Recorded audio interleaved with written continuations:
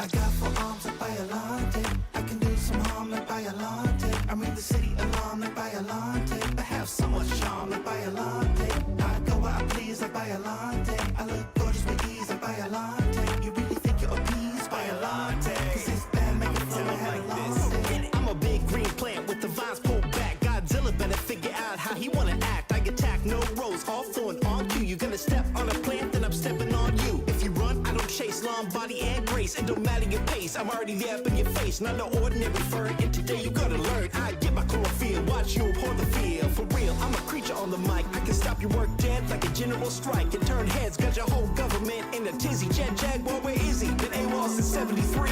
He can see Seatopia, but he can't see me. Whipping live on TV, getting cheers from little girls who will take over the world. Take it seriously. Call me an industry plant, and I will crush you like ants. There's no escape. End of the line. Nothing you make can hold me. You used to see beauty entwined. Now you just break and fold me. I got 4 arms like Biolante. I can do some harm like Biolante. I ring the city alarm like Biolante. I have so much charm like Biolante. I go where I please like Biolante. I look gorgeous with ease like Biolante. You really think you're appeased Biolante? Cause this bad make it flow, I had a long day. We're there. Biolante on the scene. Didn't wanna be me, so mean. I am a queen. Maybe now you know what I mean. Biolante on the scene. Didn't wanna be me, so mean. I am a queen.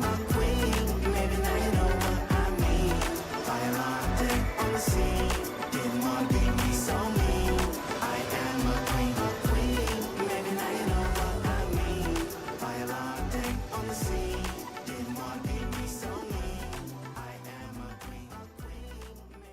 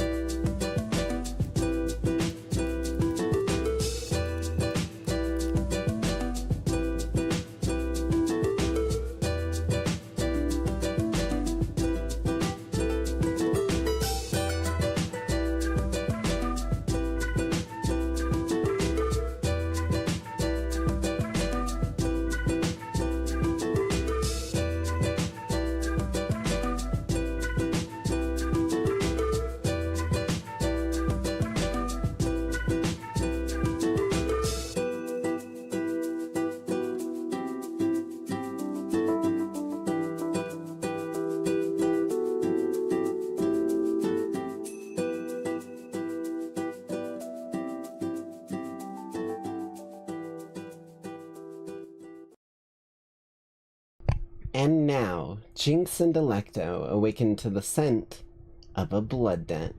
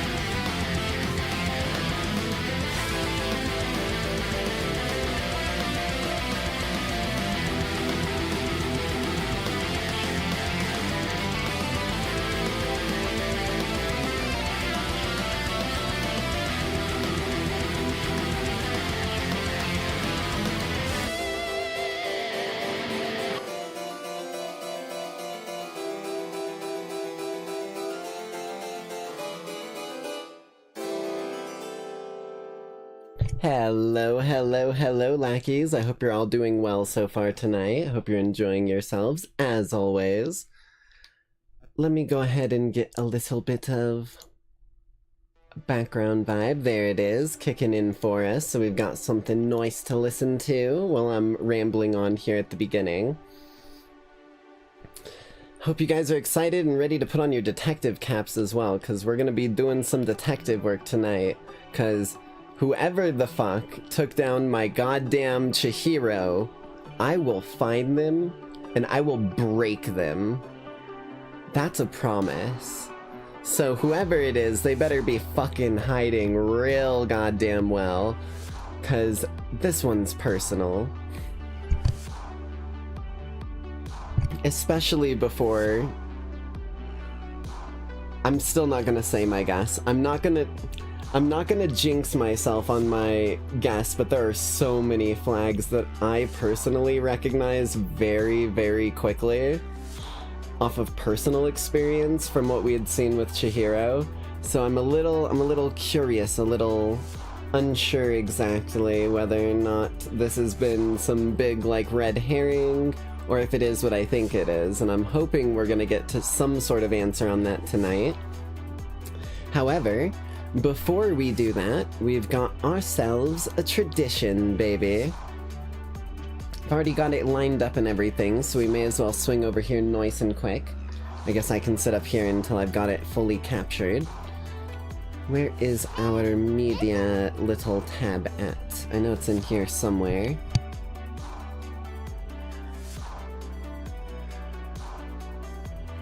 Apologies.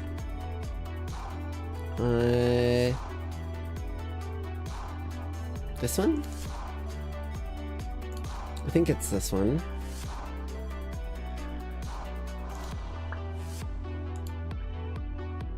Right? Oh no, that's the shorts one. God damn it. This one. Cool. Let me pop over here and let me remove my background. And we should already be right where we need to be. Oh wait, hold on. Now we should be right where we need to be.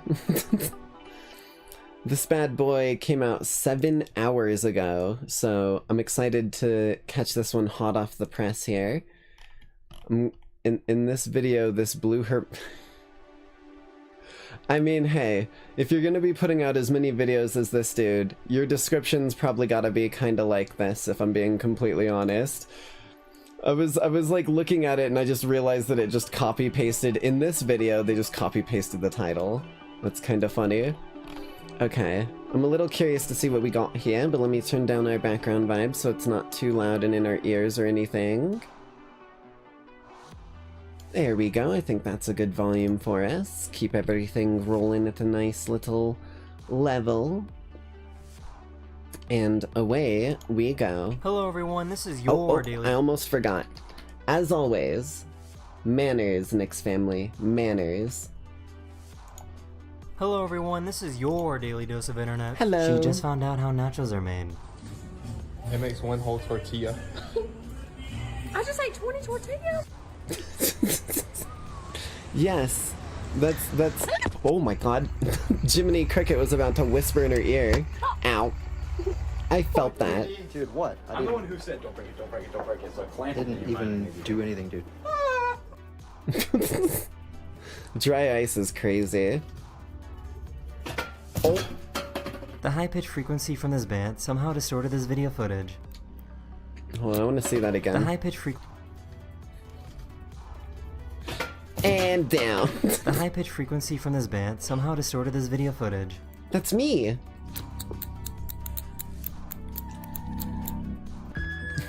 Damn, bro. Dude really ran from the cops on his horse? What?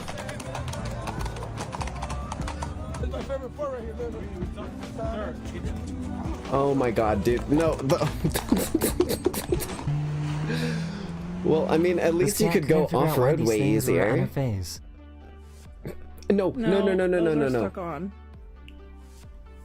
I would no. Those are stuck on. I would fight this cat. I would stuck fight this on. cat. These two I would Uber fight drivers got in a that fight cat, and started throwing man. water at each other. That would be fucking fighting behavior. You're getting put outside for like at least a day for doing that shit. Water? Oh my god. They better pull out the fucking... One of them's gotta pull out a goddamn spray gun, I swear to god. I don't like that. It's like that fucking baby from The Grudge. Even if it's a normal baby, that's still, like, weird. It was a hot day, so she invited this UPS driver to jump in their pool after delivering their package. Oh, hell yes. Oh man, For it's some always weird nice reason, to see this guy good went to people a being restaurant and wrote this hospitable. on the table using mayonnaise. Sir? This dog might actually be evil. No, that's just a dog. You wanna know what's evil? Oh, Picasso. That's evil. Bro, your message is read books and you're making some poor, like, minimum wage barista or, like, table waiter clean up your fucking mess of mayonnaise between all the slits of this table. You're a fucking asshole, dude. I work in food service. This is the kind of shit that would have me ban a customer because this is fucking stupid, man. I would like actually want to fight this person, but I wouldn't because I'm better than that. God damn it. What the hell? This dog might actually be evil. Nah, that's just a regular dog. Although I'm used to hellhounds, so what who exact knows? muscle group is this machine used for? It's for the surfing muscle group. My guess would be like ankles to like hips. This It's little definitely baby doing a alligator was wave. testing out their death roll.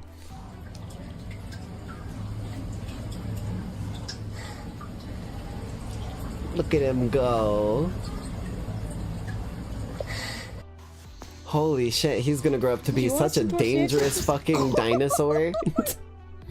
Are you okay? So, I guess the police are disguising themselves as taxi drivers now. Ain't no... Bro, really? Really?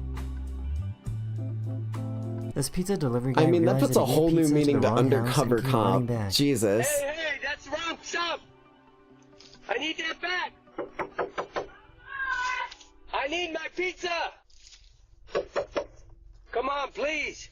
Right address, wrong place! Imagine seeing this when you walk What? inside your hotel room in Las Vegas. This genuinely makes no sense at all. Oh, is that What the kind of orb? optical illusion is this? Is it? It's the orb. It's so far away. That doesn't make any sense. Hold on. It's gotta be like magnifying windows, right? Oh, it's an otter! I love otters! Whoa.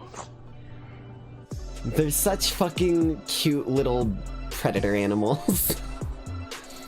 On the other hand, bulls are fucking trying to attack the horrifyingly random guy below him using terrifying a prey shadow. animals. Two different sides of the goddamn thing.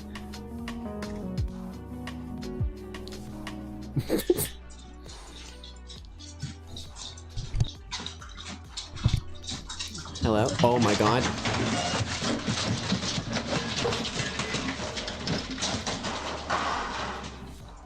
What just happened? Were those strays? There was no explanation. Oh no. What they doing? No! No! Oh my god! No! Listen, I may not drive a car, but I remember when people were getting ready to, like, riot when the gas for regular went above $2 a gallon. I didn't realize it was all the way up to $4 a gallon in some place. That is fucking crazy, dude. I mean, if you've ever needed more sign of a dying resource, it's almost like maybe it's becoming a bit more scarce. Who knows? No! Oh my god! Doggy. Just playing peekaboo with the dog. I fucking love that. poor little guy couldn't figure out why he couldn't eat this fruit. Dad holding gas pump to head me. Yeah, that's a This picture, truck was buddy. so long that I guess it needed 2 drivers. I like turtles. I like most aquatic animals, I'm not gonna lie. I'm thalassophobic as fuck, but 99.999% of aquatic animals are fucking adorable to me. So this seems like a nightmare situation I to didn't be in. realize those existed. Oh yeah, you need to stop that elevator. Someone needs to hit the emergency stop. People are gonna start falling.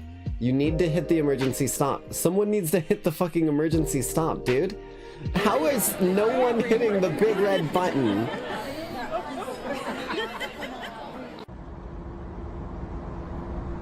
No, hold on. You're not sliding that by me. What did I just...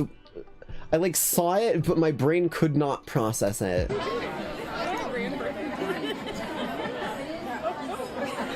Okay, that is one of those string moments. It took me a second. I was like, Jesus. Oh, okay. The minute he fucking bowed his belly out like that, I was ready for a belly flap. Flap? Belly flop? Instead of ice skates, this guy made an ice skateboard. Oh, fuck yes. That's dangerous as shit, but fuck yes. Like, that's unbelievably dangerous, because if that thing flips up, like, blades up, everyone in its fucking path is absolutely fucked, but that is amazing.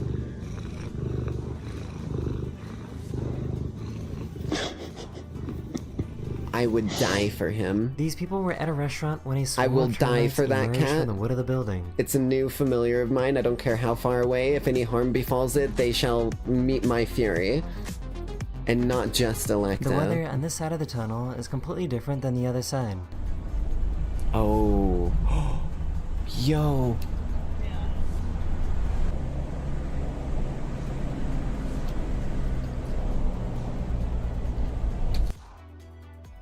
I'm sorry. This just gave me like a straight flashback to the time that I went to Costa Rica with my like school for a trip for biology class. I'm sorry. I would live in this environment any day. For those who can't tell, that's mist. That means this is a heavily like rainforest tropical environment. I would live here any day. I would live in these trees. I would like make a goddamn waterproof setup for my PC and everything, like a tarp, and I would live in the trees, dude. That is like paradise for me. Especially if there's any like ocean coast nearby.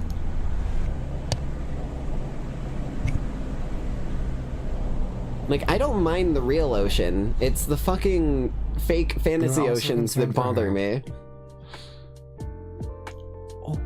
Oh. You can tell those are definitely emotional support animals of some kind, because they immediately recognize someone got hurt. They checked the security footage to find out why the doorbell rang. Dude's but messing with a there. dinosaur with fucking drones. You think the drone is ever gonna win that? Haven't you learned anything from Jurassic Park? See, she's sweet sometimes. You're about to get annihilated. Curse of the commentator. I'm ready for a gossip. Damn straight he is. Damn straight he is. Oh no, that is. Oh boy. Not only does that look exactly like my pit bull tank that I grew up right alongside, that bad boy will protect you to the ends of the earth the moment it knows that you're family. People don't understand. They are protective and defensive dogs. They are not aggressive dogs. That dog is scared. That person is a stranger. The moment that person stops being a stranger and becomes family, that is going to be what any person who ever tries to do you harm will be facing down. And you know damn well that it's gonna mean business if it comes down to it. That's what I love about pit bulls, man. They're also just fucking babies in general when they're not protecting things. And whatever that was is not gonna be ever found again. Just join. Yeah. Just wanted to come and show some support. Live right now playing Joyville. Joyville 2? I don't think I've ever heard that, but thank you. Have a great one. It's good to see you, His Johnny. house lost Always electricity, appreciate but he it. thought of a great way to keep the fan moving. Hope you have a good stream yourself. That is some Hephaestus design right there, I'll tell you that much. Kitty! I had a couple cats Yeah, at my check to make house sure growing you're up safe. that my little Oh, sister you gotta owned walk on that it. would do stuff like Fox, that. come on. They're so like... I was gonna say they're so intelligent, but also so like doofy at the same time. He thought it'd be a good idea to shave after getting sunburned. Bad idea. That is the end of this video. Thank you so much for watching, and I will see you guys again very, very soon. Later. These two Uber drivers got in a fight. I've never been to Uva Java. Anyways. Oh man. Daily dose. Never change. Jimmy. I fucking love Jimmy here. You'll always see Jimmy here in my recommended, trust me. I knew about Jimmy here, like, all the way back when he was basically doing the, like, I didn't know many of his vines because I didn't have a phone at the time.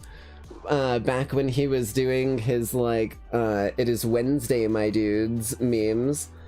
And, like, I just remember watching all of the meme compilations and I was like, this fucking Spider-Man dude is hilarious. And then suddenly, boom, new fucking YouTuber drops and it's the exact dude I was looking for.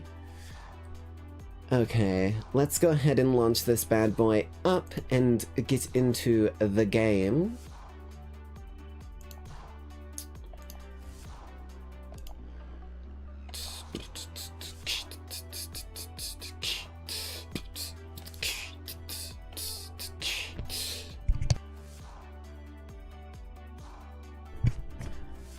Okay.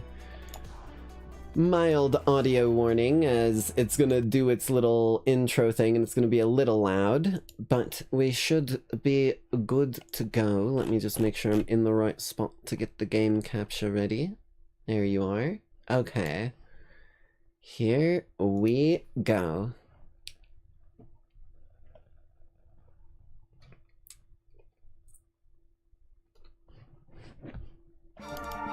Come on, come on.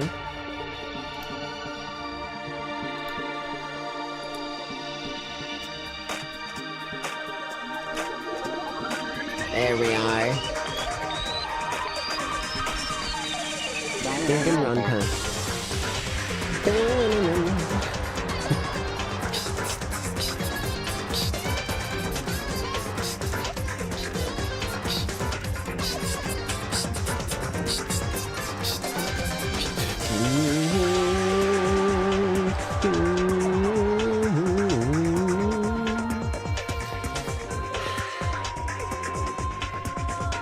It's so stylized, man. I will never get over this intro. It's so sick.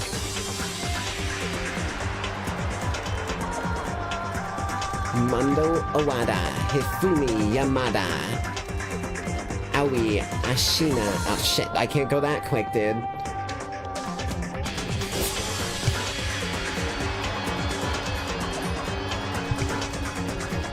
Break, break, break, break, break, break, break. Complete.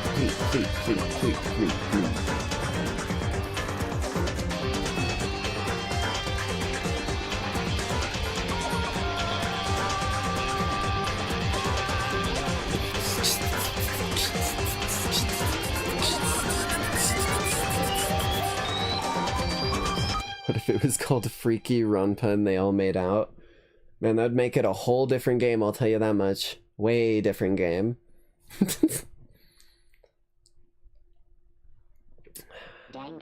Welcome back to Danganronpa, Lackeys. As always, I am your host, the Nightside Jinx, your favorite punk underworldian bounty hunter. I almost said princess again, but we've stepped it up a level because technically only Electo is really the bounty hunter in the domain. But anyways, or princess, you know what I mean, whatever. But also, unfortunately, don't worry, I'm getting to you, dude. I am joined by my co-host, Monokuma! Hi, everyone! It's been a little while. I hope you're doing well. This fucking son of a bitch, dude. I'm gonna stab him, I swear to God. That's what Monokuma already wants. You're not wrong, by the way. Right on the mark! Ding, ding, ding! Monokuma. I've never fucking found a better nickname for you, you stupid bear. You aren't allowed to call me Monokuma. Why the fuck am I not? Because I'd consider that verbal abuse, and that would become a school policy. I'm not one of your students. Right. You win this one, but while you may have won the battle, you have not won the war. Dear Lord, I'm just gonna shut him up for a little while. Zips like fucking zipper of mouth to keep it closed. Fucking Kaneki style. And welcome back to Trigger Happy Havoc. This bad boy is shaping up to become one of my all-time favorite games in the detective genre by a long shot. I can understand now why it has built such a cult following, and I am very much head over heels for it myself, so I'm excited to get into this one. For people who missed the last stream, essentially we finished out all of our free time during, or in between the first trial and the incident that has just occurred. This is your final spoiler warning if you want to catch the previous one if you haven't, so there's your warning. But after our dear friend was murdered, we happened to find their body right along the end of when the stream length was going, so tonight's going to revolve almost entirely around using our detective cap here, and observational skills and logistical skills to pick out what could have happened, try and recreate the scene as we did with the previous one, and then be able to shoot down the incorrect statements during the trial. So I'm very excited to see where we're gonna go on this one, and I have one small thing I need to do real quick, because I am stupid. There we go. Alright. Let's get into it. I just realized I use less stupid and stuff like that because of fucking Rage comics. That's where it comes from in my dialect. You can tell how fucking cringy I was in middle school. Alright. We are here, I think, right? Yeah, here.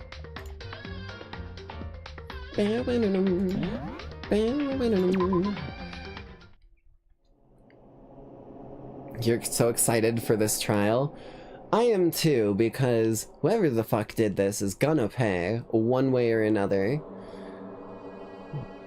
Also, I have and I quote from the side of it, 64 fluid ounces, 2 quarts, or 1.89 liters for anyone using other measurement systems. Sweet tea here with me. So I have all of the voice acting lubrication that I could possibly need. I say as I immediately spill some on myself. I am such a fucking idiot, man. I literally went to take one drink of it, and I immediately poured like half of my sip down my fucking chest. I broke the tracking too, hold on. There we are. Justice for our Chihiro, no, not the cute one. More importantly though, where's Sayaka? Cause I haven't seen her for a while. What? I don't know how long it took for me to fully comprehend the reality of what I was looking at. But as soon as I did...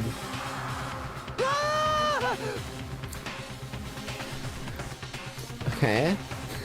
A wild... Sweetie. Honey bun.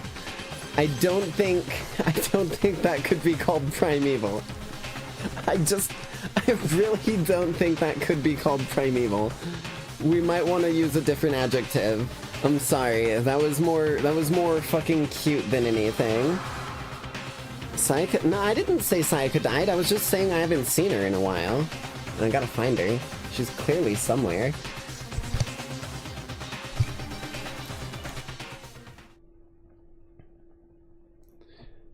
Boy's Life of Despair. Okay.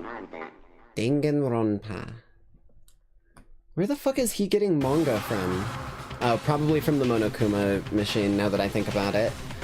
I tried to suppress my screaming, but it was useless. It surged out of me like water from a spring gushing out of the ground. Me when your mom? I mean, what? Byakuya, on the other hand... Very strange. Most unusual, don't you think? He was totally calm, almost like he was watching this all unfold in front of a TV screen. I see. Look, Chihiro's corpse has been suspended somehow. Yeah, no shit. She's being lifted up like one of the fucking Caesar's Legion victims, like Vulpes and Coltica has been through here. And something's been written on the wall in blood. No shit, dude. Thank you, Captain Obvious. He's pointed out two of the most clear things in the entire scene. Bloodlust? Such a brutal way to kill someone. No, this is beyond brutal. This is like a display. This is literally a display. Makoto gives off the same energy as the emoji with the big eyes. Literally, searching? We figured that one out a couple episodes ago. But yeah, this is not just a murder, this is a display, which is weird, because the whole point of this is not to give off that the murder has even, like, happened or hide everything you can. Wouldn't you agree? Like I said, it's like Vulpes and Coltica type shit. They killed her. How could it not be brutal? No, that's not my point. This murder is far too bizarre for any everyday amateur to have committed it. I gotta remember, this dude's like smugly enjoying this, and I'm like giving him a completely dull tone, but he's actually finally enjoying things in all the wrong moments. So I gotta throw that in there. Unlike with Sayaka, this murder was not a crime of passion or necessity. It's almost as if whoever did this did it for fun. You see what I mean, don't you? What? My head was swimming. I was still reeling, too confused to understand what he was trying to say. And before I could even begin to clear my head... What the heck? Hey, I heard screaming. Did something... Chihiro? Now that is a primal scream, my friend. That is a primal scream. Oh, damn it. Okay. Is he gonna say the line? Say the line. A body has been discovered! He did it! Holy shit! Okay. After a certain amount of time, which you may use however you like, the class trial will begin! No, that's a mild exclamation. It's better than what Makoto mustered, okay? Like, initially I was just giving him, like, the super kind of, like, Ash Ketchum voice like this. But then I realized he needs more of, like, an Ash Ketchum voice like this. He's much more innocent, much more soft. Well, for now. I doubt that's gonna last. What the hell was that? What? Ah, that's right. You were unconscious during Sayaka's, so you didn't know about it. What you just heard was the body discovery announcement. Apparently, when 3 or more people discover a body, an announcement plays to let everyone know. I imagine it's so that the search for the culprit can proceed fairly for everyone involved. Proceed fairly? The body discovery announcement? Then Chihiro really is... Naturally. Dead, yes. Naturally.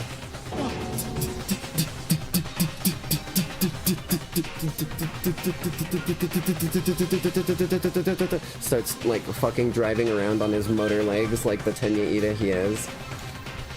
Before you start screaming your head off, go round everyone up. It seems another game has begun. Dunkin' Donuts. Another life or death game to uncover a killer.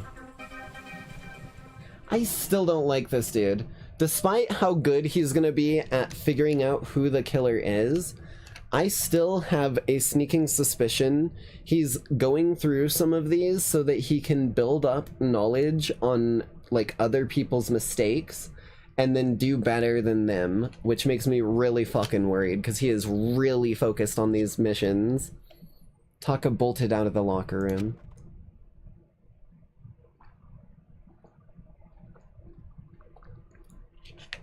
As everyone made their way to the scene, it felt as if no time at all had really passed.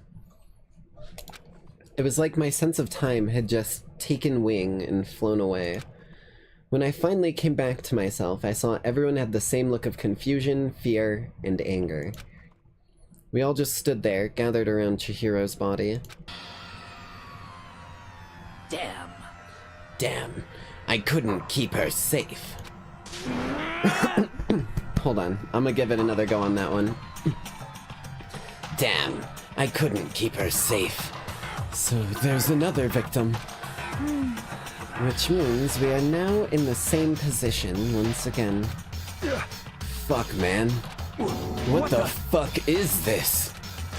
It's a dream. This is a dream. It's all just a dream. In fact, I haven't even been born yet. I don't have any memory of ever being alive. Go!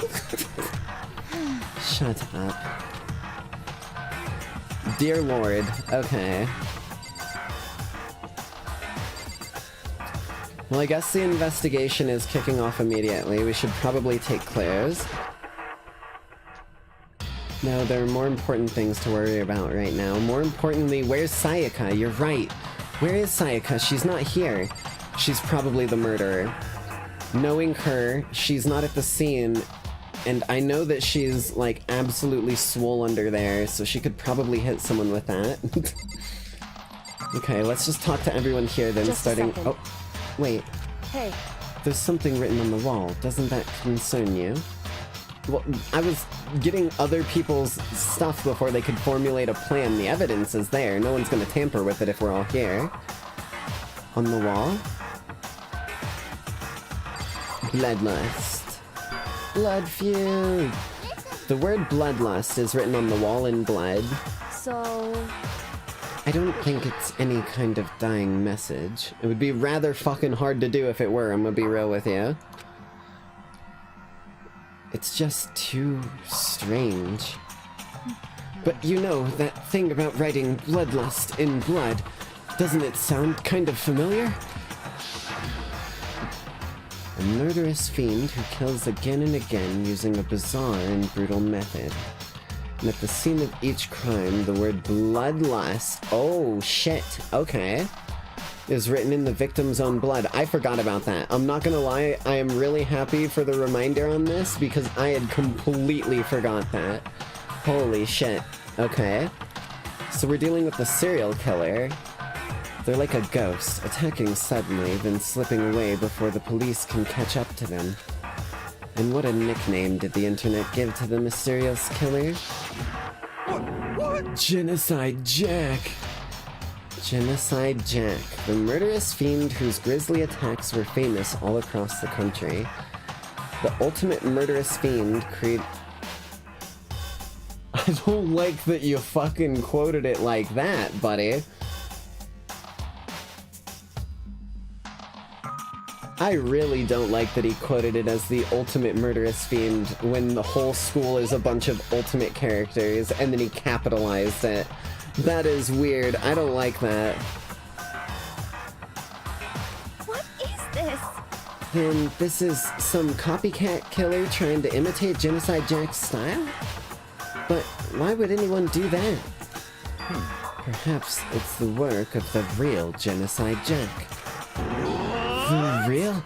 Wait, are you saying Genocide Jack is here in the school? No way! There's no way. But going so far as to write Bloodlust at the scene, I'm surprised at their stupidity.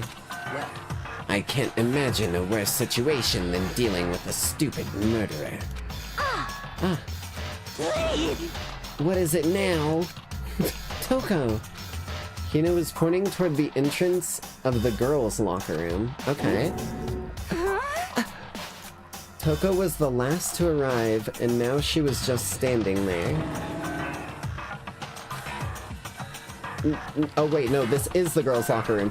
I was thrown off for a moment because I was thinking like me and fucking Byakuya were in here with Taka, and my brain said we were in the boys, but this is the girls' locker room, I forgot. No. Why? Why? Why? What?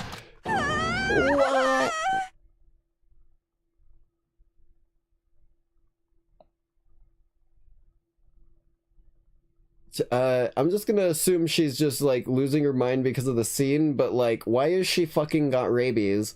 When did that kick in? Is that why she's being so psychotic? She's just like the ultimate rabies survivor? Oh no, she's passing out. Okay. She fainted. That did not sound good. Toko! Hina rushed over to the collapsed Toko and started trying to shake her awake. She's always had that? Oh, she hates blood. Right. Oh my god. I keep forgetting these things. It's been too long. Okay. Toko, are you okay? Come on, wake up. Oh, that's right. I'm glad they're giving me the reminders so that if I didn't have y'all here to back me up, I would have some chance of this. Oh, that's right. I just remembered what she said about how she faints anytime she sees blood. Oh. So she is hemophobic. I imagine she does not watch too many horror films then. This isn't a violation of the rules, right? I mean, technically she passed out somewhere besides her room. Makoto did that earlier, so it should be good, right? No, I think it should be okay. The regulations prohibit sleeping, like on purpose. Ah, so since she didn't faint on purpose, it doesn't count. Gotcha. Just a second. Toko, can you hear me? Hey, you gotta wake up. As if she'd heard her, Toko suddenly shot awake. As in, literally jumped up from where she was laying. It was such a strange reaction, I was at a total loss for words. What? She leapt straight into the air, changing her she's doing like a magical girl fucking transformation. Her clothes are gonna like explode off of her into sparkle and glitter.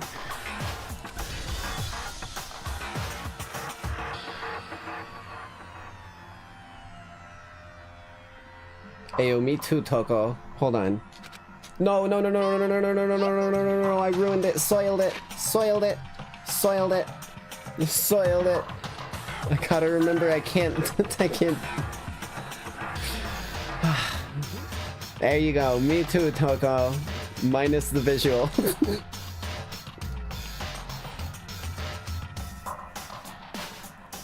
Okay, hold on. Ignoring the physical contortions she had to go through, her motions were totally haphazard. What the hell? Huh? What? Okay, I gotta take two. I gotta take two opportunity. Hold on. Oh wait, that's not gonna work. That's it. I just tried to take it. Oh my lord. No, stop breaking, camera. I unironically just tried to take a fucking screenshot of the stream like an idiot. Hold on. I've got my sniping tool right here. Hold on.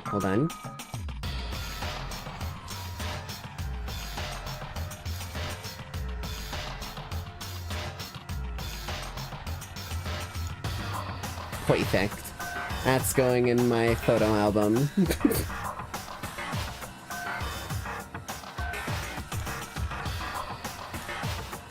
Back to business, though. Sorry about that. I was just so... Is her tongue, like, lolling out of her mouth while she's talking? Is this, like... Is this just how she's talking right now? The other half is frog. She is giving me Froppy vibes right now, I'm not gonna lie.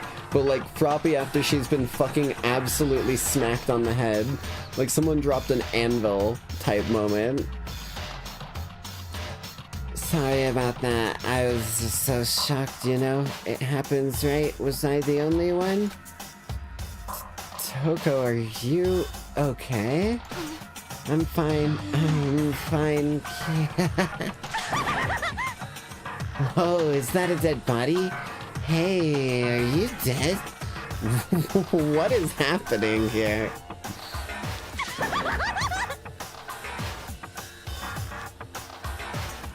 What the heck? She must have hit her. That's what I was thinking. She must have hit her head real hard when she fainted. What the fuck is happening?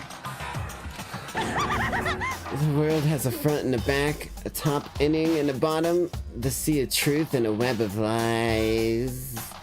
Oh my god, dude, she actually gave herself a concussion, didn't she? Well... This is quite concerning. I mean, she sounds completely different. No, everything's fine. At least the stutter's all gone.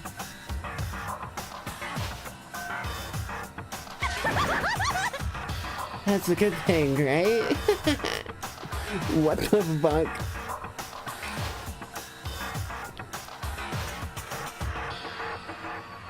Monokuma, is there like... Do we have like care for brain injuries in this place? Otherwise, we're kind of fucked. Because I think we might be down a teammate for this entire goddamn thing. Okay. I see. It's clear to me that everything is not fine. Your eyes seem strangely vacant. You don't say. It might be best if we take her back to the room for the time being. So, I don't mind taking her, but could someone help me? If you need help, I don't mind. Taka, could you help me? Huh? She totally ignored me. Oh, okay, I was like, she said Taka, will you help me, not fucking Byakuya. I thought he was inserting himself in for a moment. Very well, you take care of the girl, and the rest of us can begin the investigation right away. Can I assume nobody has a problem leaving Sakura and Mondo on guard duty again? Hold on a second. Rushing to an investigation? The mastermind isn't behind that. After what happened last time, surely you realize that. Don't make me repeat myself. There is no question that Chihiro was murdered by someone among us. Dun, dun, dun, dun, dun, dun, dun. Dun, dun, dun. Dun, dun. Sorry. Isn't that right, Monokuma? Of course! Right as rain! But don't take it as a bad thing. It's just a fact of life. Because... that's how graduation works! Then it's happened again. Is that what you're saying? That another one of us killed a fellow classmate? What? Does that freak you out? You guys got no balls, you know that? Is there just nothing down there at all? Well, I'll let you pray to mine if you want. What? Actually, I don't have any either. Sorry. I was gonna say you're a fucking stuffed bear. Stop monologuing and give us what you came here to give us.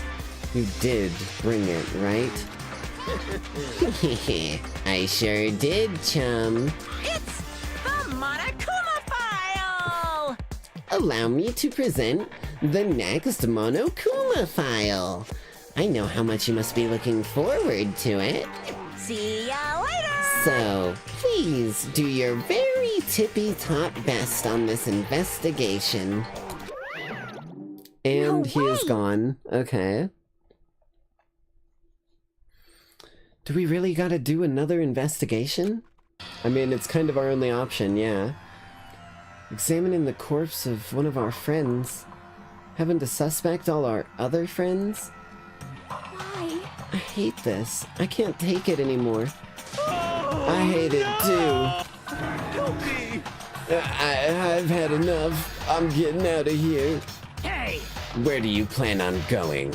There's nowhere to run. Such ignorance. Just accept it already. After all, blood is just a liquid. A dead body is a simple object. You are very enthusiastic about all of this, are you not? Naturally.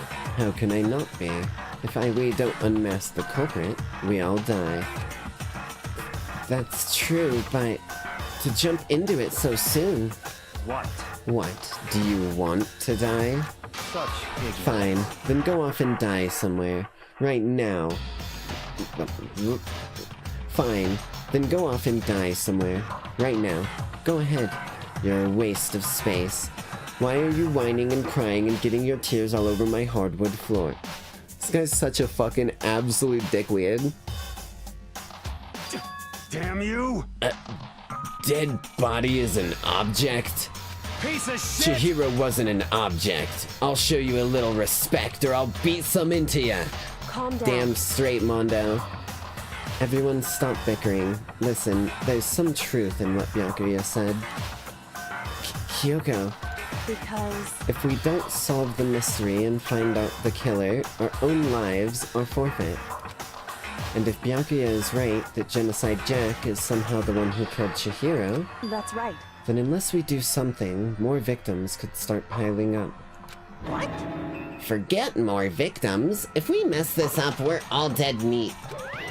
Hey! Hey! Oh lord, hold on, I need to sip before I do this dickhead's voice.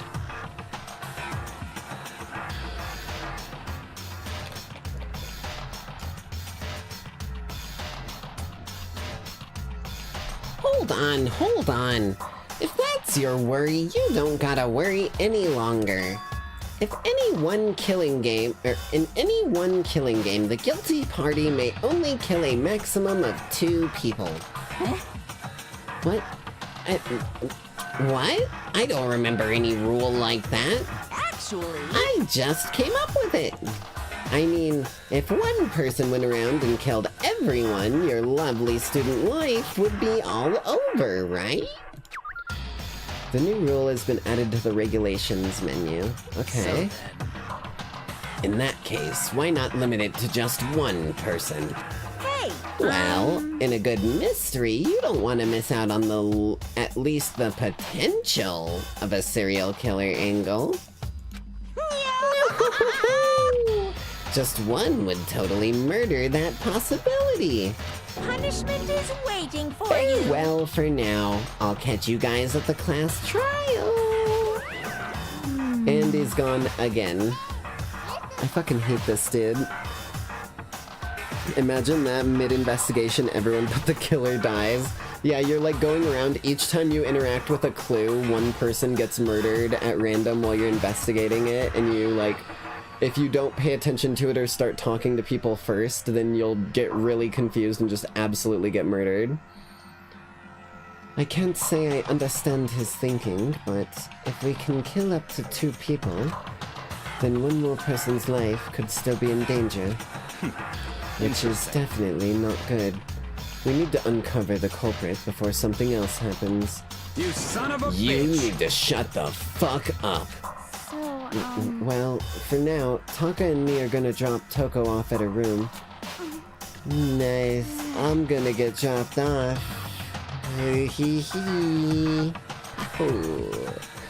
Okay, there is nothing to be done. we have no time to stand around here. We must begin our investigation. Took sweet. If we do not solve the mystery of who killed Chihiro, Is that okay? then we will quickly follow her into the afterlife. That's true. I hate this, but if I want to survive, me and everyone else, we have to do it. We don't have any other choice. Okay. Put on our detective hat. Are Celeste and Taka's eyes really red? That'd be my guess, yeah, probably.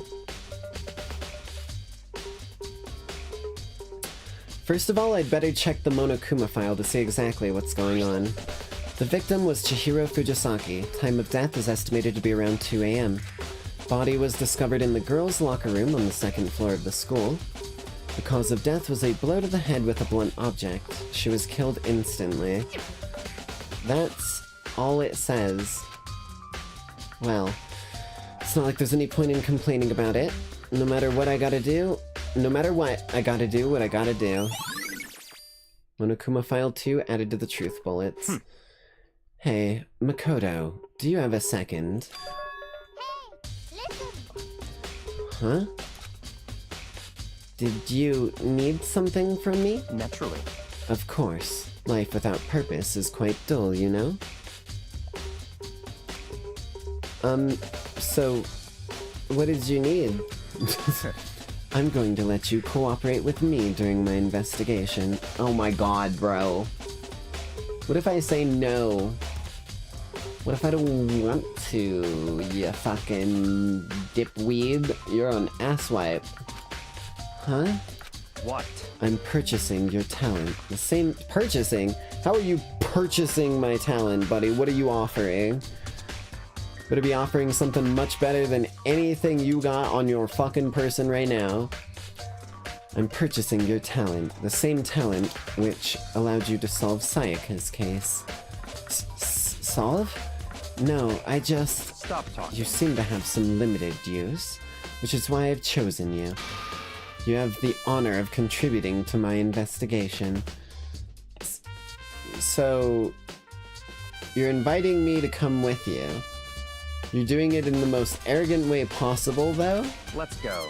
Now then, shall we get started? Nah. But... we need to get moving. There's no time to be standing around. Dude, I am going to fucking step on your toes. I'm going to, like, grab your glasses and run. I swear to God, dude. Fuck with me and find out.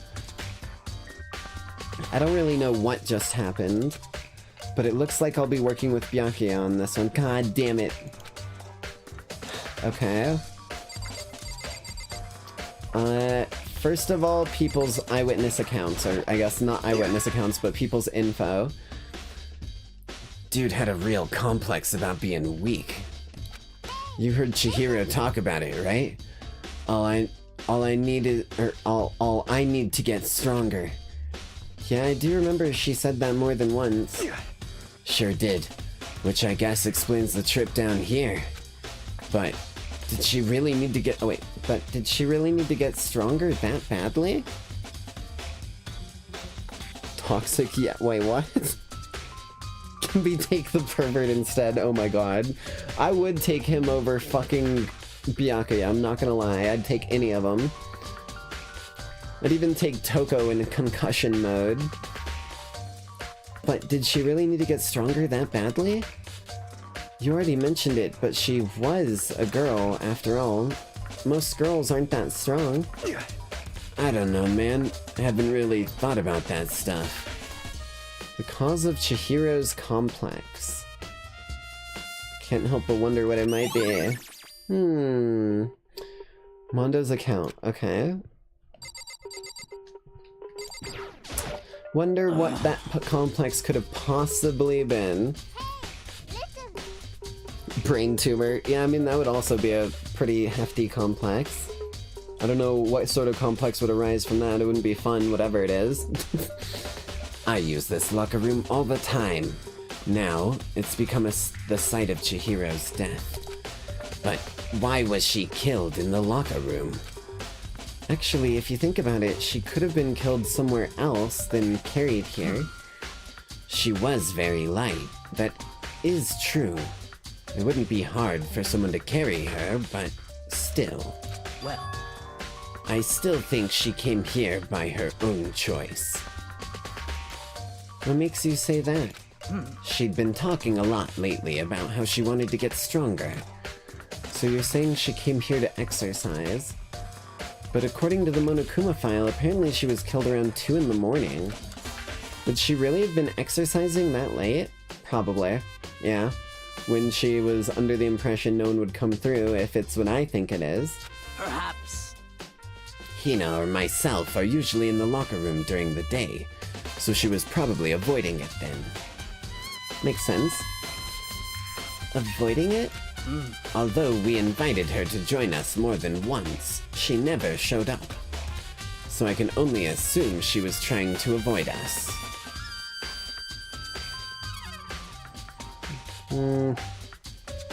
Maybe. And instead she came to exercise in the middle of the night? However... Perhaps, but it is difficult for me to imagine she would have come alone. She did want to start exercising, but she specifically mentioned that she couldn't do it by herself. True. She needed the support from others. So you're saying she could have come here in the middle of the night to train in secret, but that she also would have come with someone else? I mean, someone would have murdered her, yeah. It's a possibility, I think. Sakura's account added to truth bullets. Okay. Oh, Kyoko. What are your thoughts? She took her time examining Chihiro's corpse. She poked and prodded, going over every inch of the lifeless body. You're a very strange woman, you know, being able to touch a dead body with absolutely no trouble. She seems to be concentrating pretty hard. It's like she can't even hear us. Okay, well that's everyone in here's accounts. What are we looking at? Let's hit our dopamine button.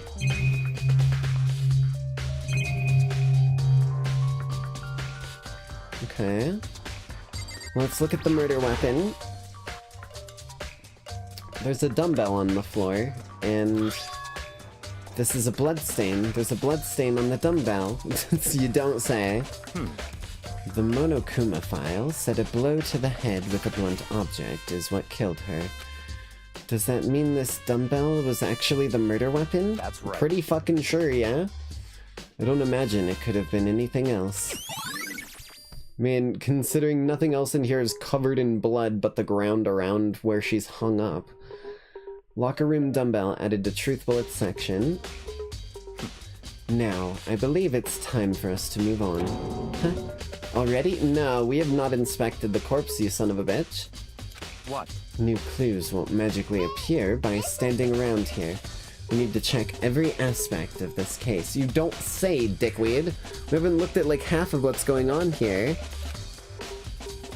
That's true, but let's go. If you're satisfied, let's hurry up and proceed. He's so pushy. I got caught up with the wrong person this time. Bro, no, he's forcing me into different areas. So this is our next location. Huh? This place is related to the investigation? Figure it out for yourself. It's no fun if you don't, right?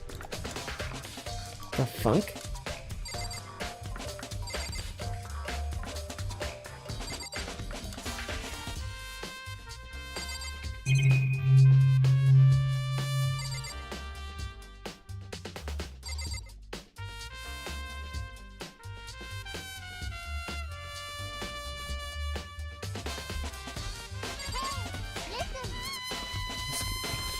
This is why I hate group work. Yeah, this dude's fucking... what? Do you just want me to like fucking... Okay, I'll just start clicking on... Well, I guess...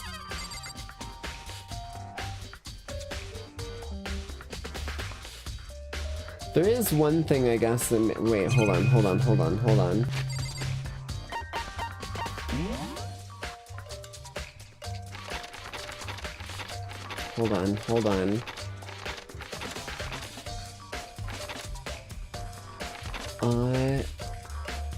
Loading the e-handbook out is illegal.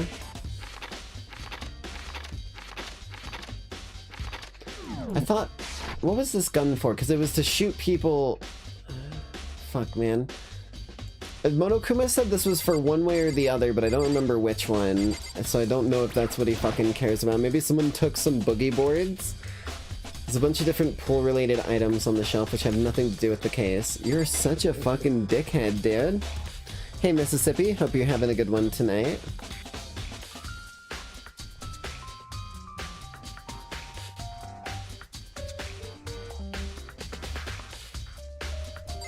What are you fucking requesting of me right now, dude? Is it this thing? Flotation donut. I don't think it's related. I will take my money, though. Maybe it is the gun. Everything else is just giving me a dead end. Maybe the gun was used to. No, impossible if that were true. Yeah, that's why I didn't... I was like, the gun literally was not the fucking thing that happened.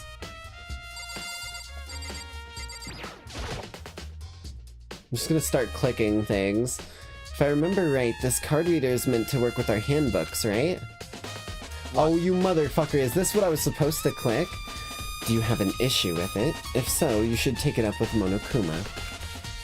He said that, then quickly and sharply clapped his hands together. Did you call for me? Wait, what? You called? Has he been domesticated? That's right. It seems that Makoto has a question for you. You need something? I do? Sure. What's up? Well, it's just about this card reader. Yep. Yeah, the card readers have all been designed to interface with each of your e-handbooks. You can only enter the locker room corresponding to the gender listed in your individual handbook. And it's impossible for two people in a row to go...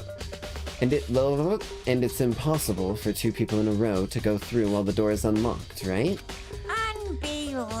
If there were some sort of erotic terrorist on the prowl, the ceiling-mounted Gatling gun would initiate a Swiss cheese slaughter. And the school regulations prohibit anyone from lending anyone else their handbook, correct? Of course. Correct. So then, that means only girls can go in the girls' locker room and only boys can go in the boys' locker room. Which heavily dissuades my fan theory that I had going in my head. Okay, well, in other words, Chihiro's body being found in the girls' locker room means... Hey, Makoto, I can see right through you. See right through me? Allow me to tell you what you're thinking. Oh, come on, dude. Bro's hitting me with the JoJo's Bizarre Adventure. Your next words are... Since Chihiro was found in the girls' locker room, the killer must have been able to get in there, which means they must also be a girl, which is very true. So, in other words... As such, the killer must be one of the girls. Did I get it right? That is a very true statement, yeah. That shit is fucking protected by an unbelievable amount of violence. Such ignorance. Good lord, you're simple. Dude, I'm gonna fucking smack that smug face. Dude, what will you do? I ask you this, what will you do when I take those fucking glasses? You'll be Velmaing all over the goddamn floor looking for him, I'll tell you that much. Your goddamn attitude ain't gonna help you none then. But am I wrong? You should pay closer attention to the regulations. The answer has been in front of you the entire... I literally looked at the regulations, you dickhead. There's no regulations about this. What the fuck are you smoking? Loaning your e-handbook to another student is strictly prohibited. Only the act of loaning a handbook is prohibited. Borrowing someone else's is... That's the same fucking... It's the same fucking thing, am I not wrong? I'm sure Monokuma would not be kind about that. Hold on, I need to eat a pretzel here. Also, I did want to bring this up on stream at some point, because I'm making this dude wait. He's waiting on my time now. This dude's pissing me off. But this pretzel thing, it's like pretzel with peanut butter in the middle, right? It doesn't have a normal Ziploc. It has like, you might be able to hear it. It has like a plastic fucking Velcro open and close. Which I've never seen before. New shit gets invented every day, I guess. Also, I need to power up my brain cells with peanut butter so that I can out-IQ this son of a bitch.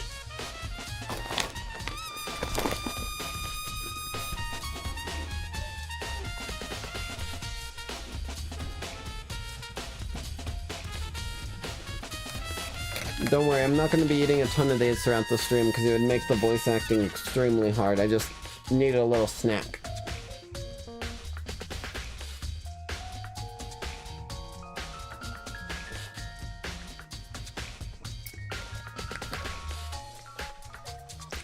Rich people are always looking for a loophole. Truer words were never fucking said. Truer words were never fucking said, and I'll just leave it at that.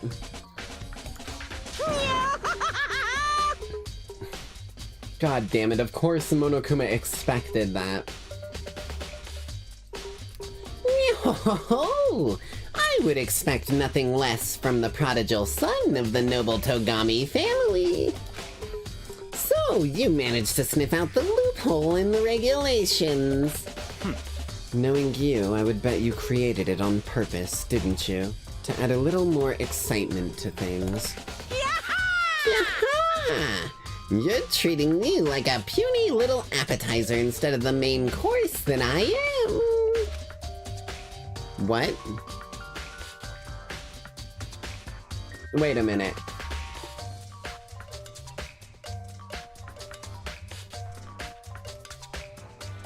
Wait a minute. This guy talks in so many fucking roundabout ways. Did he just, like, encourage us to try and uncover who the fuck is in control of the Monokuma bots? Or if it's, like, an AI or something? Interesting. Okay, I need to be paying more attention to the random shit Monokuma says if that's the case, because seems we may have more than one case going on at a time from now forward. Now then, since the dead can't actually talk, they're not people anymore. They're things. Yep. Get it? Got it? Good. Wait, hold on. You're saying that's a loophole, but in order to borrow something from someone, then that means someone would have to loan it, so, So sleepy. Just listening to you makes me want to pass out. Be more like Byakuya and get your poop together. Or else I'll charge you with criminal negligence. No more questions. Figure out the rest of your... No more questions. Figure out the rest your own damn self. That's fine.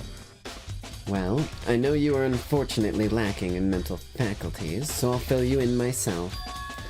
Let's head to the main hall. The main hall? That'll help you understand what's going on.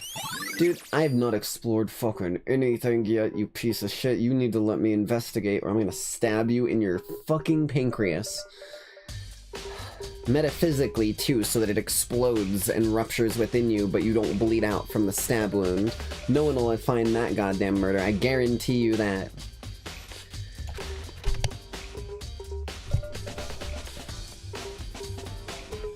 We came to the main hall. So, what are we looking for here? Does that mean I have to figure it out for myself? What? You're a fucking piece of shit, dude.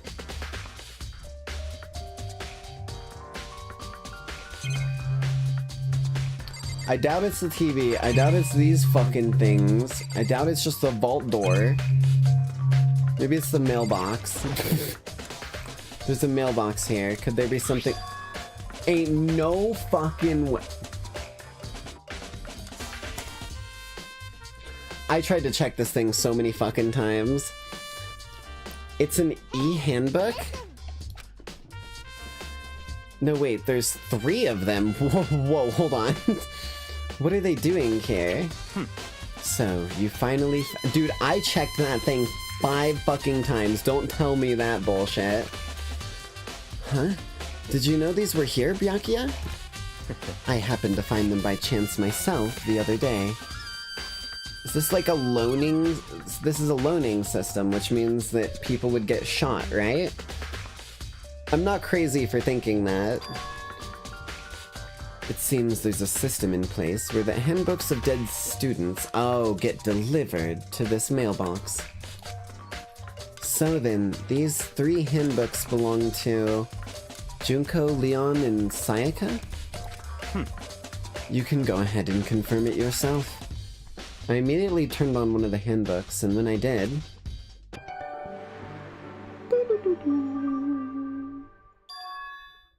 You're right. This is Sayaka's handbook.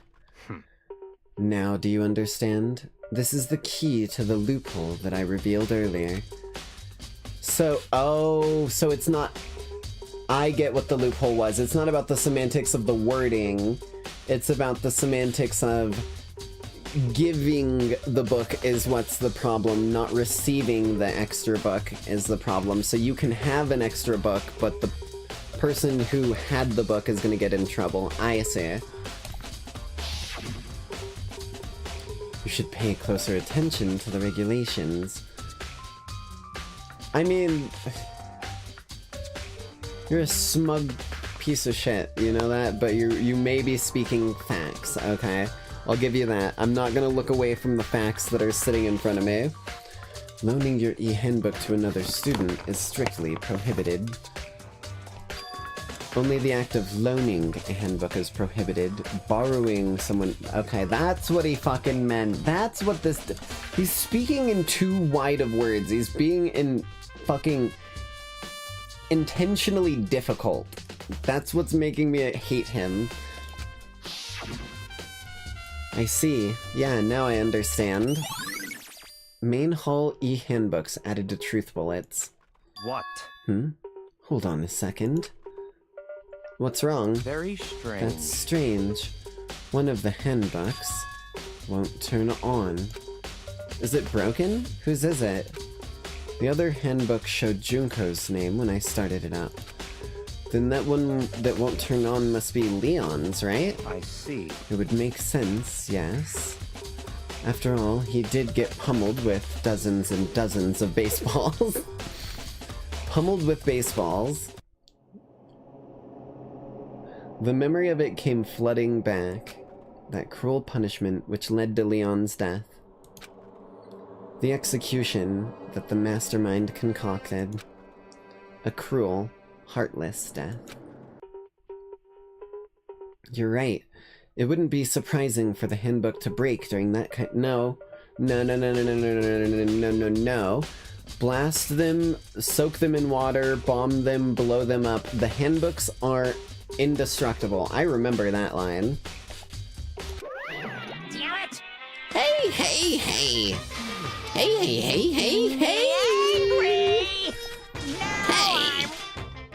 What? That e-handbook is essential to student life here. Crucial, integral, instrumental, a super big deal. There's no way it would break that easily. But it did. If I say it wouldn't break, it wouldn't freaking break. It can withstand up to 10 tons of pressure, and it's waterproof up to 100 meters, okay? I don't care how many baseballs you hit it with, it wouldn't do crap. Oh, but, even my amazing handbook does have a single weak point. It does? I can't hear But you! it's a secret! Wouldn't want you to go breaking any more handbooks. What? Then Leon must have broken it somehow without realizing what its weakness was, right? Hard to say. You know what I think? I think his handbook isn't actually broken. What? But you might ask, how could that be? Okay, if you're not gonna ask it, then I'll just tell you the answer anyways. Leaving the question hanging in the air, Monokuma disappeared. Apparently he got pulled out by the fucking, like, shepherd's cane off the stage. What just happened? Monokuma said it's not broken, but it's an undeniable fact that it's not turning on. That's fine. Well, I don't see any connection to the case, so it doesn't matter for now. You think so? Either way, something about it still bothers me. No, that's an anomaly that we should always keep an eye on. Just because you think it relates to the case or not, it's something you need to keep in mind. Broken e-handbook. Okay then, this should be enough to get things rolling. Let's begin our investigation in earnest and track down the true culprit. Yeah, we need to find out who killed Chihiro. To be exact, not quite. What? Huh? Not quite? Interesting.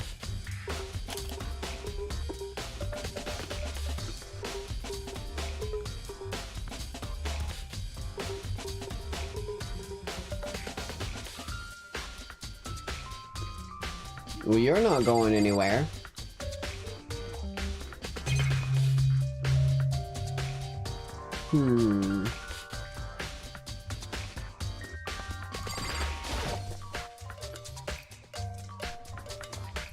What do you mean by that, Byakuya? To be exact, not quite. Certainly, I want to reveal Chihiro's killer, but more precisely, I want to discover the true identity of Genocide Jack.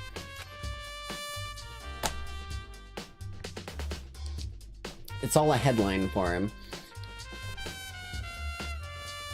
He just wants a title. He wants to be the one with his name on it. He's such a fucking asswipe, man. That's all he cares about.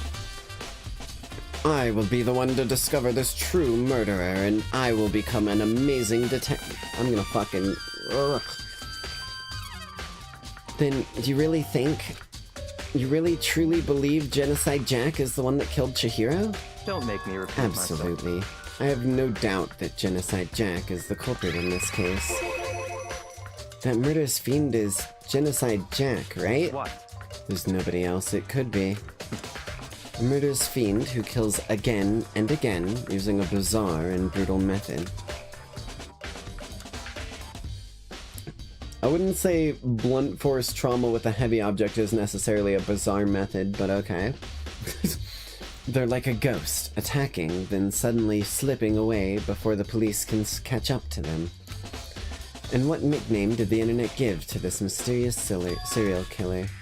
Genocide Jack. They say he's killed thousands of people, but that's gotta be an... Oh wait. They say he's killed thousands of people, but that's gotta be an urban legend. Still, could one of us really be a demented, psychotic killer like that? You're not wrong to wonder. But words mean little right now. I have something that will prove it, and I can show you. What?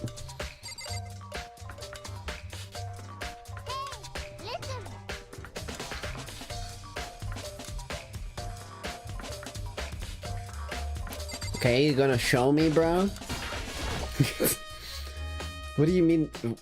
Yeah, I'm gonna fucking lose it. I'm gonna lose it. I'm gonna lose it. Skip.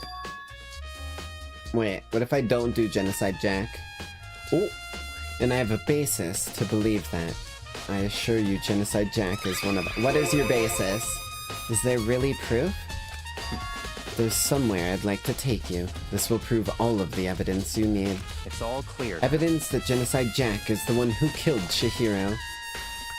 Evidence? Does something like that really... Ah, hey, you two! Big trouble. Need your help. I don't have what? time to play with you. We're busy. Leave us alone. You fucking asswipe. But it's an emergency. Emergency. Come on, please, you gotta help me. What? Hold on, what's going on? Please! This is a serious emergency. Please, you gotta help me. Just calm down, okay, Hina? But, it's an emergency. Okay, what is the emergency? An emergency? What happened? Well... Something's wrong with Toko. She's acting super strange. She did get a fucking concussion, didn't she? Well, I mean, she was acting pretty strange earlier, right?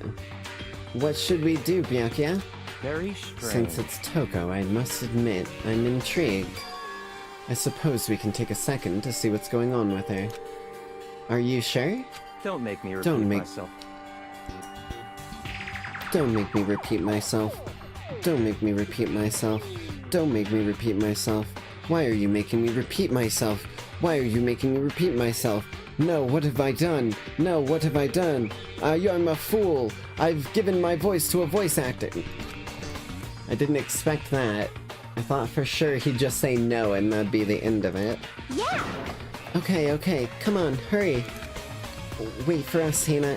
Let's go. It looks like she's headed to the dorms. To Toko's room, most likely. You're right. VAs are skinwalkers. True.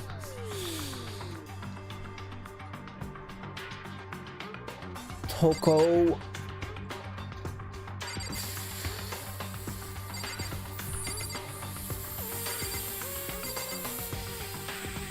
fucks like Wada, or something like that. I don't know, I couldn't remember her last name. You guys are too slow. I think you're just too fast. So, what's this emergency? Well, after what happened in the girls' locker room, we went and left Toko in her room so she could lay down. After a while, we came back to check on her, you know, see how she was doing, but when we did, it was weird. She refused to come out, and she kept saying all this weird stuff. Weird stuff? That's fine. Weird stuff? We should try talking to her ourselves. Yeah, good idea. I was next on the docket, trust me, I wasn't gonna fucking make more small talk with you. May as well give it a shot. The door swung open, slowly and silently. Oh no, I don't like that.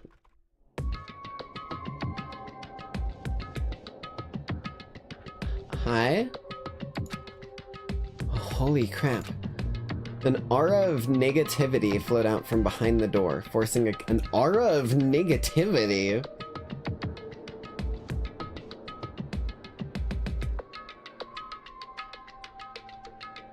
Oh, she's got like that fucking Electo, like, don't fuck with me aura going on right now. You might want to just like leave her be, dude. Holy shit. Okay. Isn't that just her usual aura? Also 100% true, but I get the feeling this is like a ocean has been built up in here and they just cracked open a plug at the bottom of it. Like, this is fire hydrant level pressure for them to be bringing it up like this and having him just gasp audibly from no words being said. What? What? Oh, nothing. It's just that Hina was really worried about you pulling yourself up in your room. Leave me alone. That's what she normally sounds like, right? Yeah, sure thing. But could you open up just for a second? Won't allow it.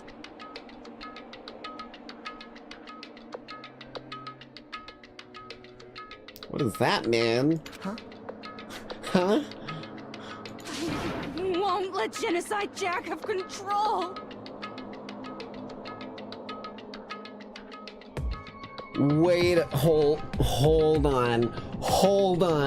Wait a damn second. You are not, wait, whoa, hold on. What? Excuse me? That's not the right one. Excuse me? That's also not the, excuse me? What is happening here? Am I...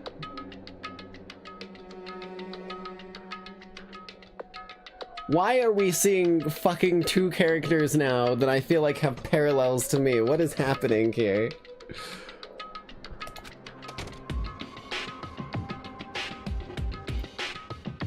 Putting it in that context, knowing like the thought that I've put into... No, she doesn't like blood though. She fucking literally passed out at the sight of it. Gave herself a goddamn temporary concussion. Maybe she's just like uber panicky now and I'm looking into it too hard.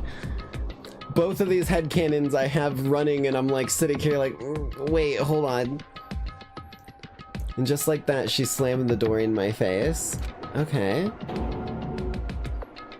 What was that? She's been acting like that the whole time. When I rang a little while ago.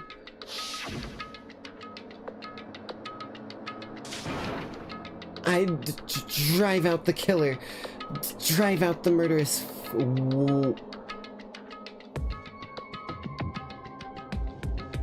Interesting. Interesting. Interested to hear the headcanons afterwards? I mean, this one I'm more willing to put out on the air. This sounds like the struggle between me and Electo back before I got the Arachne crest. When it was breaking and chipping away, and Electo was kind of flaring up unintentional uncalled on. This is intriguing to me.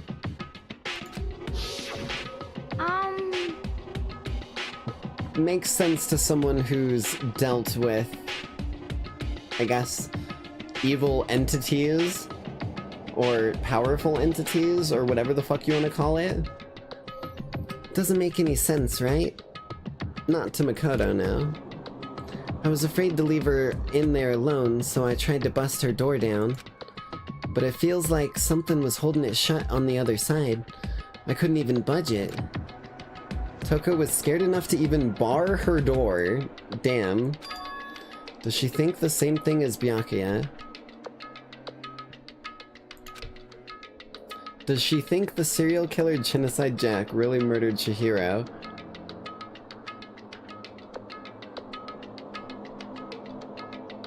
Could be a possibility, but the words she's using don't fucking, like, you're reading around her words. You're reading at, like, possible meanings that she could have meant instead of looking at what she said. And let's be real, someone like her says what she fucking means 24/7. She doesn't have a filter.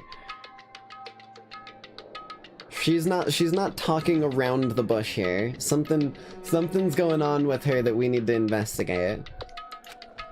Is that why Toko's so scared? Because one way or another, there's information that needs to be gleaned before we can make a goddamn assumption on one side or the other on the actual killer here. Because yes, it does look like a Genocide Jack thing, but who fucking knows if that's even the actual case, because it was literally brought up in front of everyone, in front of the whole fucking setup of people.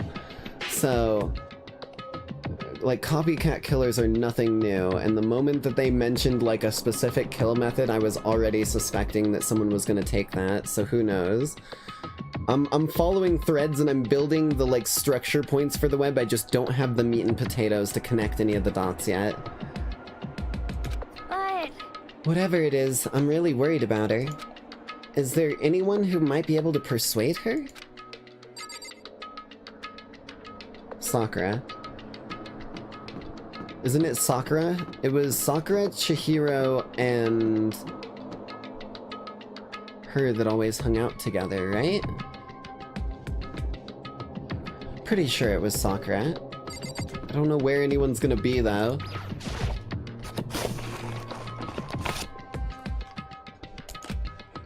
Oh, come on. What do you mean? What?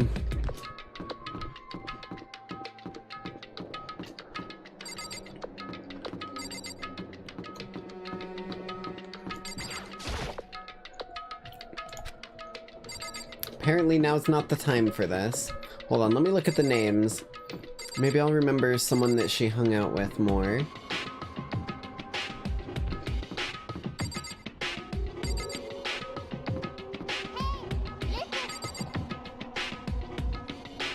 Toko is John Cena. Holy shit.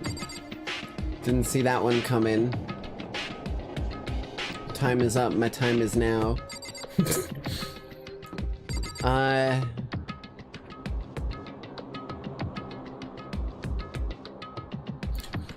Oh my god, I forgot she had a crush on this dude.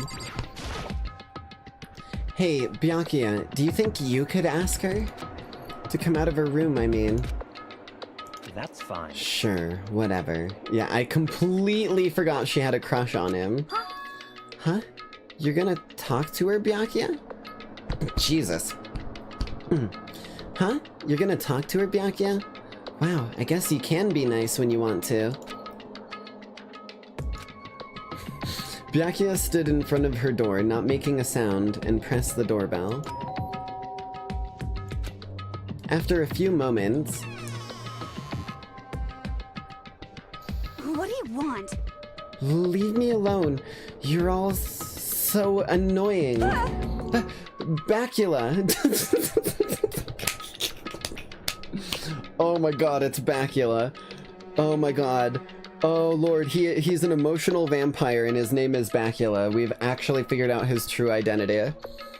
It's Byakuya. No, I'm pretty sure it's Bacula. I'm sorry. I couldn't keep our promise. But don't worry. Never again. I won't let Genocide Jack have control ever again.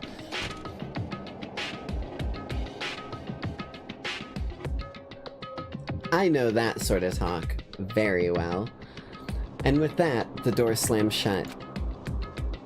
Unfortunately, it's always best to try and get some sort of fucking balance between the light and the dark. Otherwise, you're gonna end in a very poor situation once it eventually bottles up and explodes.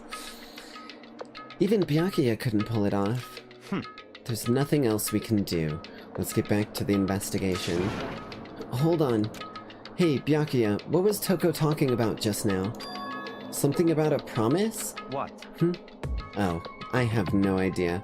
Another one of her delusions, I'm sure. But Stop talking. if I say I don't know, that means I don't know. Just let Hina take care of her. Oh, yeah, okay. Oh, Let's shit. go. Oh, yeah, okay. I'll just stay here and keep an eye on her. Well then, let's go. Without waiting for a reply, Byakuya sped away. Byakuya! And I hurried to catch up, again. I tried to talk to him several times as we walk. Makoto, you gotta realize he wants your help for this mission. If he walks off without you, it is a bluff. He approached you for this team up. If you investigate things at your pace, he will eventually, with like a dog with his tail between his legs, come back because he was the one who wanted to team up with you. He's baiting you, he's playing you, he's making you play on his terms. But he didn't even look back, let alone say anything. He just kept walking toward his destination. Finally, his feet brought him to a stop in front of a certain room. The library? Come on, let's go in. Okay. You gonna let me into this room you've been puppy guarding? Is that why you brought me here? Is the evidence that proves it was Genocide Jack really in the library? Don't make me repeat myself. Don't make me say it again. If I remember, on the other side of this door, it's the archive, right? Hurry up and go inside, you fucking bastard. Oh, here? Let's go. It'll all make sense once you're inside.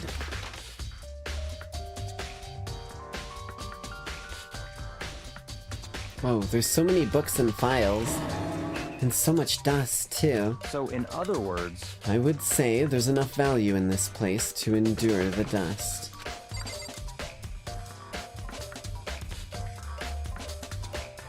Okay. Man, there's even a Monokuma fucking cam in here. Not him. Okay. There's a ton of thick files stuffed on the bookshelf. If you're thinking of looking through any of them, let me give you a little warning. Those things are filled with graphic, disturbing photos from all kinds of crime scenes. It's the kind of thing any normal person would never want to look at. Be careful. Huh? What do you mean? All those files there are investigation reports related to different cold cases. Those are internal documents for police eyes only. They're not the kind of thing you'd expect to leak. Oh? Okay.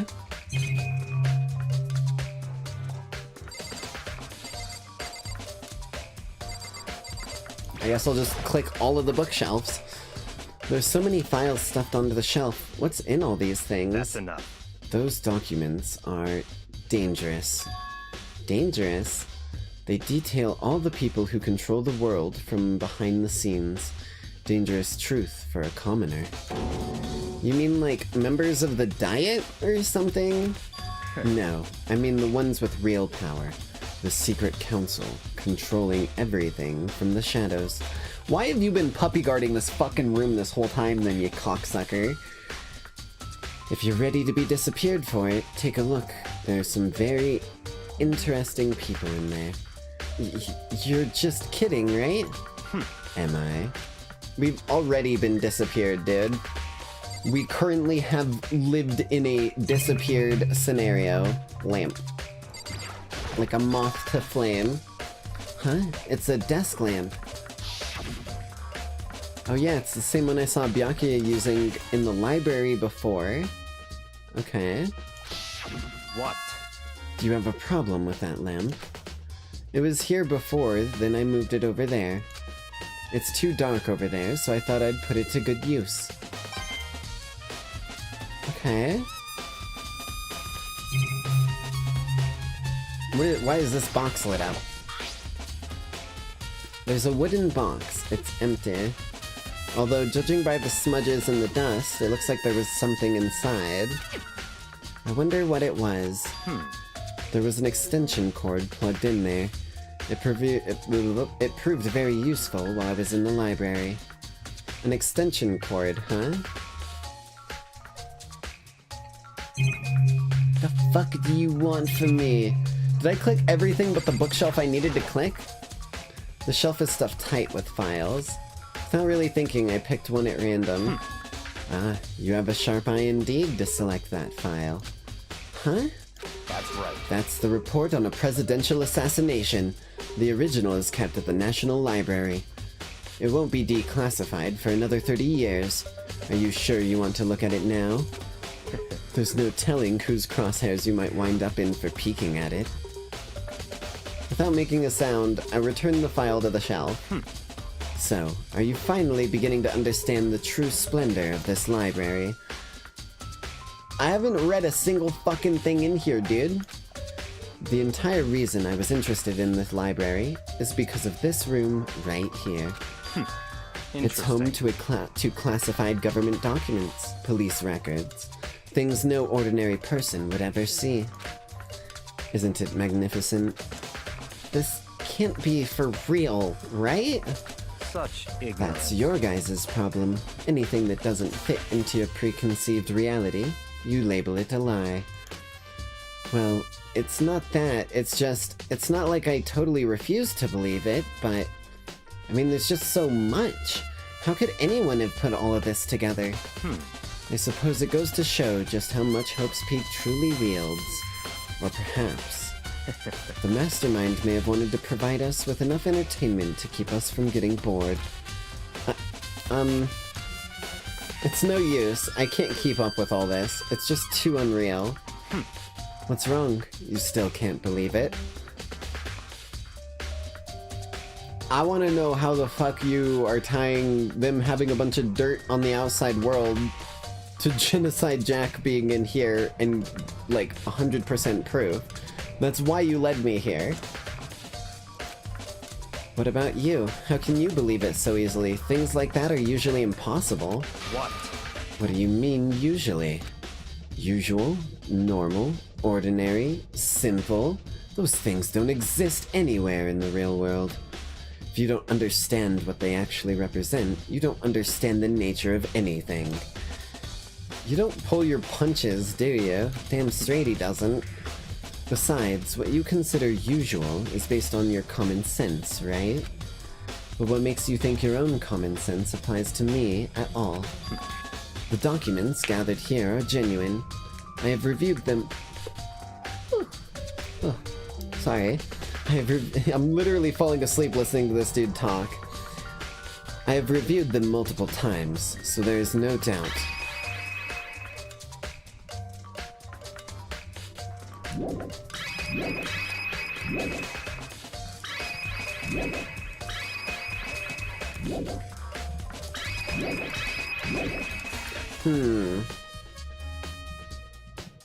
Yeah, no, I believe that.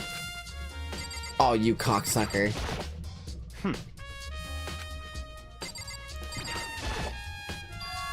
There we are. Hold on a second. You're saying you've read all these documents and more than once? I completely believe that. But all of this has to be like top secret confidential stuff, right? So why? My family has a reading room just like this at our home. Ours is bigger, of course, and not as dusty. Well, huh? Members of the Togami family have access to any variety of government-related documents. That includes foreign powers as well as domestic. Nerds! How is that possible? So in other words... I already told you, there's a secret council that controls the world from the shadows. My family is a member of that council. And I have within me the bloodline that will allow me to one day bend the world to my will. But to become such a ruler, I must know all the levels of this world, backwards and forwards. So whenever I have time, I'd like to review whatever documents and materials that interest me. Which is why I can proclaim without a doubt that the materials gathered here are the real thing. This is beyond believing or not believing. Byakuya is actually starting to scare me more than the actual mastermind. And what actually always interested me was the most were the cold case police investigation reports. Reading through those reports has always been a hobby of mine ever since I was little. It's excellent mental exercise. I've solved more than a few of those cases just by reviewing the reports. And among all those reports, one of my recent favorites is the Genocide Jet case.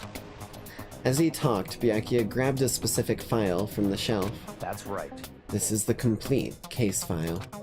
Every single report surrounding the Genocide Jet case has been compiled in here.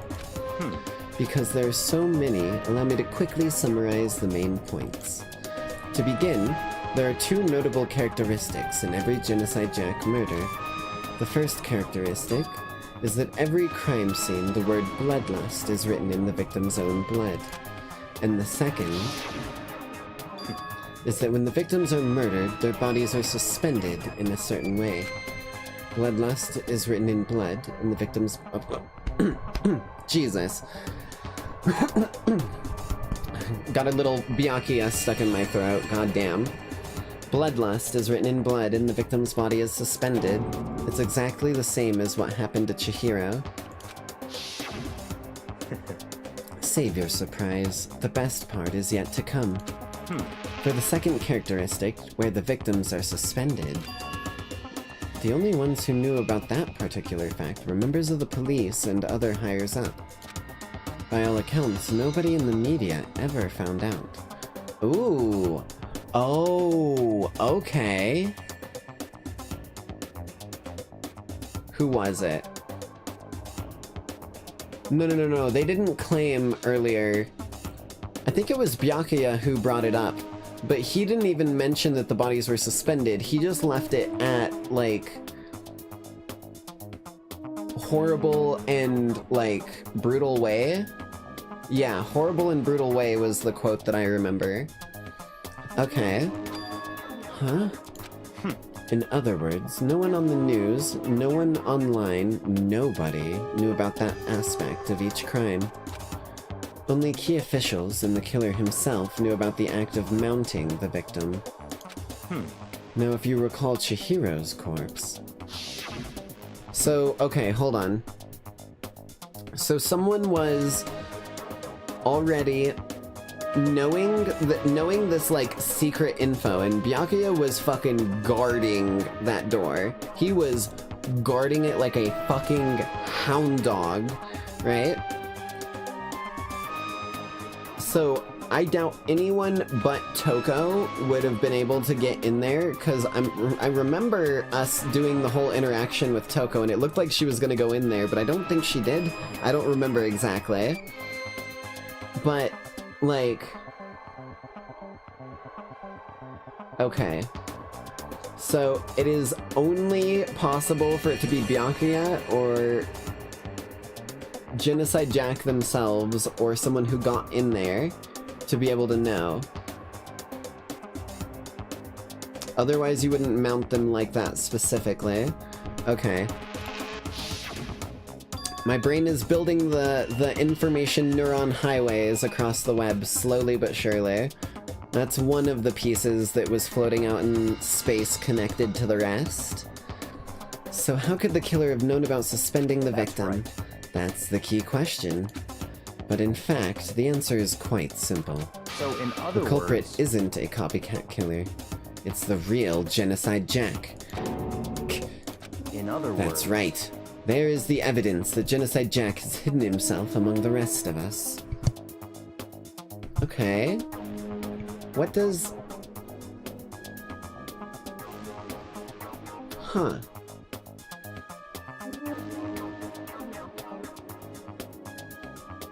No.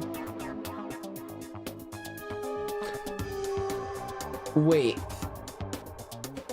Is Toko a copycat killer? Is that her? Because she was the only one that should have been able to get in there. Because we, like, did that whole thing, like, almost orchestrating it for her. Okay, hold on. Then Genocide Jack really is. Such a brutal, fiendish killer really is walking around among us. Damn right. Interesting. Things are really starting to get interesting, aren't they? I never imagined a killer with such a reputation would ever become part of our little game.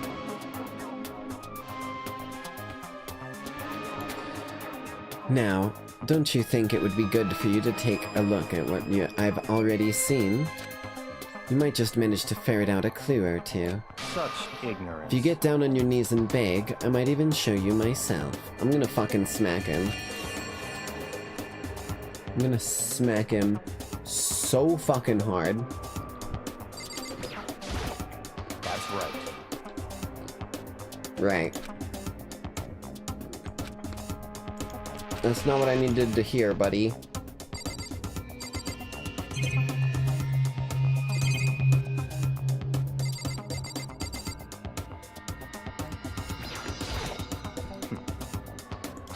Buddy, what do you want me to fucking... You? I'll talk to you. Byakuya, about that Genocide Jack case file. Could you let me see it? That's fine. Well, you didn't beg, but I guess it's okay this time. Feel free to look at it in here, but you can't take it with you. Oh boy. Oh boy, here we go. Byakuya handed me the file and I flipped through it with tense, nervous fingers. Suddenly, my hand stopped. I'd reached the page where photos from the scene of each crime had all been collected.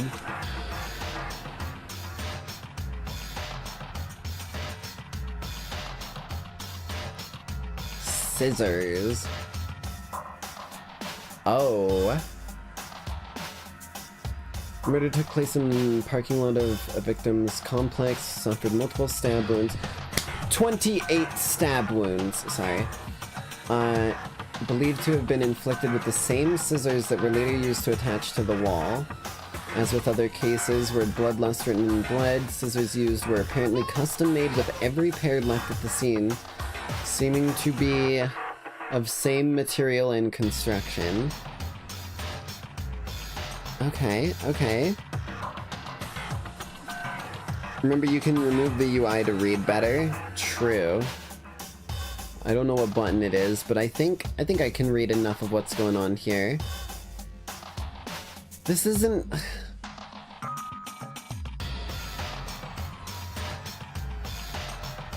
This is different still. It's bugging me. Because yes, they are mounted, right? But they're not mounted by being strung up with rope. They're mounted by being pinned to fucking concrete walls with scissors. Any fucking sharp object would work, and we've already seen sharp objects available in the kitchen. Right?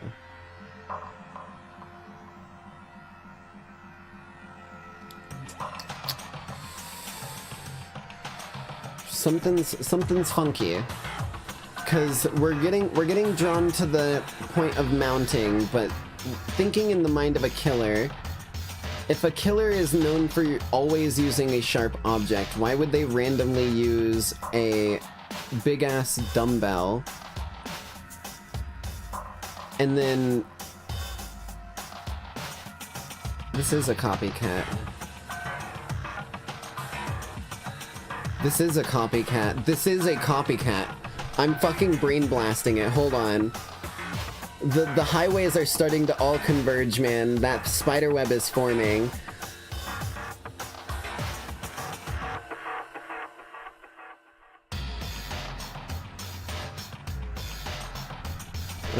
Okay. I'm gonna hold on to my ideas until I have some evidence that points at it and I don't spitball into the air. Must be some sharp scissors. That's a lot of scissors. Yeah, they're all scissors. I mean, we're only seeing 2 victims, and this is a serial killer who's been going around for a while, so there's a solid chance there probably is female victims. They just probably didn't want to have chicks with fucking scissor pasties implanted into their goddamn breasts for this. This investigation is longer. Shouldn't the police be suspicious of... See, that's the thing. It says, it's kind of hard for me to point out. Oh, I really can't point it out. I can't show my mouse at all. Hold on. I know what I can do. Wait for it. Wait for it. I got this for a reason, baby.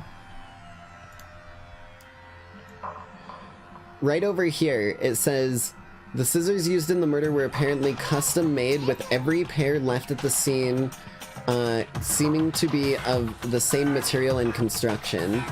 Yeah, so that's what I was reading that Chomper was letting me know about. So they're not like something that's being bought, they're being made. So that's even more leaning into the fact that there could very easily be scissors made by Jack if it were Jack rather than using... Okay, this is weird. Ken Harada, 32, Tetsu Honda, 17, Shoji Gaku, 23, Kano Issei, 14, Takeshi Yoshi. They are all sounding like more dude-sounding names. Komatsu Teru, Takefumi Gono, Uchida Nohisa? Uchida Nohisa. Uchida could be a girl, I guess. Takeshi Masamune, Yuto Yumijima. Yuto could also be a chick. There was no end to it, but one thing became perfectly clear as I read. All of the killer's countless victims were killed and suspended in exactly the same way. Except that exact same way does not match with our exact same way. It's just similar. It's a facsimile. It doesn't carry the level of excessiveness that this one does. And at the scene of every murder, the word bloodlust was left in the victim's own blood. Now take a look at the next page, and you'll find another interesting tidbit. The next page? Profiling results. All of the crimes took place either on weekdays at night, or during holidays, either day or night. What? Weekdays at night or holidays, day or night. Interesting. So it's fucking Calendar Man. Okay. Those deaths looks brutal as hell when dude had scissors in his neck. That's what I was saying. Ours lacked the intensity. It lacked the passion. Trust me. When there's passion in something, it's shown. I'm the tormentor of passions after all. That's why my brain clicked and said, like, outright that I'm pretty fucking sure this is a copycat. It's not...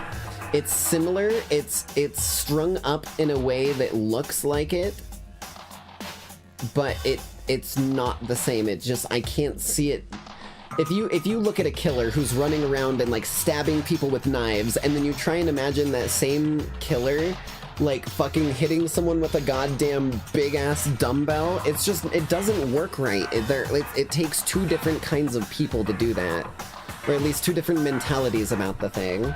Like, I don't go around hitting people with giant-ass fucking Acme hammers, even though that shit would be fun. The most common time for the killings to take place was holidays in the afternoon. Based on these facts, it could be suggested that the suspect may be a Oh. Okay. Evidence suggests that the suspects lingered at the scene, but when they did leave, they were in a panic.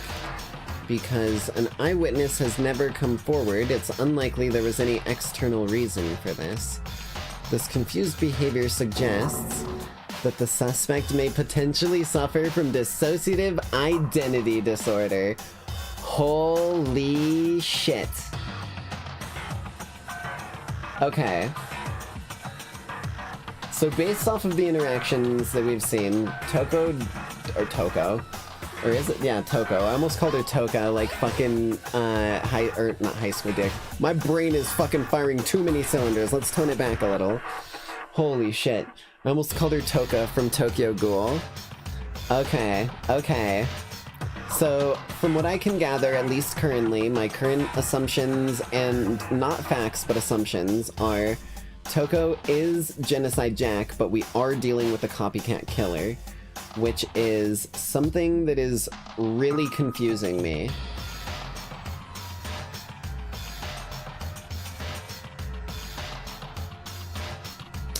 And, I mean, she could just be fucking crazy and, like, spouting shit to red herring us, but that's a pretty blatant statement for me.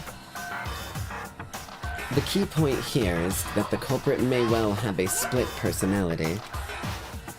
A split personality, like the kind of thing you see on TV. So I'm part of another totally unbelievable story, but this one is way more unbelievable than anything else up until now. Wait, so someone's blaming a serial killer. I mean, if they're not the serial killer and all they have to do is get a serial killer killed, or get someone else, like, pointed for it, and they don't fit the bill as the serial killer, then they get their graduation.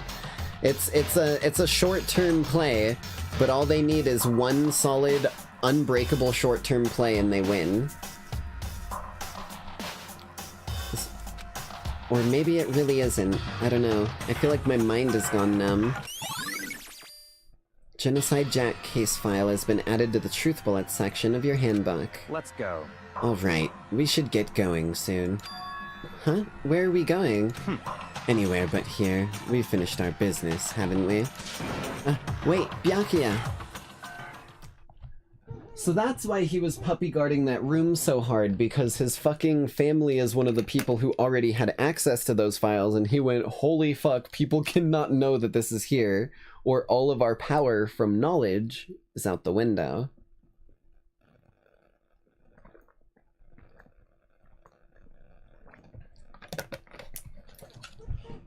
Delicious.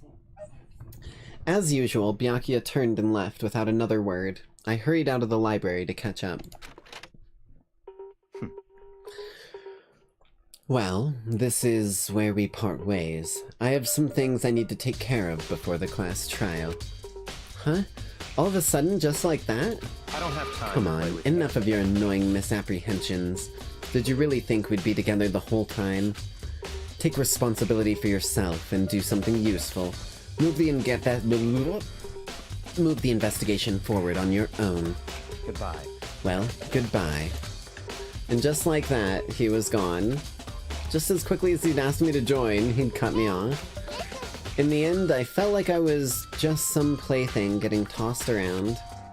At the same time, I'd uncovered some really important clues thanks to him. Genocide Jack, he's the one that killed Chihiro. And that murderous... And that murderous fiend is one of us. But who is it? I have to find that out no matter what it takes. And to do that, there's somewhere I have to go investigate one more time. I have to go back to the crime scene, the girls' locker room. I should check the boys' locker room too. And the others might have come up with some info I might find useful while I'm at it. I need to find out everything I can. Holy hell.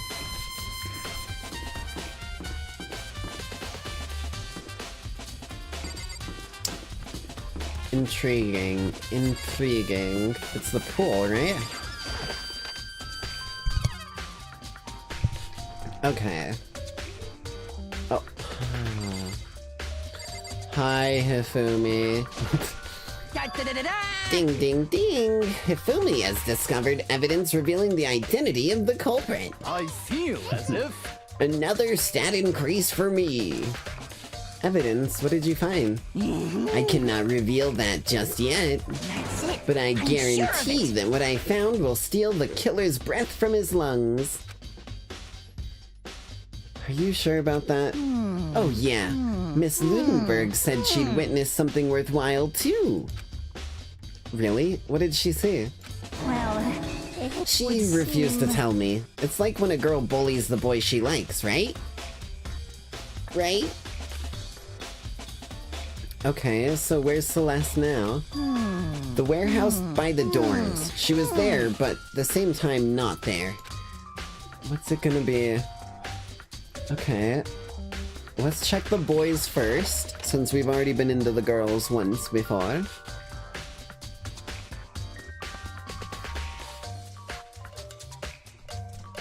Whoa, what the fuck? Hello? There's a strange stain on the carpet. That's a blood stain. I mean, it's not pink, but... that's dried blood. Boys' locker room carpet has been added to the truth bullets. Wait, did the posters get switched? Hold on, the posters got switched. I almost said something when we were in there earlier, but the boys' locker room was the one with the fucking bikini girl. This poster, it's a popular boy band called Tornado. Somehow it doesn't quite fit in the boys' locker room. Yeah, I was literally gonna say something about that earlier, but I just didn't. Okay. Doo-doo stain, probably.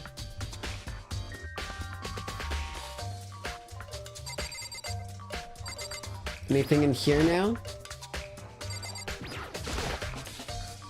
Maybe there's some kind of clue in the lockers. Guess not. Damn it.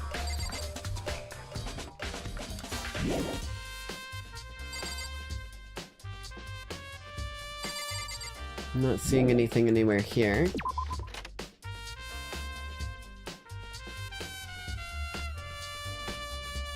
And that's all here. Okay.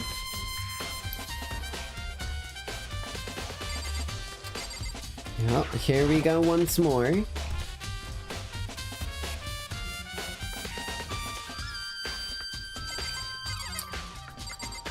Let's finish our inspection that we made earlier, I suppose. Or that we were starting earlier, I suppose.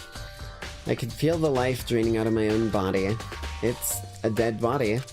Chihiro's dead body. Sweet, okay. Thanks for all the advice. Also, I'm gonna hit this poster. It's got blood on it. Wait a minute.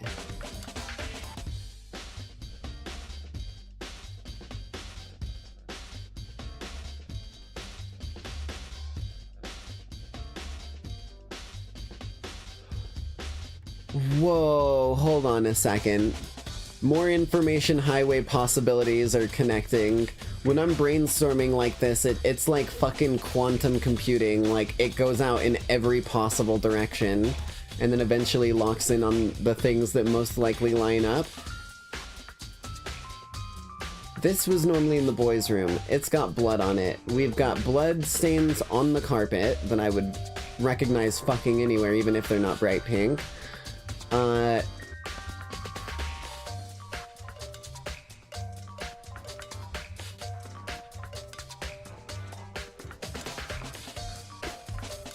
think I might have been onto something. We'll see. We'll see. I'm gonna keep moving forward and see if it gets revealed.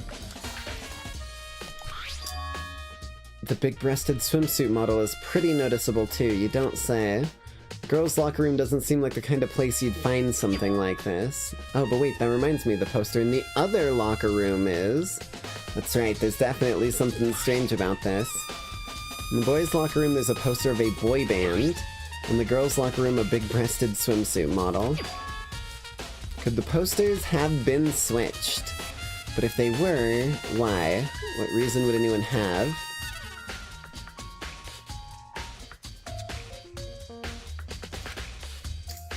It is true. I mean, they could just, like... They could have literally just burnt the poster. Like, I'm sure you can get access to a small fucking, like, lighter or something enough to burn something like that. Maybe I should talk to someone who knows a little more about the locker rooms. So one of the, like, gym people, like, fucking... Where's Sakura? There you are.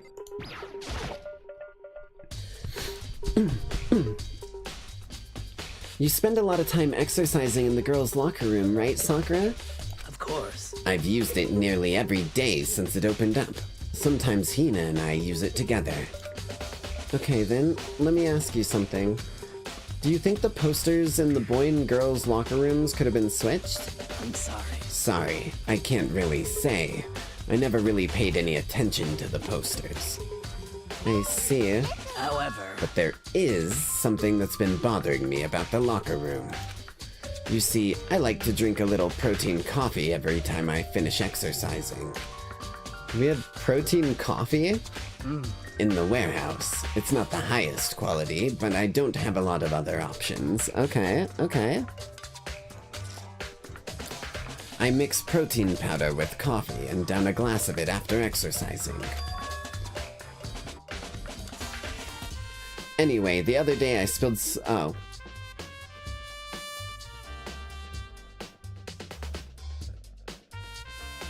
Okay, well, some of those quantum webs have now been shattered. Anyway, the other day I spilled some on the carpet in the girls' locker room and it left a stain. A stain? But I don't see any stain on the carpet now. Of course. Exactly. I noticed it earlier. The stain has disappeared. I can only assume someone came along and cleaned it up. But still, isn't it unusually clean? As if there was never a stain here to begin with. Okay. So that's not a blood stain on the other one, I was just talking out my ass, I guess. Why would... You'd have to move, like, all of the fucking equipment to be able to move the carpet in the first place.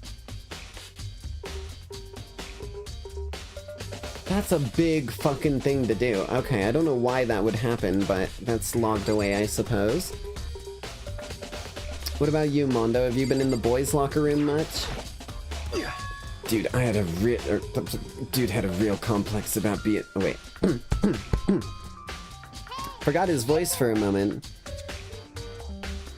This is the person that swapped it did the tablecloth trick. It's very hard to do the tablecloth trick when you're fucking...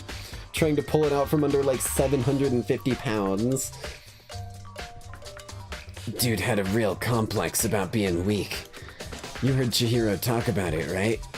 Oh, I need to get stronger. Yeah, I do remember she said that more than once. Sure did, which I guess explains the trip down here. But did she really need to get stronger that badly? You already mentioned it, but she was... Well, I'm repeating dialogue with this dude. Was a girl, after all. Most girls aren't that strong. I don't know, man. Haven't really thought about that stuff. Chihiro's complex, where did it come from? Okay. Hey, Kyoko, have you made any progress on your investigation? Indeed. Generally speaking. However... But I have to get going. I have something unrelated to take care of. Something besides the investigation? What is it? Well... Nothing you need to worry about. Just concentrate on the murder. But... So then... Before I go, let me give you one piece of advice. You should examine Chihiro's body one more time. Thoroughly. I tried to. I literally tried to. Also, her handbook is missing. Might want to determine its whereabouts. Goodbye. That's it. I'll be praying for your success. With that, Kyoko turned and left the girls' locker room. Guess I'll take another look at the body then. And Chihiro's handbook is missing. That's definitely worth worrying about. Chihiro's e-handbook has been added to the Truth Bullet section of the handbook. Well, it's time to break out the EMT scissors. Clear. Kyoko said I should examine the body one more time. I know she said thoroughly, but I do have my limits.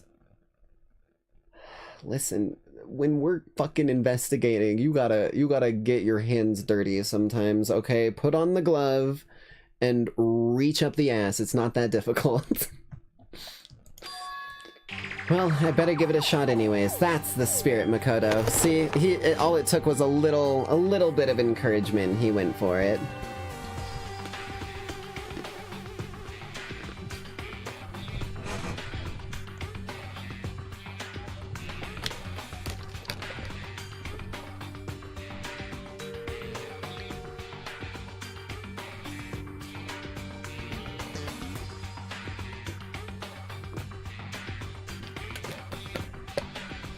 Okay.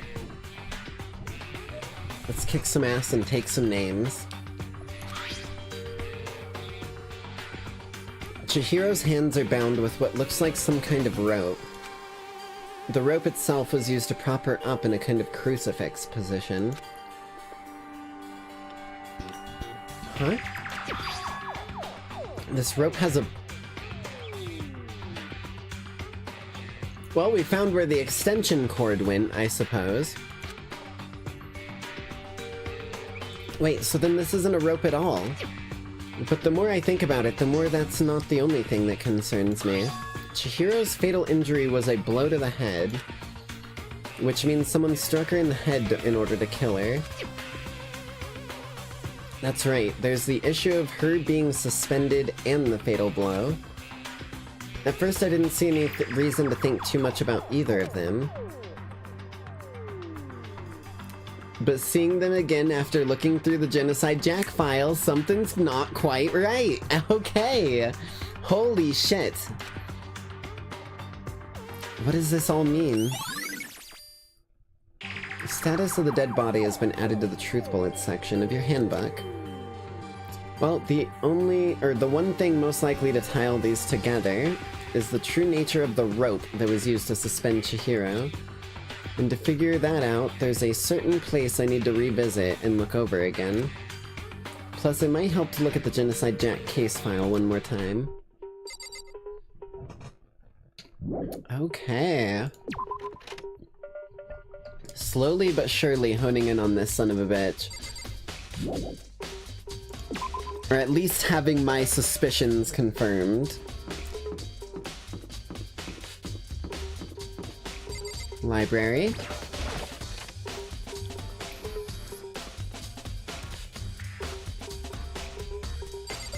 Wasn't I gonna look at this earlier? Hold on.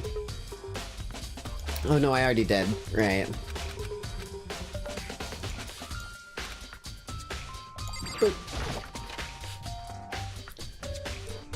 So, he was using the extension cord for the desk lamp, right? Because that was in here. Extension cord was in there before. What's going on with the lamp, then? Byakuya, grab that one thing from over here and put it over there. It sure is dark over there. Over here? Want to take another look at the Genocide Jack case file. I know it was around here somewhere. Huh? Aw, fuck, man? Byakuya must have taken it, right? Did someone take it out of the archive? They're not supposed to. God damn it, you fucking asswipe, dude. What reason do you have for removing fucking crucial evidence from the crime scene? Come here, buddy. Where the fuck do you think you're hiding? Is that not plugged? Oh, right. Because the extension cord was so that it could go from there over to there. I see. There's a thick layer of dust on top of the desk. Maybe there's some kind of clue here. Guess not. I'll take a mono coin. I won't turn that down. No, not the shelf, you son of a bitch. Shelf is packed tight with books, but looking at it, maybe there's some kind of clue here. Guess not. I'm trying to look at the fucking extension. Okay, I guess we'll go find Bacula. Still more, you son of a bitch. Huh? The lamp won't turn on. It's not plugged in. Lamp's cord isn't long enough to reach the outlet. The last time I saw it, it was definitely on, and it was definitely right here. Oh, that's right. Byakuya was using an extension cord. Guilty. Whoa. But there's no extension cord here now. I wonder if... Library desk lamp added to the truth bullets. Okay. Now I'm allowed to leave. Bacula, I want to suck your intellect. I will take your IQ and make it my own. I will have big brain like Mojo Jojo Jojo Jojo. It will be in big glass jar on top of head. I will pull the intellect devourer and just like consume. Where the fuck did he go?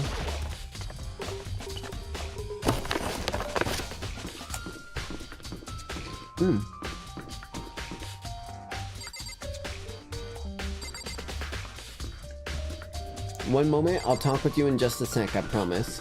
I gotta go gambling.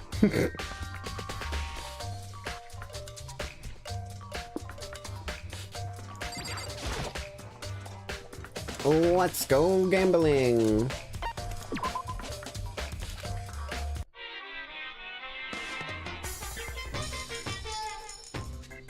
%, chance. Oh my lord.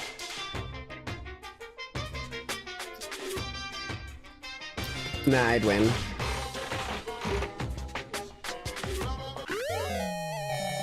That's new, I'm pretty sure. That's fucking hilarious. Okay. Just one little spin for good measure. How unfortunate. Maybe we should have confessed our embarrassing secrets after all. Damn it! I'm sorry, Chihiro. It's all because I wasn't strong enough.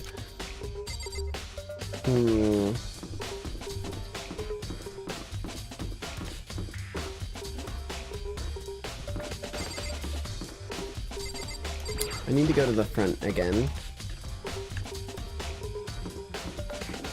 'Cause... Wait, where the fuck?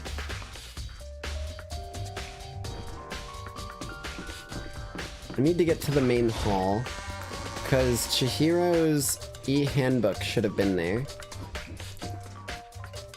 Her handbook should have literally been right fucking there when we looked earlier even. So something's funky. What are you doing here? Huh? Oh, hey, Makoto. What's up? I haven't been up to anything myself, that's for sure. Definitely haven't looked inside the mailbox.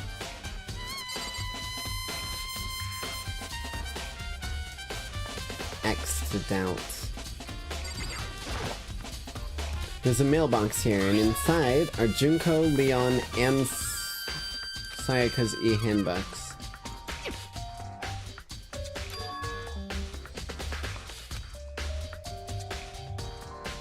How do we know that's Leon's handbook? We're missing a handbook, and it only says the name when you turn it on, right?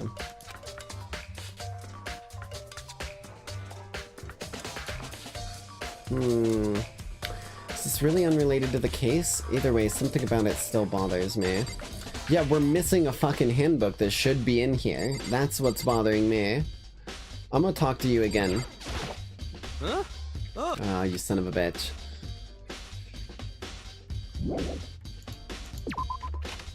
Okay.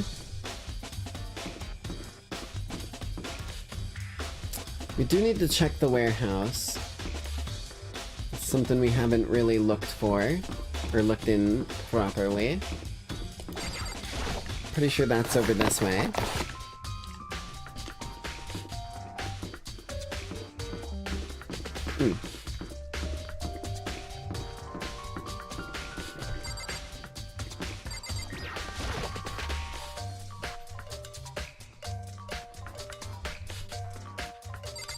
Celeste. Interesting.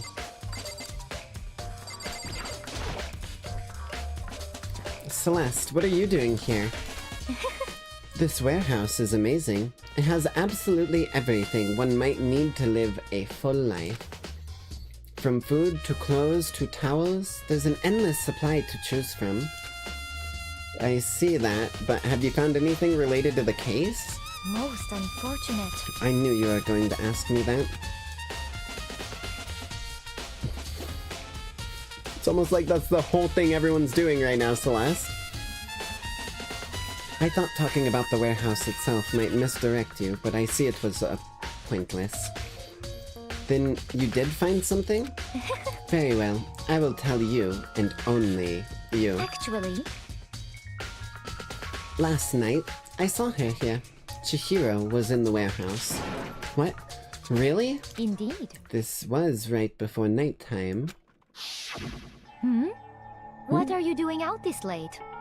Oh, I was just... Are you planning to go exercise, perhaps? What? How did you know? Because I can see a blue track jacket sticking out of that duffel bag you're carrying. Okay. Oh, you're right. Thanks. Well, I'd better get going. I'm kind of in a hurry.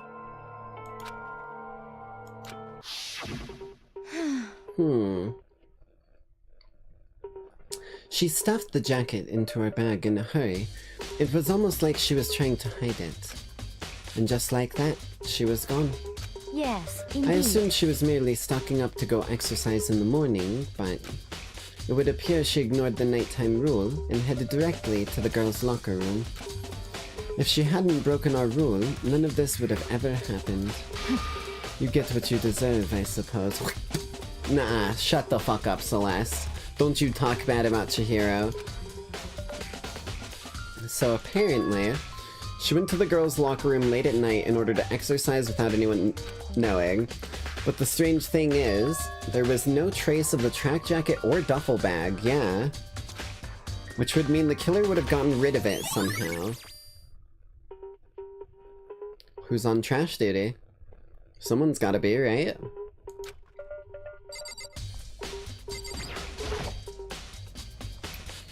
That's the fridge Sayaka mentioned, Jesus.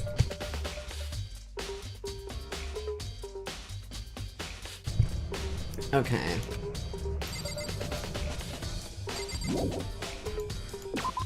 Someone's gotta be on trash duty this week, right? Right? So if we make our way to the trash room, surely someone's gonna be waiting for us, or Monokuma will fucking tell us, one of the two.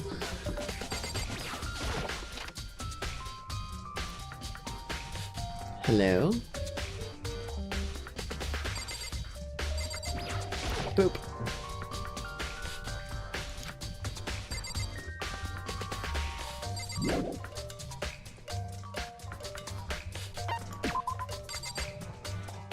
Oh no, there is still a lock there. For a minute I thought the lock was missing. Okay. I don't think there's any way for me to tell who is on trash duty.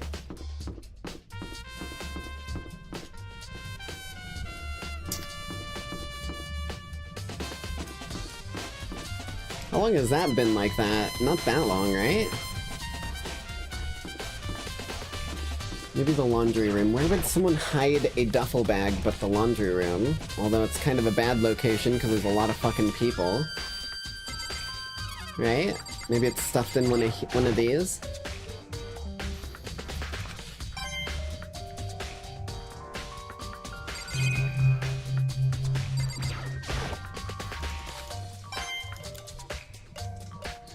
Gotta launder your money, everyone. Everyone knows if you want mono coins, you gotta launder them.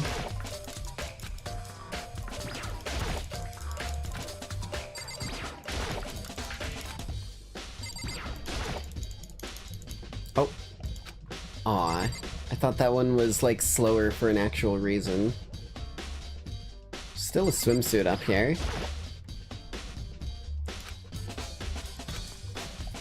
Okay.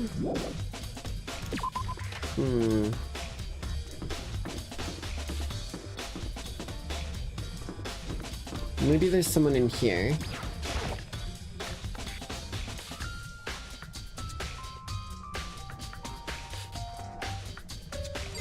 Hello, Owie. Oh, Hina. How's Toko doing? Same as before, she won't come out and she just keeps on mumbling something about Genocide Jack. So I just left her there. You left her? My head was all swimmy and I was getting pretty hungry. Yeah! Oh, but don't worry, I'm gonna head back as soon as I'm done eating. Toko's not exactly pleasant, but I'm still worried about her. Speaking of which, what are you eating? Huh? A donut, of course. Of course? There's two things I'm sure God created. Outer space and donuts. Really? I bet Chihiro would have liked to eat more donuts. Maybe that was her one big regret. Aw, I should have tried to spend more time with her. Come to think of it, who did she spend time with? Well... Yeah, she was a little bit strange, didn't really hang out with much of the other girls much. It was like she was trying to keep her distance from us. Actually, Sakura said something similar. She said that even though you and her had invited Chihiro to exercise with you, she always refused. Yeah, totally. Yep, it's true. And it wasn't just us, either. It was like she stayed away from all the girls.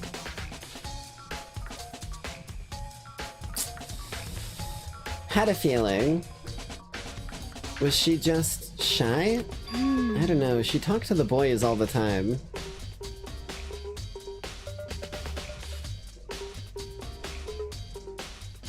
Looks directly at camera. Isn't it kinda weird to be shy around your own sex, but totally fine with the opposite sex? Looks directly at camera. Oh wait, maybe she was used to guys spoiling her. The law says you can't judge a book by its cover, right?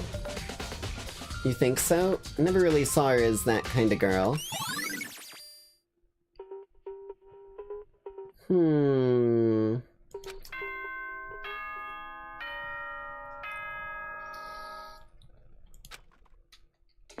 Wait, is that all the time we had for fucking gathering evidence?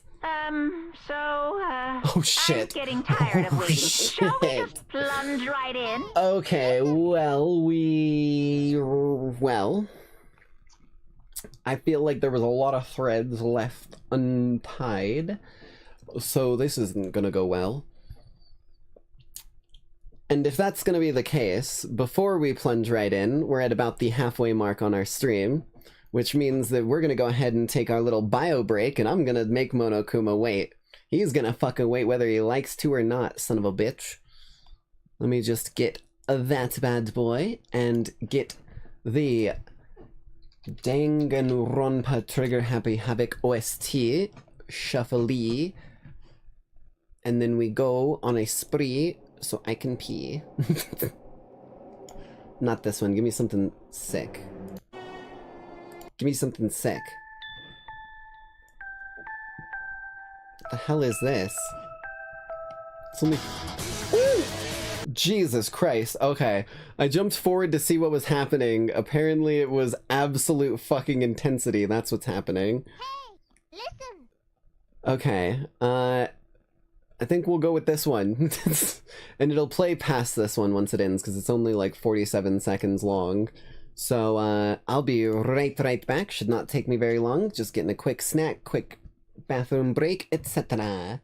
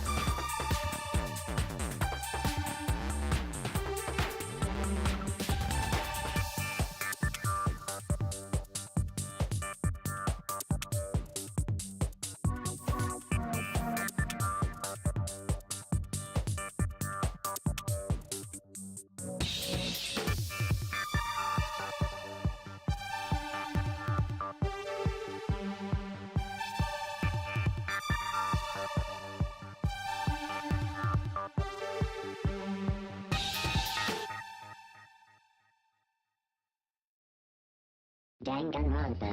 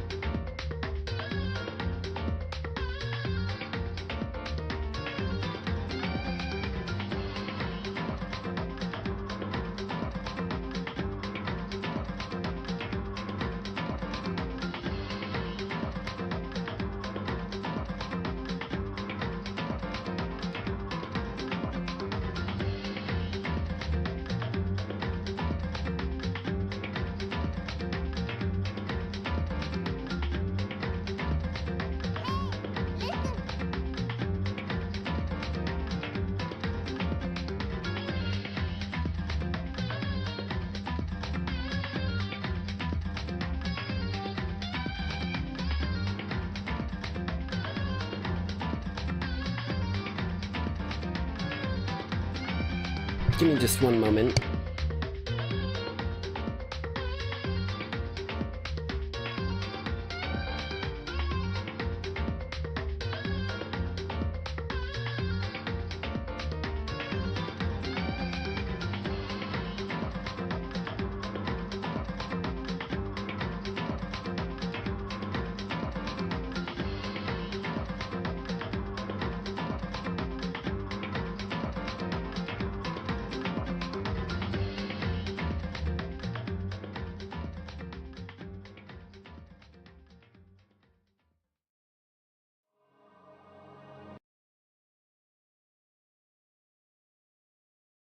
Alright, we are back. Let me make sure my chords in the right spot, not crossing each other, not causing any problems.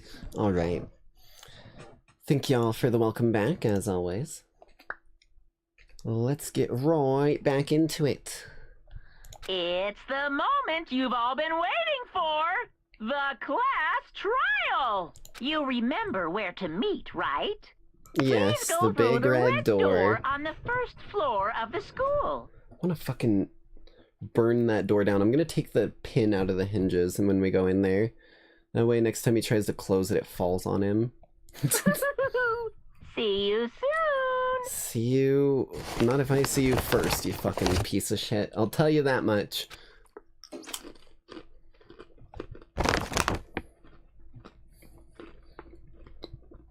Begin the class trial, or it's about to begin. Okay.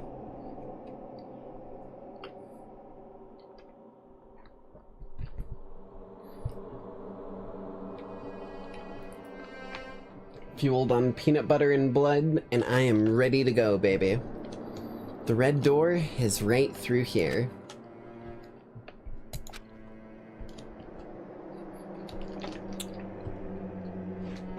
Now I'm gonna go elsewhere. Holy shit, there's no running away now, damn.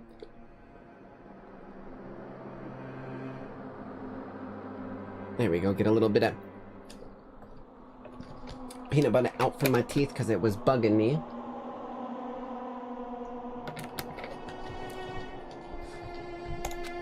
The red door. I have no choice but to go through it.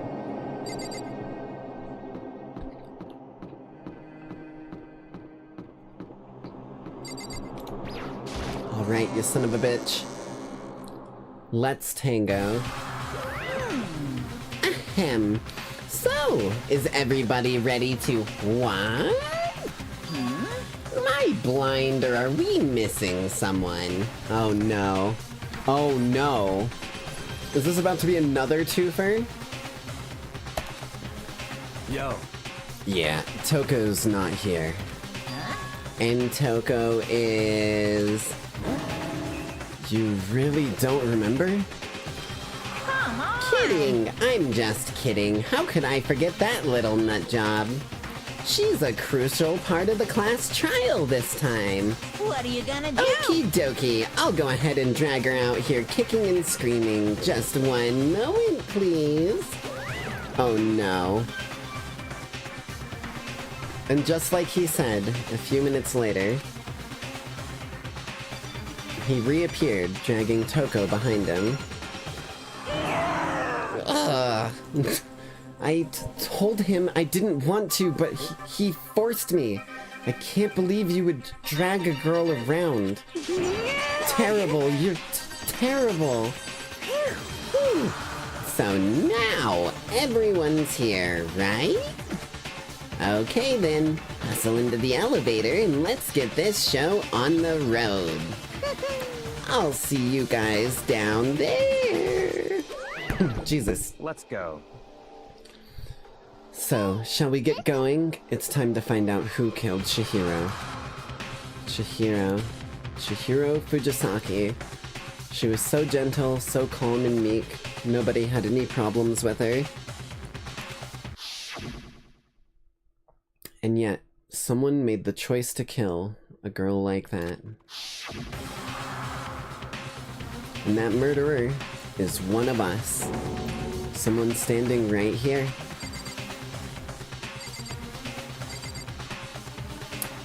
Well, I guess we should start talking down the line. You ready? We doing this? Doing the best we can. Well, I will uncover the villain who performs such heinous acts on a weaker individual. Okay. I don't know why the killer did what they did, but I'm sure it'll work itself out. Justice always prevails, right, bro? I'm assuming you're talking to Mondo. Hey, come Fucking on. Toko, man. What's got her so worked up? Not even paying attention to you, Taka, I'm sorry.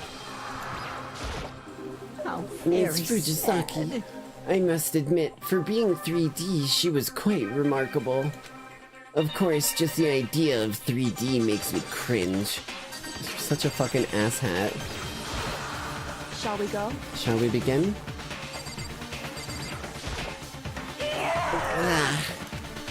Not doing so hot, are you, Toko? Might want to get a crest installed, something that might help restrain it a little bit. There's something odd about Toko's behavior. I do not think mere shotgun is enough to explain it. No, I am 100% with you on that, Celeste. Guess I wasn't much help at all in this one. And finally... I gave you plenty to work with. Show us how far your logic can take you. Alright. Away we go. We have no choice, right? We have to do this. It's true. Yes. I gave a small nod in reply. With one last deep breath, I walked toward the elevator on shaky legs. With each step forward, I could feel my heart starting to race, faster and faster. I have no idea what that emoji is because it is a square box on my phone. Hold on. Oh, it's the salute. That's funny. As soon as everyone was on, the elevator began to descend. I couldn't get a handle on my emotions. Couldn't stop speculating. One less person on this ride, that's for damn sure.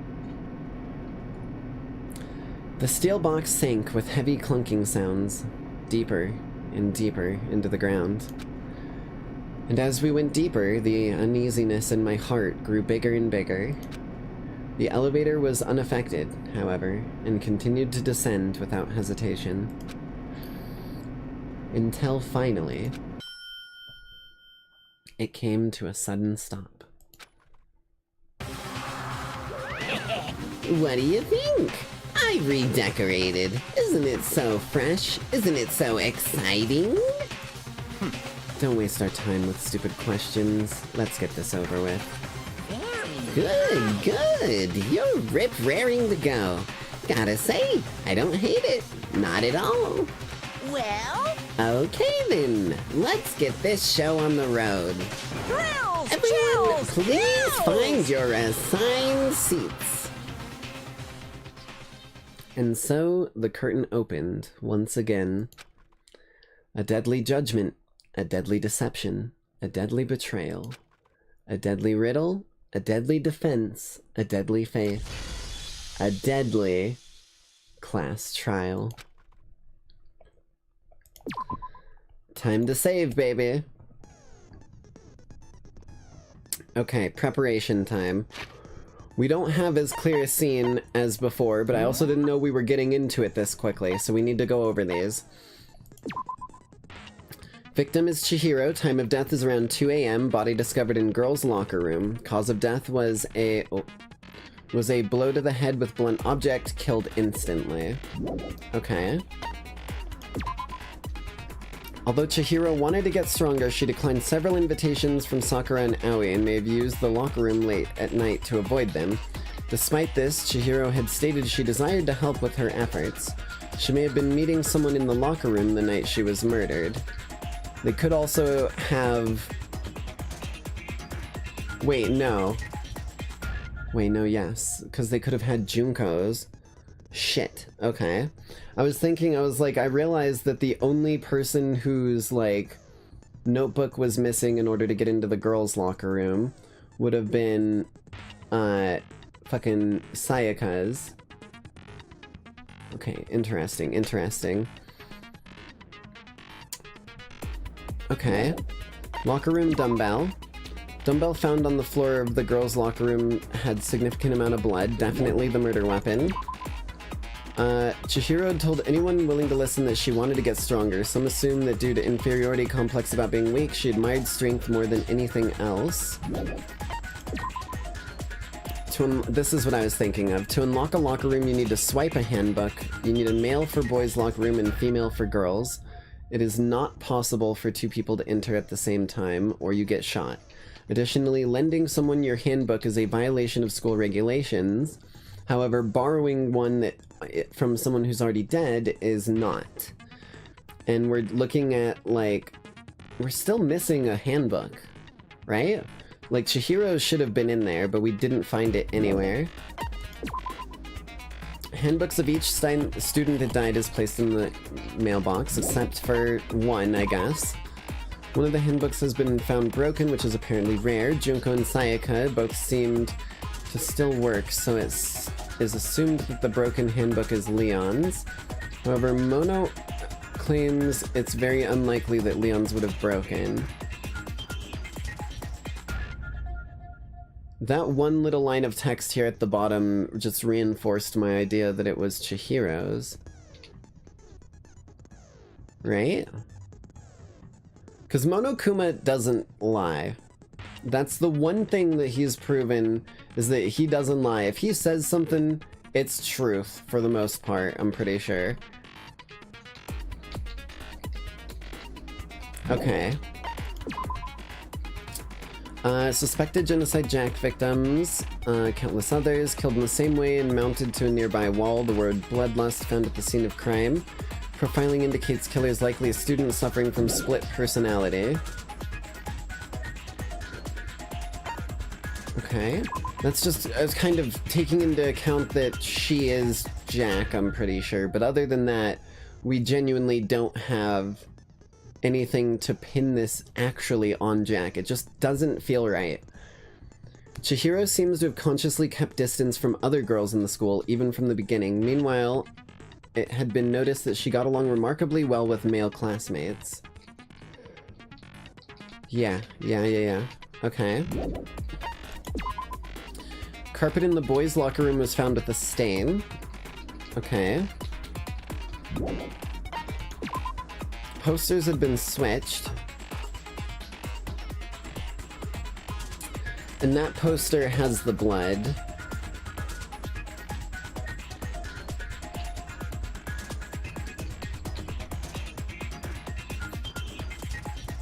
Oh my god. Wait a minute.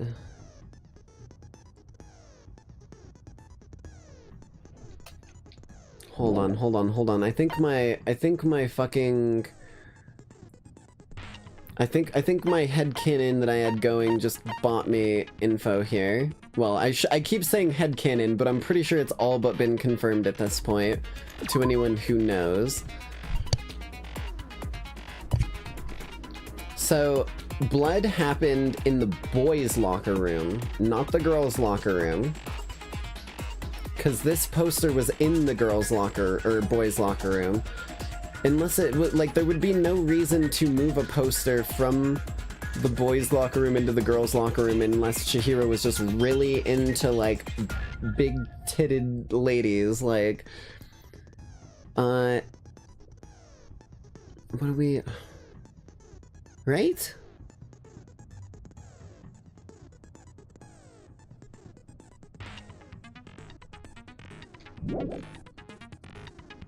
Okay, I think I need to keep reading. Because I feel like there's so many gaps still. This feels like a cobweb more than a spider web.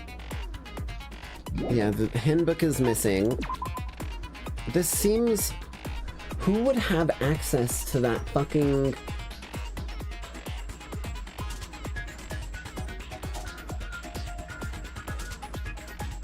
Literally, though, because they would have to have access to the extension cord. Although the extension cord wasn't in the back room, the extension cord was in the front room, where it was being plugged in. Even though the box was in the back room, the extension cord itself was in the front room. So that's not really anything that could nail it down. Fatal blow to the head, yes. She was responsible for a coffee stain in the girls' locker room, but it has been scrubbed away.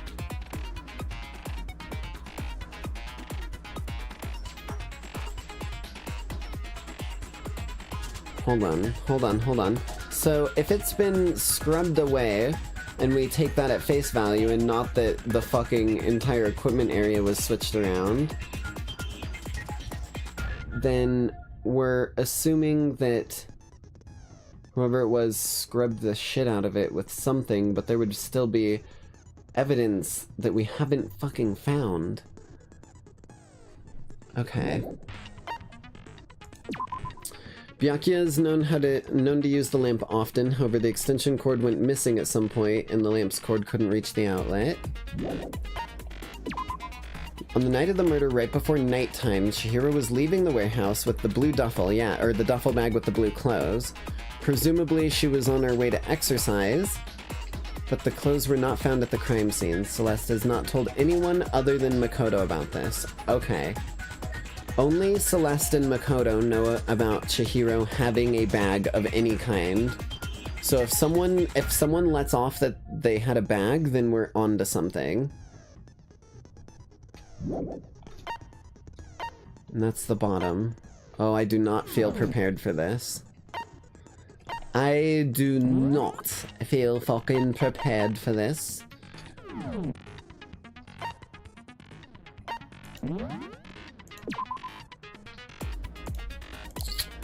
Oh, here goes nothing, I guess. Alright, we have skills. Hold on, where are my skills? Focus gauge recovers more quickly, effective during non-stop debate, Hangman's Gambit, and bullet time battle. That sounds good. Increases bullet capacity, effective during the bullet time battle. May as well equip what we can. Any ideas on the culprit? I mean, currently I don't know because here's the things that I don't know that I need to pin down. These are the, like, floating bullet points with no threads. One, whether or not the stain was switched or scrubbed. It's most likely that it was switched, if I had to guess, right? If we're Occam's razoring it, it's most likely that the carpet was switched. But if that's the case, why was the carpet switched? Because that wouldn't make a ton of sense for any goddamn reason that I could find. Secondly, I need to understand the, like...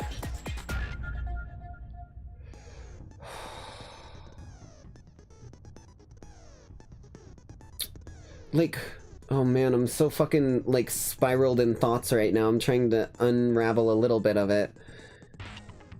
I need to figure out, one, where the, like, carpet comes into things, and two, where the bag went. If I can find anyone who gives on to any sort of hint about the bag, that gives me something to jump on and try and follow the thread, right? So even if I don't personally have any clue currently, the trial is half the battle. Knowing is half the battle, but the trial is the other half. And if I can find that loose thread and ignite that gunpowder and let that keg explode, then it'll solve itself for me.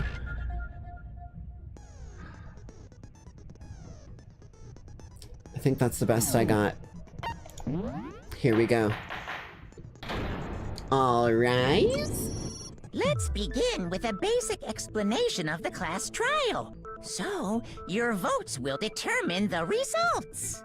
If you can figure out who done it, then only they will receive punishment.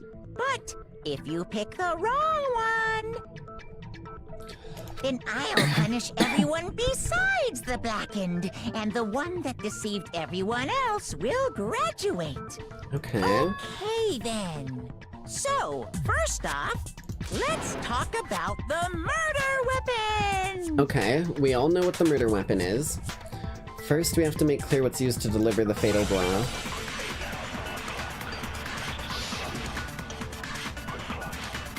Genocide jack, case file, library, desk lamp, and locker room dumbbell.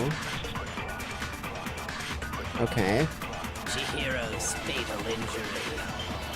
It appears it was a head wound. That's correct. According to the Monokuma file, the killer used a blunt instrument. But what kind of blunt instrument could it have been? The dumbbell? I bet it was an iron pipe. Oh, fuck, the bell. Interesting. No, you bitch. Aw, shit. Okay, okay, okay. Powerful weapon. Poor Chihiro. One more loop through, one more loop through. I got this, I got this. I don't need any, I don't need any assist. I got this one. Chihiro's fatal injury.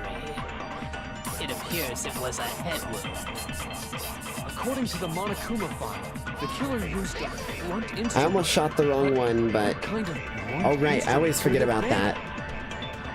I bet it was an iron pipe. No, it wasn't, you piece of shit. No, that's wrong. It was very clearly the dumbbell.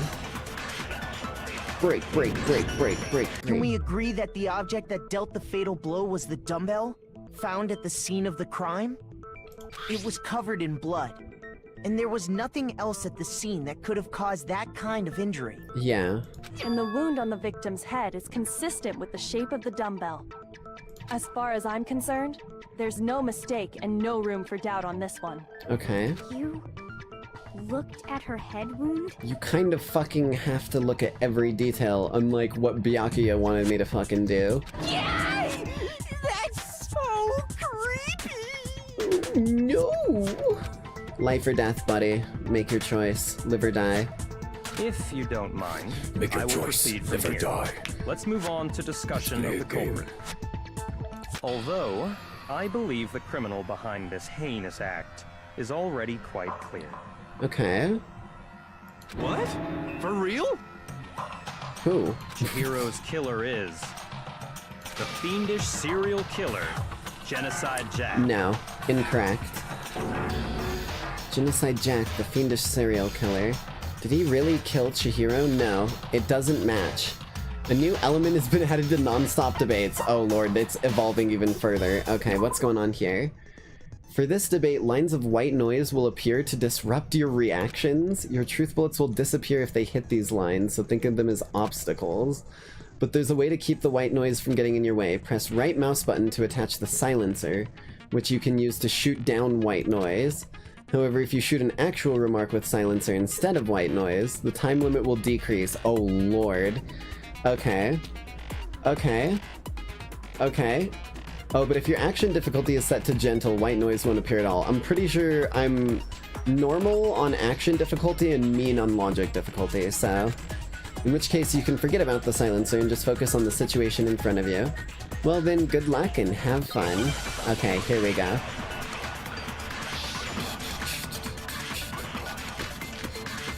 Locker room, dumbbell, library, desk lamp, genocide jack. It's gotta be the file. I can already sniff out the true bullet. Is Genocide Jack. I'm sure. Case closed. Oh god damn it, that was it. Hold on. What? No, I used the silencer. Oh, I see. I see. Well, I mean... Okay, okay, okay. There's just no proof for it. Hey, so, speaking of genocide Okay, Jack, okay, I don't know who that is! You're a fucking idiot. Okay, okay, okay. It has to be that first one. I'm pretty sure it has to be that first one. Genocide Jack. I'm sure. No! It Case closed. You fucking bastard. You're such a cock, man. That's impossible! Why? What makes it impossible? Come on, come on. I need to do the slowdown. There's just no proof for it. Maybe this? No, that's wrong. Break, break, break. Oh, I got it right. Okay. I might know one reason I think. What? I found this file while I was looking around the archive in the library.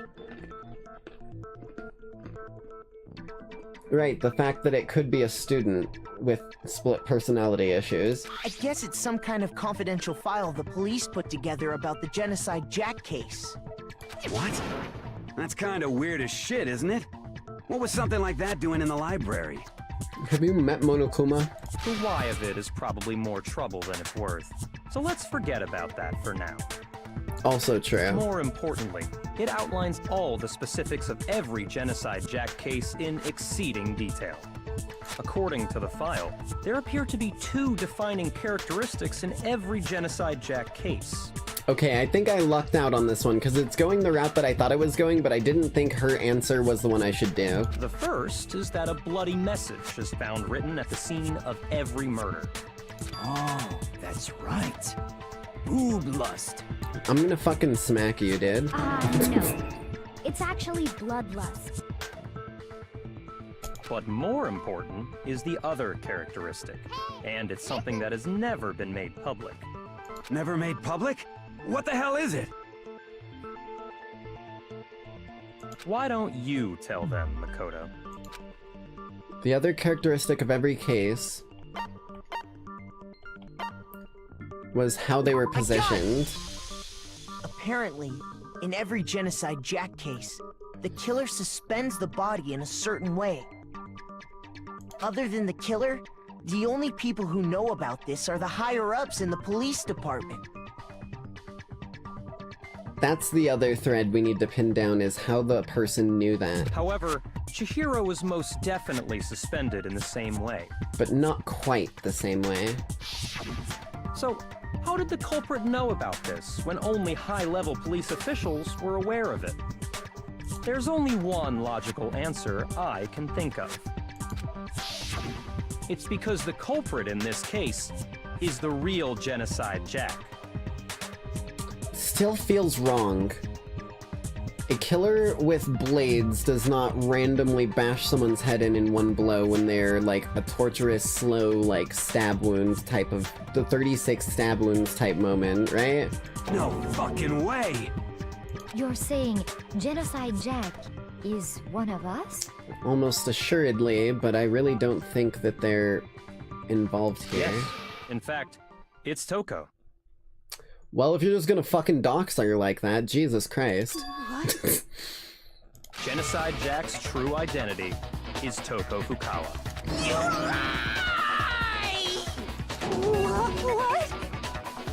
Uh-oh. Okay. Uh-oh. Wait, hold on a sec. Fumi reminds me of the kid from Polar Express 100%, and the comic book guy. That is an exact comparison that I would make too. That is fucking amazing.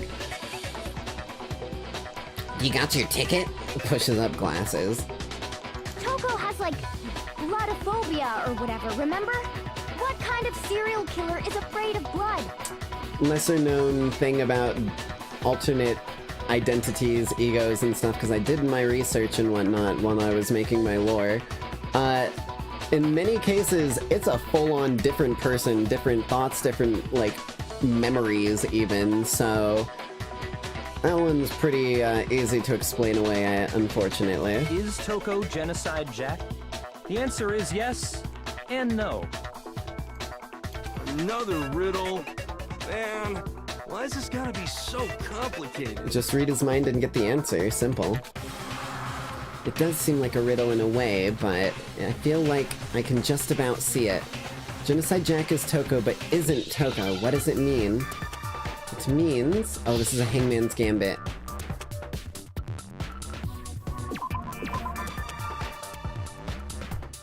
Oh, shit. No. Shit.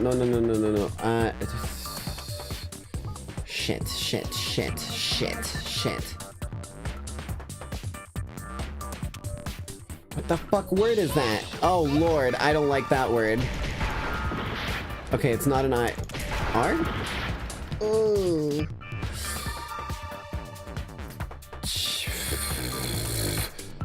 Scissors. No. Think? Is it think? What the fuck is this? Hangman's Gambit sucks in all three. It's pulling time away, that's for sure. H? Fuck. God damn it. Nobody believes me, nobody wants to hear what I have to say. Uh-oh. Have we already come to the end of the debate? Is that how easy it is to fail? Oh, shit. Well then, the class trial is officially adjourned. Now it's time to reveal who's the blackened.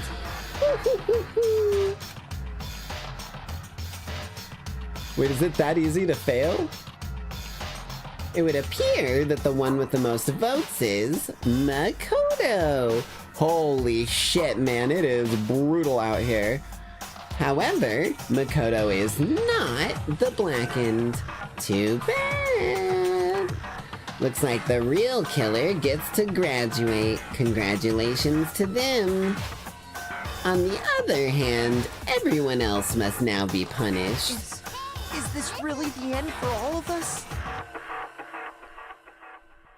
Is it all over? What do you say? Want to give it another shot? Yes? I refuse to give up I yet. can't give up now.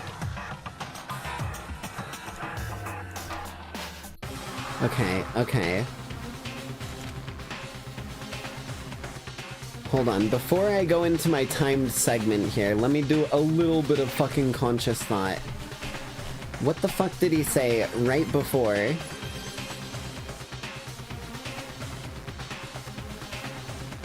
Is Toko Genocide Jack? The answer is yes and no. Personality? Oh, this is... Okay, let's see. Once more into the depths. Are we gonna get different letters? Because those two fucking letters you gave me before were real rough. Fuck. I was trying to get that S. Hold on, I'm gonna try an S. Ooh, okay. Shit. Nikagramma. Shy.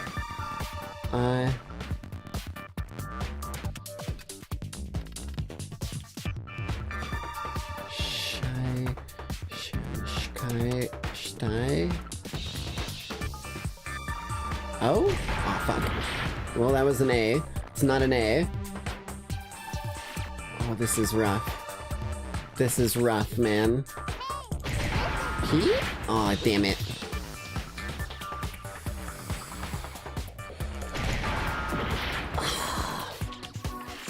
Oh. Fuck you. Is it C? Am I just stupid? B. Shut the fuck up, Monokuma. I don't want to hear it again. Get your shenanigans out of my face. I'm giving it another shot.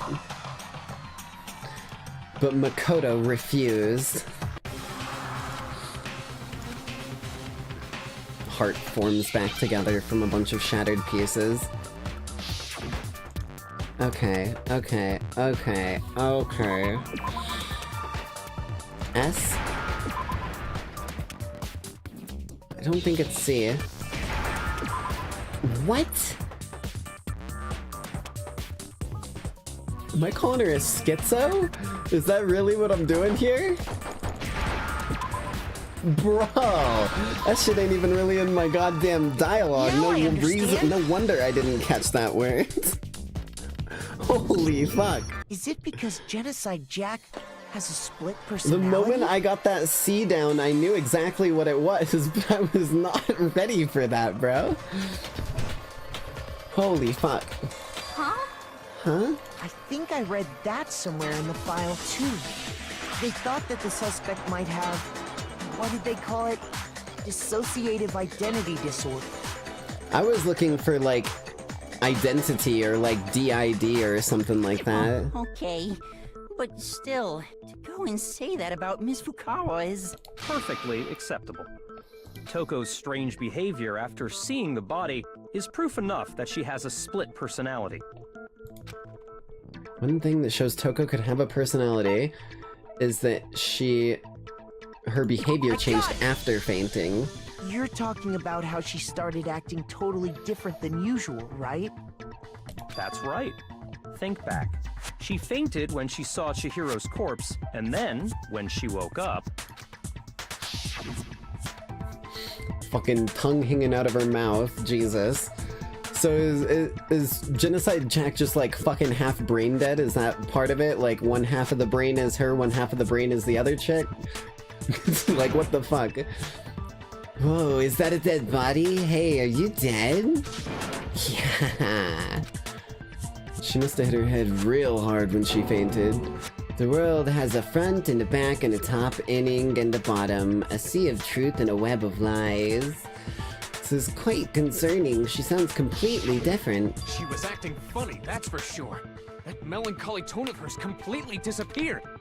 Don't go assigning adjectives to my tone without permission. Not to mention, once she regained consciousness and saw Chihiro's body again, she was utterly calm. And no longer fainting, In true. other words, within her is one personality that can't handle blood, and one that obviously can. Which weirdly enough does actually end up kind of lining up with DID in real life, because 9 times out of 10, in fact almost 100 times out of 10, DID is a form of trauma response that gets formed, where something really horrific happens to someone when they're young, and their brain just goes, I can't survive this, so I can't be that myself, and it like creates a new personality that is able to deal with something that they're afraid of, so that does kind of line up as well. So when Toko trapped herself in her room, it's because she was scared of Genocide Jack? Seems that way. Don't remember all the free time events, but from what I remember, that tracks for Toko. I won't let Genocide Jack have control. I'll drive out the killer, drive out the murderous fiend. The reason she locked herself in her room wasn't to keep other people from getting in. It was barred so that it was literally the don't escape game. It was to keep her other personality from getting out. What? Toko was afraid. Afraid of the murderous fiend inside of her. Of killing even more people. How? Elementary, my dear Toko. Big school style. Yeah. How can you know all this? I do believe you misunderstood her. What she's trying to say isn't, how can you know all this? No. What she wants to know is, how could you tell them? Ooh. Huh? Last night, just before Monokuma gave his motive speech, Toko and I had a strange conversation. Right. She told me a most interesting story. She said a murderous fiend lived within her, and she was afraid it could appear and attack at any time. Because Toko did say, I'm sorry I couldn't keep my promise. And that trepidation is what's caused her to have such a bleak attitude. Isn't that right, Toko? Uh-oh, okay. This is all a lie. right, Toko? You said you wouldn't tell anyone. Oh boy. Oh What? boy. Is it time for Toko to go Electo mode? You promised. I can't believe you lied. I mean... What's the saying? All's fair in love and war? You're just the love side. Byakuya's always been on the war side. You gotta be careful what fucking allies you pick. I'm sorry. You have only yourself to blame. You came to me with I your fucking tragic told little you. story. I told you. I didn't I ask knew you that was to. exactly what he was going to go for. This is the real world, not some romantic fantasy fairy tale. Besides, you broke your promise first. Hmm?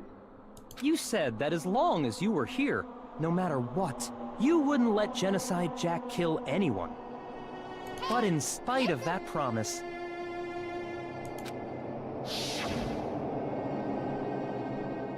Wouldn't trust Bakugan with my toenails. He can have my toenails, but I'm just gonna keep like piling them up right on top of whatever book he's reading whenever I clip him. Just like clip, drop it right on top of your book, clip right into your book. Sorry I couldn't keep my promise, but don't worry, never again. I won't let Genocide Jack have control ever again. You said if I She- kept my wait. promise, you would go out with me. A lot of things have been tracking with real DID, which means...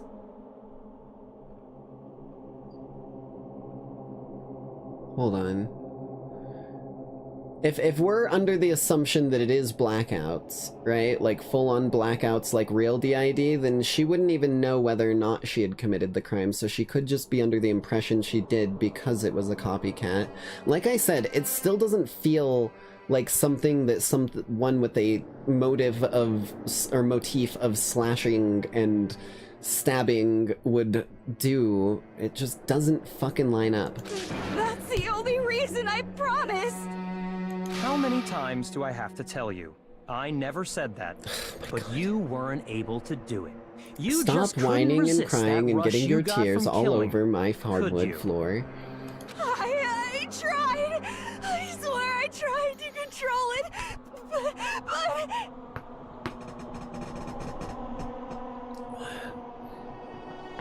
Little neck pop. But your Things are efforts just were kicking off useless. here, I think. What a disappointment. I hate you. Well, the opening act is nearly finished. All that's left is to hear from the person in question directly. The person? Uh-oh. Uh-oh. You don't... Uh-oh.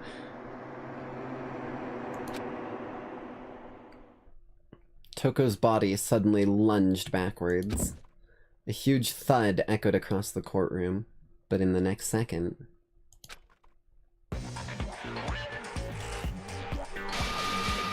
Well, hello there! Is it me you were hoping to see? Holy shit. Wait, yo, hold on, what? It's not in the main picture, but on the left side, she's even got the fucking dark black eyes. Hold on, hold on. Oh no, it's just her pupils are fucking wibbly wobbly like nuts. Okay, I see. What the heck? Also, what the fuck that tongue do? Jesus Christ, lady. You could give Kiss a run for his money.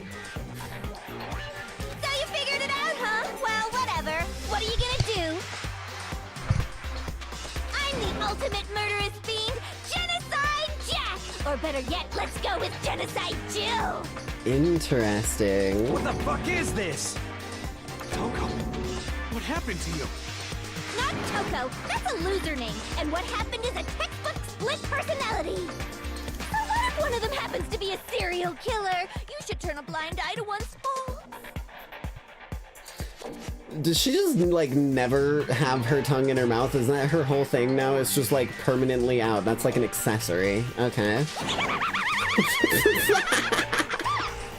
Okay, that's a pretty fucking good position. Like, that fucking, expression. I said position and my brain was like, that's not the right word.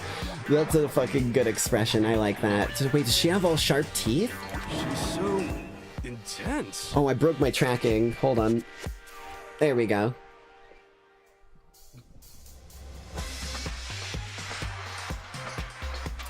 I think everyone in chat is saying that they like this version of her better. And let's just say one thing. I can't exactly blame you. It's kind of in my motif as well. Like they say, sound in murderous mind, sound in murderous body. This one is so different from the one we've come to know. Indeed, Sakura, indeed. Yes, well, the world is composed of a front and a back, you know. Two sides of the same coin. Jinx, Electo, Toko, Jill. Many different directions. Just like how every inning has a top and a bottom, or how in the depths of every truth lives a little lie. Behind every dark and gloomy soul lives another that shines as bright as the sun! Can you stop reading me like a book? Listen, I know you like making books, but can you stop reading my book, please? I didn't give you permission for that one. This is the Murderous Fiend Genocide Jack. This is... Hey there, Chompster. You like both, like other version, but this one can be pretty funny. Also in Japanese, she's called Sayo. Oh, that's cool. Does that, like, stand for anything in specific? Miss Jack, Jill, can I ask you a question? What's up? Okay. I officially am fucking loving Toko ever more.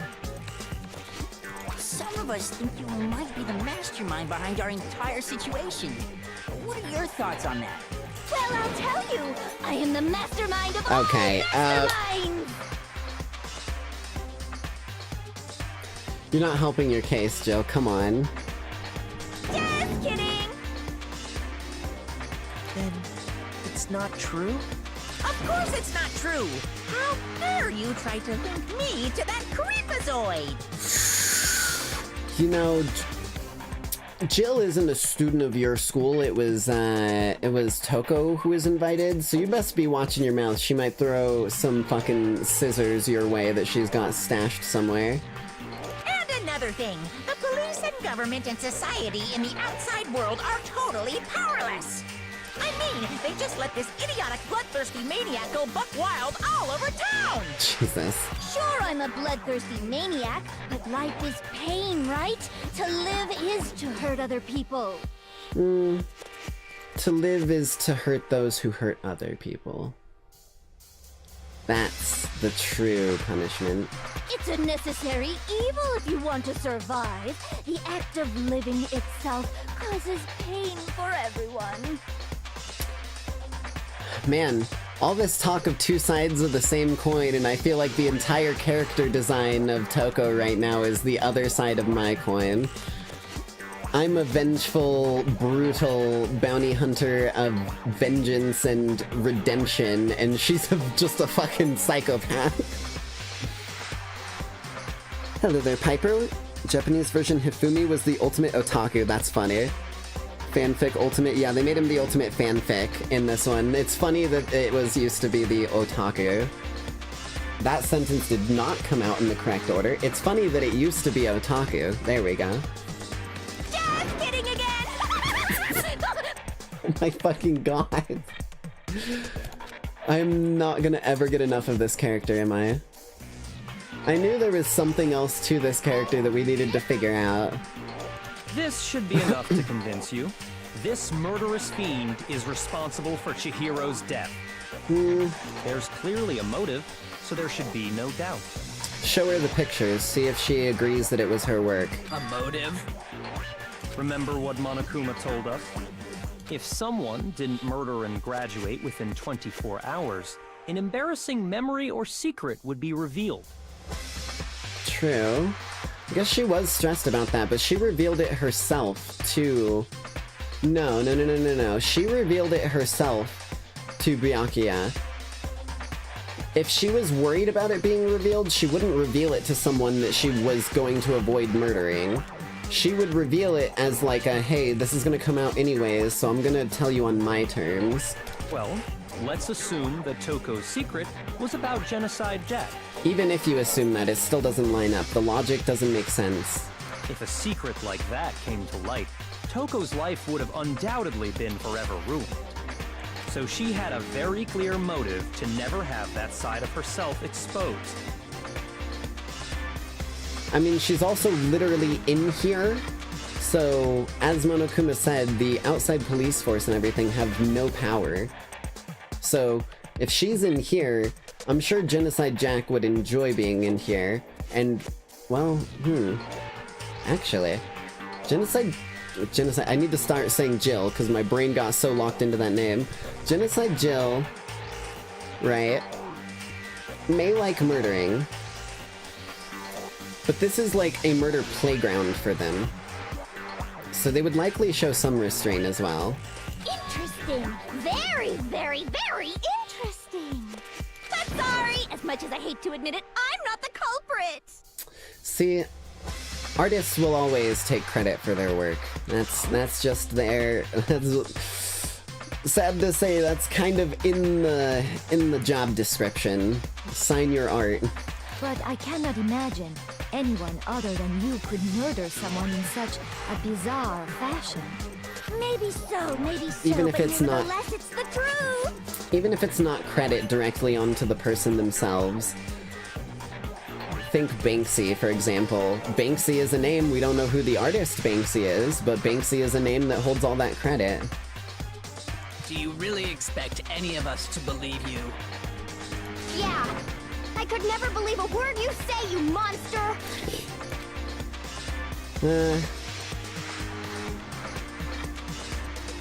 We don't know about whether or not Jill is a liar or whatnot, so we do need to hold it with a grain of salt, to be fair.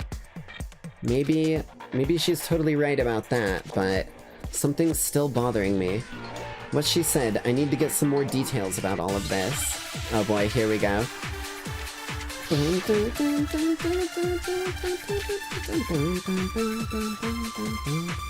Stain. The stain is what I need info on.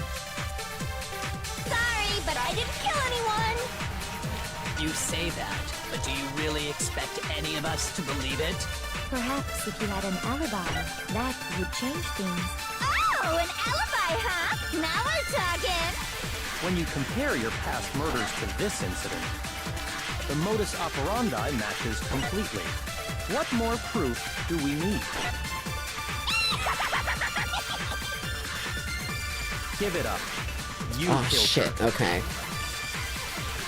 It's not the stain. Sorry, but I didn't kill anyone! You say that, Shit. but do you really expect any of us to believe it? Perhaps if you had an alibi, that would change things. Oh, an alibi, huh? Now we're talking! When you compare your past murders to this incident, the modus operandi matches completely. Desk lamp. Rip. What, you think there's some mistake lurking in what I said? Shoot! I need to think about it one more time. There must be some contradiction somewhere. Sorry, but I didn't kill anyone! Status of the dead body. You say that, but do you really expect any of us to believe it? Perhaps if you had an alibi, that would change things. Oh, an No. Okay. Status of the dead body, I need to shoot at his thing. When you compare your past murders to this incident, the modus operandi matches completely. Bam. Okay, break. I found it. The bullets are a little... Are the methods of murder really exactly the same? I'm not so sure about that. The names on the bullets aren't quite as descriptive as I'd like for what it's intending, but that's intentional, I'm pretty sure. I think there's a slight difference between the Genocide Jack cases and this one. Yeah, first of all, the murder weapon just doesn't match with the usual. The way that it was strung up and mounted, quote-unquote, doesn't match. Huh? How's it any different? Uh-oh, you don't know? You're really expecting him to know anything, Jill? Come on. Well then, human garbage, let me tell you! I define murder with passion and conviction. I consider myself a professional, and I have a very particular way of doing things. What did I say, baby? Takes one to know one. I just got a bit more of a better target recognition system. Imagine you go to a fancy Italian restaurant. They're very picky about the noodles, the sauce, everything. But what happened to Chihiro? Completely different. It's a mockery, almost. It'd be like if that same Italian restaurant started using Ragu or Chef Boyardee. Damn straight. Cause look, every single one of these pinned through the wrist. No ifs, ands, or buts. Through the wrist. 2 in the body, 1 in the neck. On both of them. This is no creation of mine! Let me rephrase that, in a way that maybe makes more sense. There are 2 clear differences between the Genocide Jack cases and this one. The clear difference is the fatal injury. For one, the cause of death is different. In the Genocide Jack murders, all the victims were killed the same way. According to the case file, they were all apparently killed with a pair of scissors. Mm-hmm. But Chihiro died from a blow to the head, right? Ah, yes. That is remarkably different from the other murders. Wouldn't it be strange for someone who kills the same way without fail to suddenly change their method? It would be. And there's more. One more conflicting detail. That's right! In my recipe of murder, if the bloody message is the tortellini, then the arrangement of the body would be the pesto sauce! Could you please It's stop all in comparing specifics, killing people baby. to cooking? Oh, but it's tasty. So, are you saying the other difference has to do with how the body was arranged? Damn straight. How it was suspended. No, what was used to suspend her. You don't tie the victim up, you pin remember them what up. the killer used to suspend her? They used some kind of rope to hang her up by her wrists. What is your point?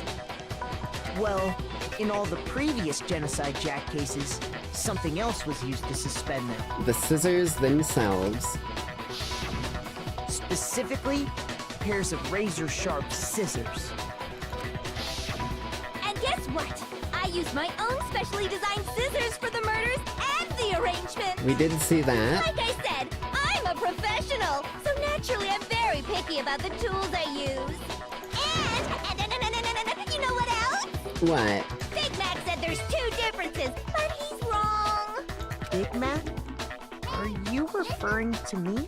M.A.K. Makoto, oh my god. Listen up, Big Mac. There's actually She one even more gives difference. nicknames like me, holy shit. Who's giving her these scissors? She makes them herself. In the police report thing, it mentioned that it was likely that they were custom made. Huh?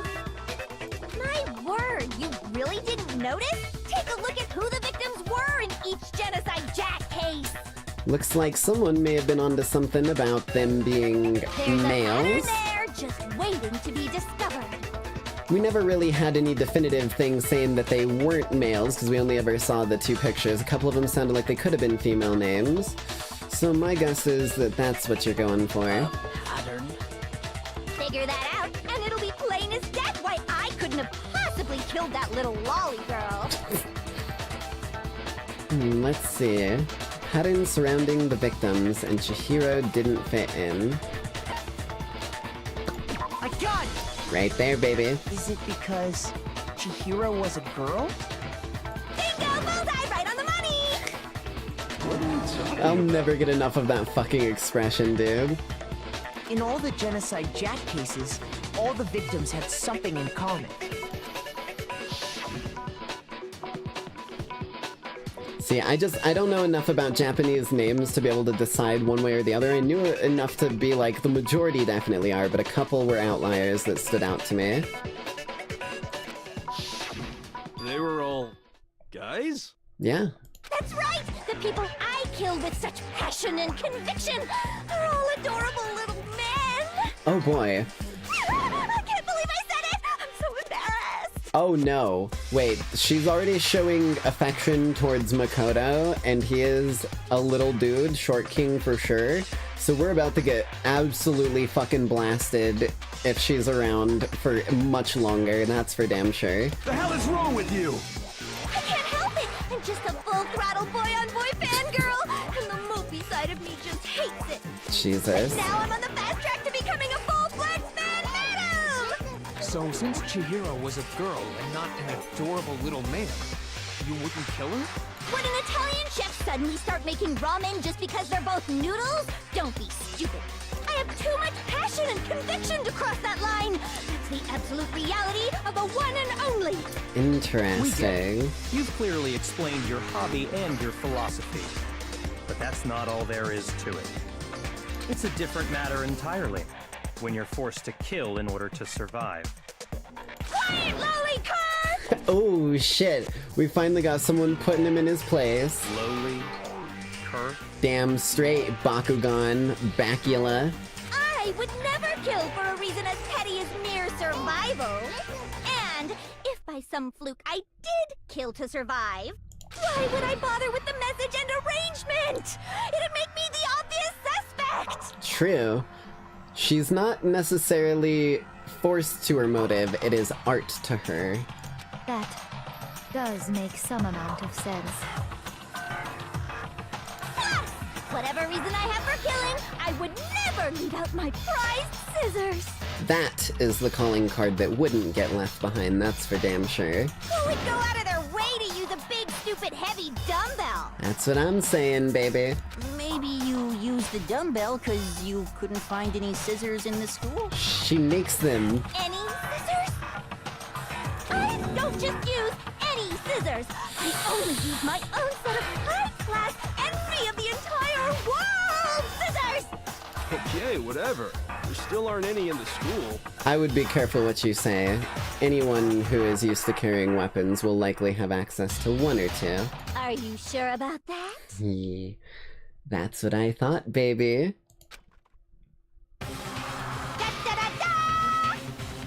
She's got 4 of them at the ready. Okay, 1, 2... It's still not all of them. She should have 5, right? Because she used 1 for each hand, 2 in the body, and then 1 in the neck. Interesting. Also, that's such a sick thing. Hold on, how do I turn off the HUD? Is it in the system?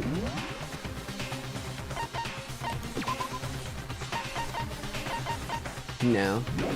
You know what? I'll just do one of these. Bam. Or, even better, I'll stash it way at the bottom of the list, partway down, so that I don't accidentally oversave it. And then I'll be able to get that screenshot in the future, because that's a fucking sick pose, I'm not gonna lie. She went straight JoJo mode on us. She's fully equipped! It's hard to find someone who, you know, does battle for fun and a living.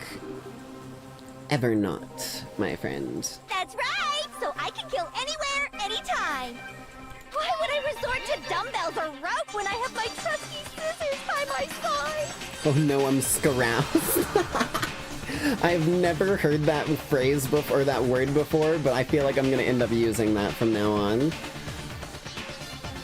ahead, tell me I'm wrong, you can you gutter dogs, all of you! Gutter dogs, all of you. Not to mention, I have no clue how to tie a good knot. So rope's totally out of the question anyway. Really? Well, the people I figure would know how to tie someone up well would probably be you. I have no idea what's going on anymore. Could such a heinous villain really be innocent? But the body really was suspended, right? Mm-hmm. And nobody but the police knew about that. Mm-hmm. Mm-hmm. Yeah. That's why we figured it had to be the real deal and not some copycat killer or whatever. Hold on, there is one person who could have copied the Genocide Jack cases. Oh shit, what?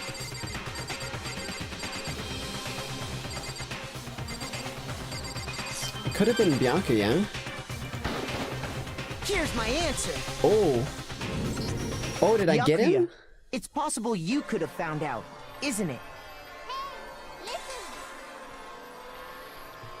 You'd have no problem gaining access to classified government documents or internal police records. Not to mention, he had access to that archival room for days before the murder.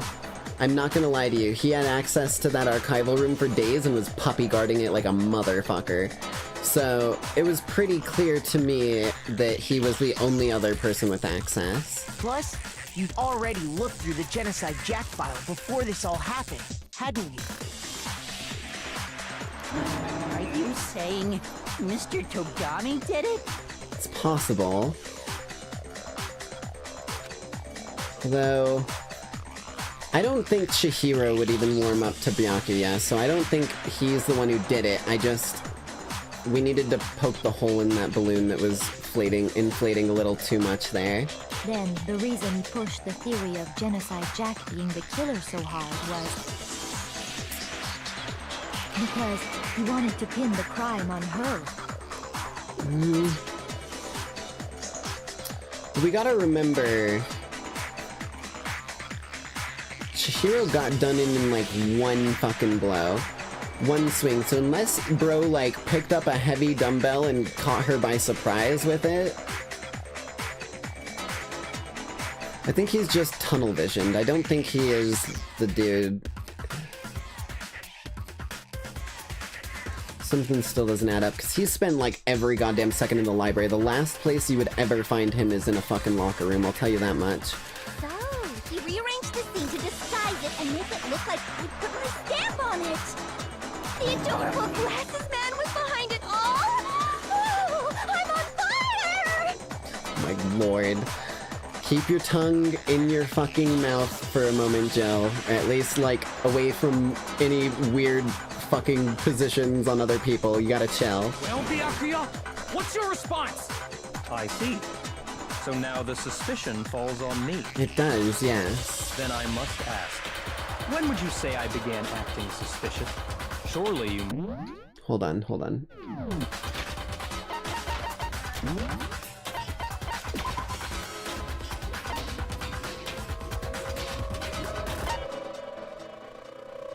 There we go. Looking back and thinking about it now, the way you were acting right before we discovered the body was a little strange. Well, who was the person who discovered things were funky? Because I thought it was him. Someone was like, I have something to show you. Right? In the locker rooms. They're suspicious. Very suspicious indeed, wouldn't you agree? Huh? Suspicious? It seems nobody searched the locker rooms. Let's start with the girls' locker room. You wanted to go to the girls' locker room right away, right? Yeah. Since you're a guy... I should have naturally thought of the boys' locker room first. Is that what you want to say? That doesn't make sense now. That wouldn't be my argument, because we were looking for a girl, so it would make sense she'd be in the girls' locker room. The victim was Chihiro, a girl.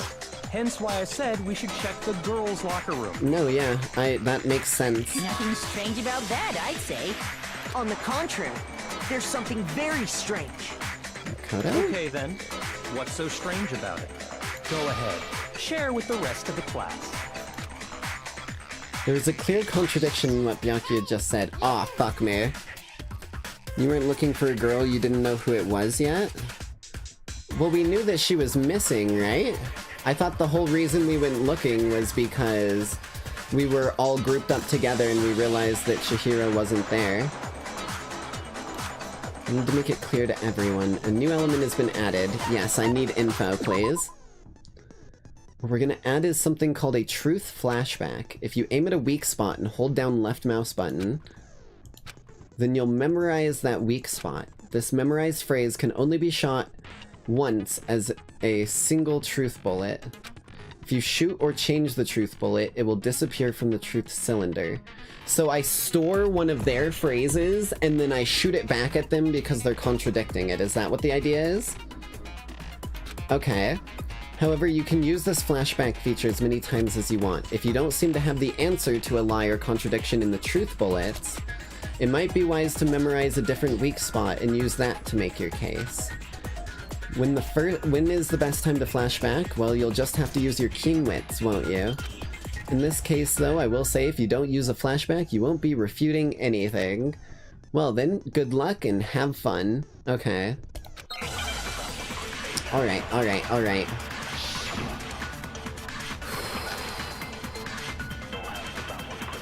Monokuma File 2 is all I've got.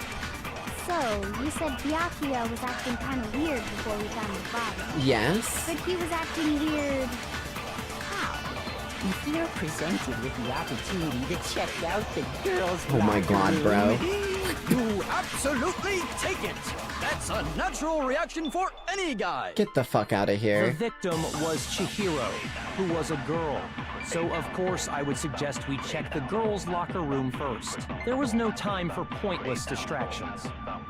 What's so strange about that? Okay. Wish you'd taken me with you. Maybe I misremembered the reason we went looking for someone. Maybe I'm just misremembering that then. Okay. I could have swore the reason we went looking was because we realized someone was missing, but I guess I'm misremembering that. Okay, okay. So, you said Byakuya was acting kind of weird before we Shit. found the body. But he was acting Stored. weird... Okay, that's how it works. If you're presented with the opportunity to check out the girls' locker room, You absolutely take it! Only That's a people were natural reaction Byakuya, for Sakura, any Hiro... guy. I don't... The victim was Chihiro, who... No, it's wrong. That's a bunch of names that doesn't mean anything to me, unfortunately. Only people does not tell me what's so anything. strange about that. Because up until we actually discovered the body, we couldn't have known who the victim was. So is it just that the, like, announcement... Wait, no, because the announcement doesn't go off until 3 people find it, right? I have something in this timeline misremembered, because that just doesn't make sense to me personally, right? Because it was me, Byakuya, and Taka who found it, but I'm not remembering exactly how we started moving towards the locker rooms to search. That's the part I'm not remembering. So your claim that you went to the girls' locker room first because Chihiro was the victim doesn't hold up. I see. That's a good answer, I must admit. Interesting. Very interesting indeed. But your reasoning is still too weak. Okay. What's wrong? Is that it? Surely you've got more than that. Go ahead. Show us.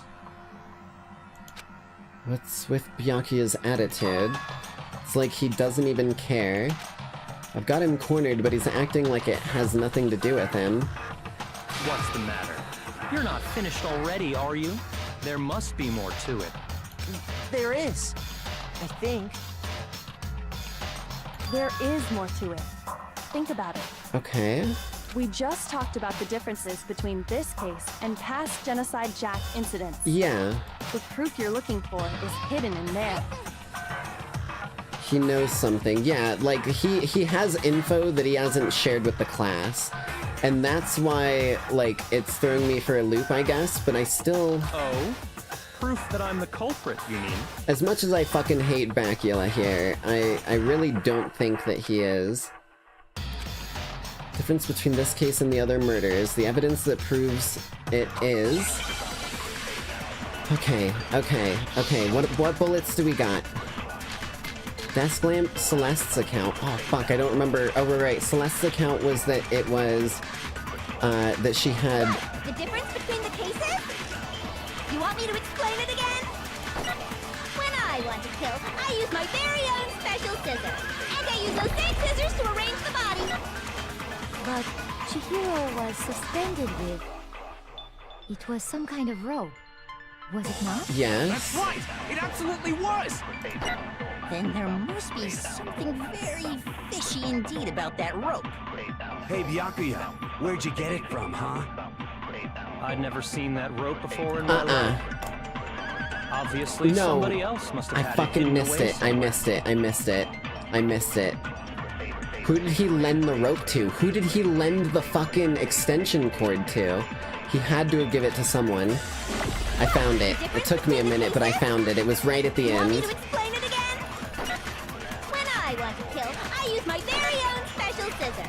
And I use those same scissors to arrange the body. But Chihiro was suspended with some kind of rope. Was it not? Library desk lamp. That's what it is. That's what it is. Okay, hold on.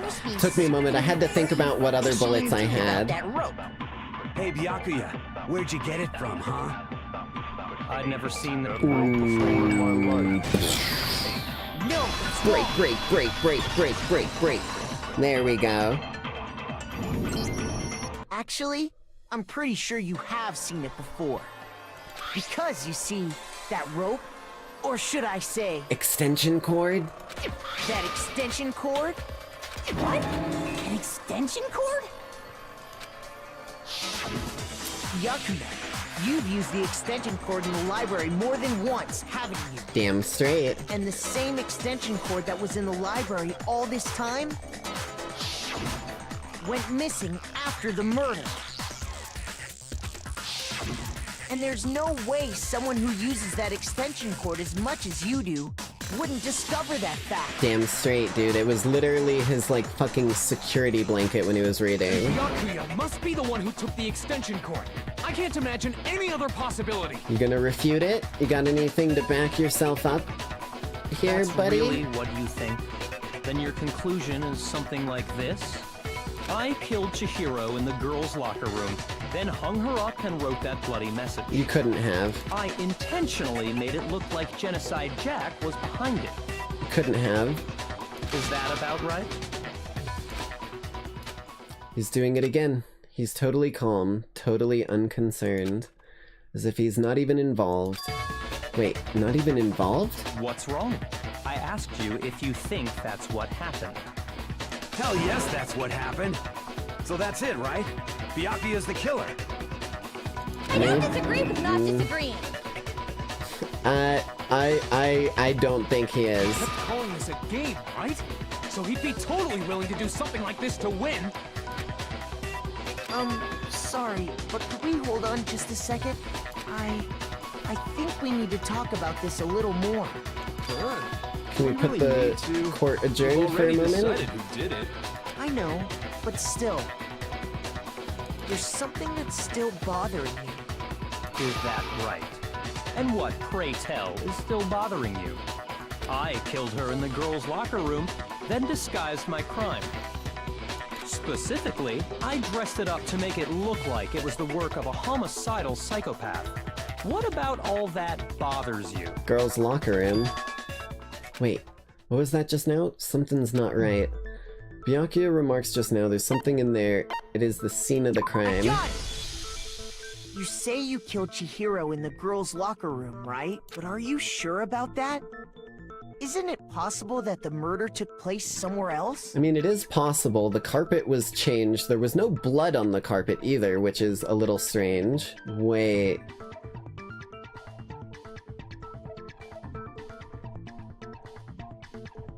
Wait a minute, wait a minute, wait a minute, wait a minute.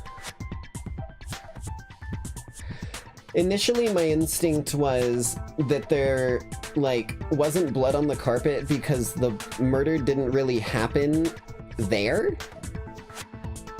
Because there was, like, some blood on the carpet underneath where they were strung up. That's to be expected when you string someone up with a head wound.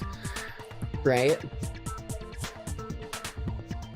Fuck, no, that's still an empty thread. I can't follow that anywhere. How disappointing.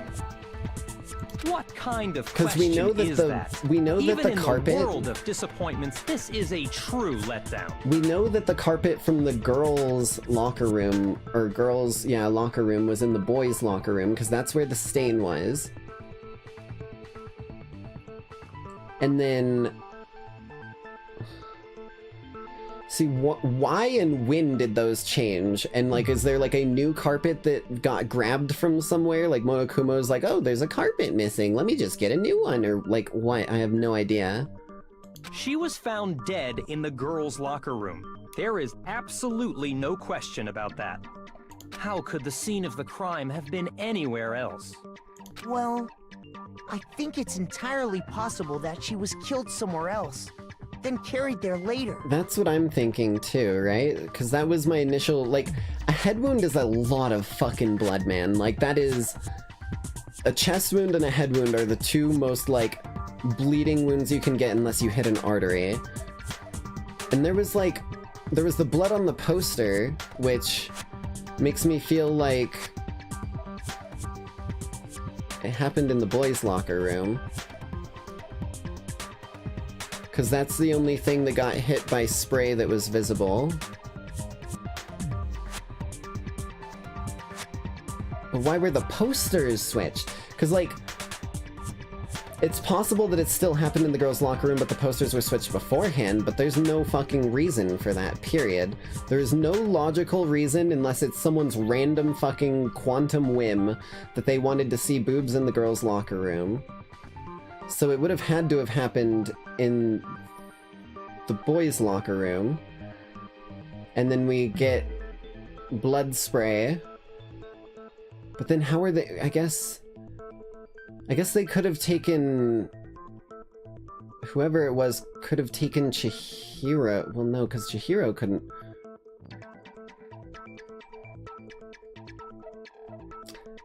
Okay. The web is unfurling, but only if my headcanon that I've been rocking with, which seems to be leading to truth, is actual truth. We don't have it confirmed yet. Hold on. We might be looking in the wrong direction. Along with the rest of the murder scene. The rest of the murder scene? That was awfully specific. Please tell me you have a reason for saying all of that. I believe I do. Did I just take you off guard? When the story suddenly moved to the crime scene, Byakuya, who'd been confident up until now, maybe Byakuya could have never even realized that the actual scene of the crime could have been somewhere else. Hey! Don't just move on without permission! What do you mean she was killed somewhere else? Come on, Makoto. If there's any chance the murder took place somewhere else, let's see the proof. The poster? Okay. Where is it? That one right there. The proof that she was killed somewhere else is the poster that's hanging in each locker room. I didn't really look too much into the poster because it was such a weird thing for me, but now that we're on the topic of another location being the location, that is the only thing pointing elsewhere, other than the stain on the carpet. And that's not proof of anything. Is some posters? The poster in the girls' locker room was a picture of a big boobed supermodel. But don't you think that's kind of strange? Why would the girls' locker room have a poster like that? I bet Maybe those for... massive jugs of hers were totally fake! I was gonna say, maybe for the IBTC like me to be able to look at something and aspire to greater heights? Who knows? Although I think I make up for it with my grappling hook. Meanwhile, the boys' locker room had a poster of the super popular boy band Tornado. That one was probably just like Taka and Mondo, like, having their bromance moment together and realizing that they both like the same band and were fans of the dude on the far right that I'm kind of covering. Hold on. Dude on the far right with his fucking fiery hair. Again, that doesn't really seem to belong in a boys' locker room. I have a water vase. Stop bragging about your grappling hook. It's literally just a grappling hook. That's all it is. It's like rope in one side and the big fucking iron spike on the other side. Ain't like there's anything here. This shit's flat as can be. I'm even fucking... That's my fucking sternum. Ow. Ow. So you're saying that maybe the posters were switched? And there's one other thing I noticed about the locker rooms. I got a rock. Yeah, you're not the only cool one with a cool object. I could get you guys grappling hooks, like, you just gotta talk to Cherry about it. He's the one who supplies all of the gear for people. He's the one with the fucking budget. You know what I'm talking about, right, Sakura? You're referring to my protein coffee, aren't you? Yeah, that was the only other thing that got switched. Protein coffee? While I was in the girls' locker room earlier, I spilled some protein coffee on the carpet. But I noticed that after the murder, the stain had been totally scrubbed away. It hadn't been. It's in the boys' locker room. Where is it? Where is it? Boom. Right there. I got it! The stain on the girls' locker room carpet wasn't scrubbed away. It was moved. In fact, I found it on the boys' locker room carpet. That's definitely the stain from my protein coffee. Okay. Okay. So we have absolute confirmation that there's been a switcheroo going on. Then, does that mean that the carpets were switched too? It would have to be. But why would anyone do that? To move the murder scene from one locker room to the other. It's certainly plausible, don't you think? See, there's two things that are contradicting right now, and I'm pretty sure I know what the answer to one of them is, but I don't know what the answer to the other is, right? So hear me out on this.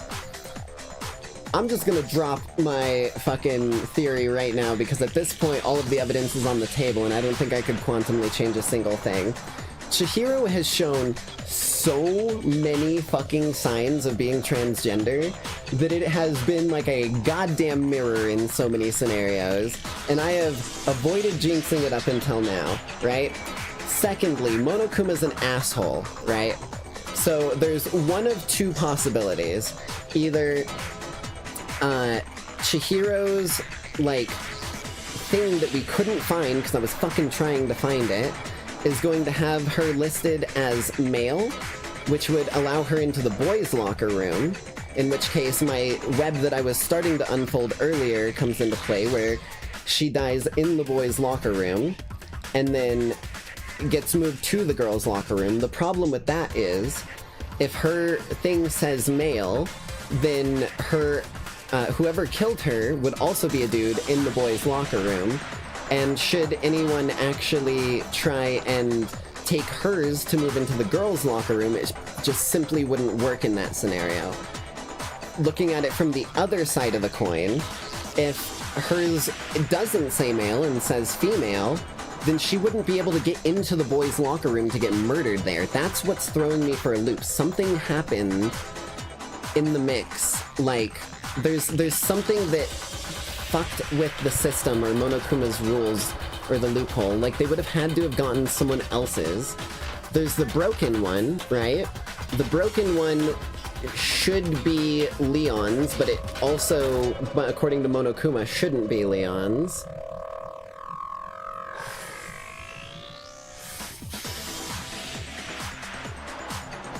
Shit.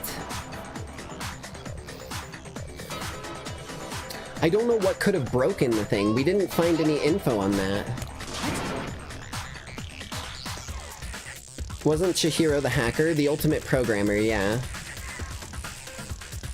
In other words, in order to completely swap the scene of the crime, the bloodstained poster and carpet were moved along with the dead body. By doing this, the killer was able to change the entire room where the murder took place. I can certainly follow your reasoning, but why would the culprit bother doing that? Huh? That is true.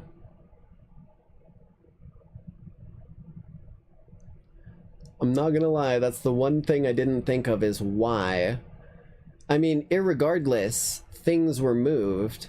More than one thing was moved, so it's almost guaranteed that it did happen, but we really don't have a motive. Period. Why would they go through all that trouble of switching the scene of the crime? Actually, an even bigger question. If the murder did take place in the boys' locker room, then how did Chihiro get in the boys' locker room in the first place? And if Chihiro did get in there, how did they get in the other side? To get into the locker rooms, you have to swipe your e-handbook across the card reader device. But Chihiro's handbook should have only allowed her access to the girls' locker room. She had no way to get into the boys' locker room to begin with. No, she did have a way, and I can tell you what it was. Oh? I highly doubt that. Shut up! I'm telling you, I know how she could have done it. Okay. Could Chihiro have gotten into the locker room somehow? Oh, here we go. Okay.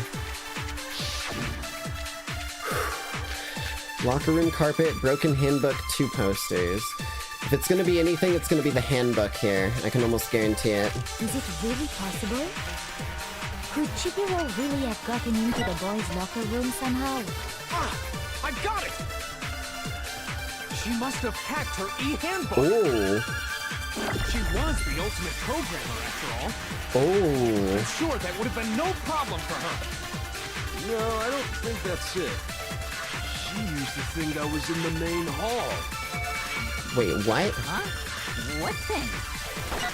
I'm talking about Leon's handbook, of course. His handbook's broken. Oh, god damn it, no, I didn't want to steal that.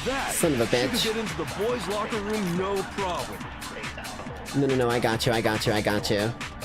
Leon's handbook was supposed to be busted, though.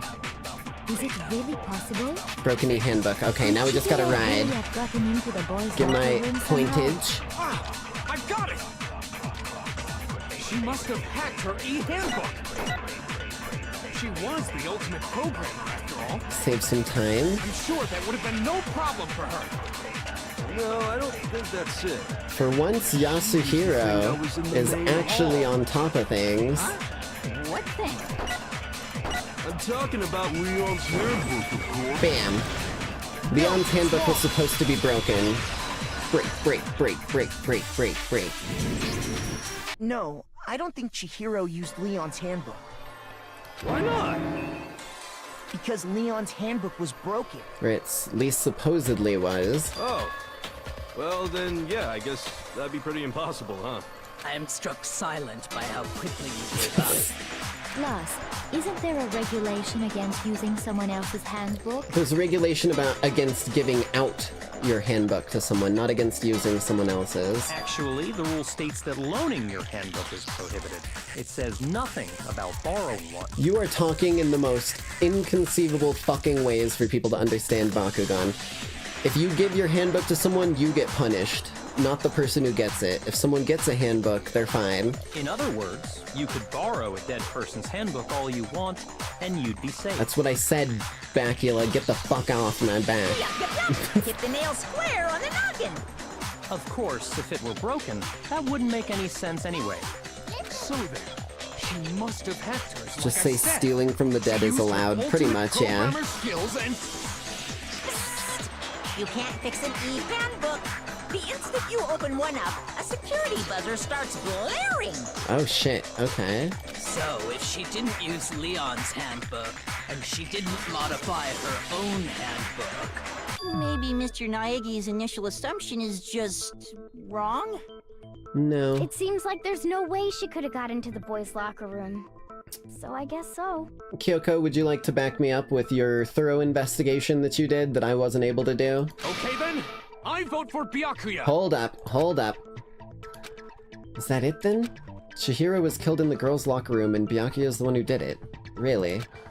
But still, I don't know what else I can Hold on do. a second. Hey, Kyoko, okay. I agree with you, though. I think you're on the right track. What the? You finally decide to open your mouth and that's what you've got to say? There's no way she could get in the boys' locker room, right? So... Why are you so sure she couldn't get in? There's still one other way she could have gained access. What? What are you talking about? What other way is there? Well, to explain that, why don't we take a little break from the trial? I'd like you all to come see something. Wait. Just what do you think you're doing? Taking charge, Monokuma. Don't worry. This'll make the whole trial more exciting. I'm sure that thought must please you. Huh? It'll make things more exciting? Well, all right then. I declare an official class trial recess. For real? Now then, what is it you want to show us? It better not be boring or I'll be very unhappy. Oh, I have no doubt it'll meet your lofty expectations. So, shall we go? Be unhappy. Yay, recess. Oh shit. So before I even knew what was happening, the class trial had been put on hold. We headed off with Kyoko in the lead. And where she took us was... right back to the crime scene. The girls' locker room? We've already searched this place top to bottom! What are you trying to pull, Missy? I'd like you to examine the victim's body one more time. You want to check it again? Be sure to examine the entire body very carefully. Take your time. Examine her carefully? Like, using our hands? Yes, everyone except for Hifumi, you're not allowed. Go sit in the fucking corner, and put the plunger on your head. No way, no way, no way, no way, no way! Okay, right, at least he's not into 3D, I keep forgetting that. It's probably best if I don't run my hands all over a girl's dead body. It's not that I'm creeped out or anything, it's just... based on religious grounds, you know? Interesting. Very well. I'll do it. But you're a girl. You shouldn't have to touch a dead body. Just let one of the boys do it. Do you seriously think this is the first time Sakura has touched a dead body? You're much more naive than I thought you were, if that's the case. No, it's okay. I think Chihiro would rather have a girl examine her. So just leave this to me. Sakura. What is this? Some kind of secret girl-on-girl action? Is that what you two are about? Oh my lord. That's not it at all. Stop screwing around. Okay, here I go. I'm sorry, Chihiro. Please excuse the intrusion. Putting her hands together in a brief prayer, Sakura then began to quietly examine her body. Be sure to check her entire body, and I believe we will solve this particular mystery. Her entire body? I know you say that, but... what? This is... what is this...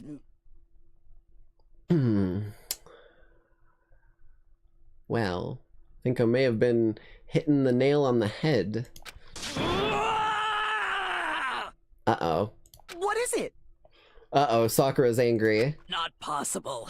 It's not possible. Bro, she went fucking Super Saiyan for a second. Did you see that? She was about to summon a stand. Holy shit. Okay.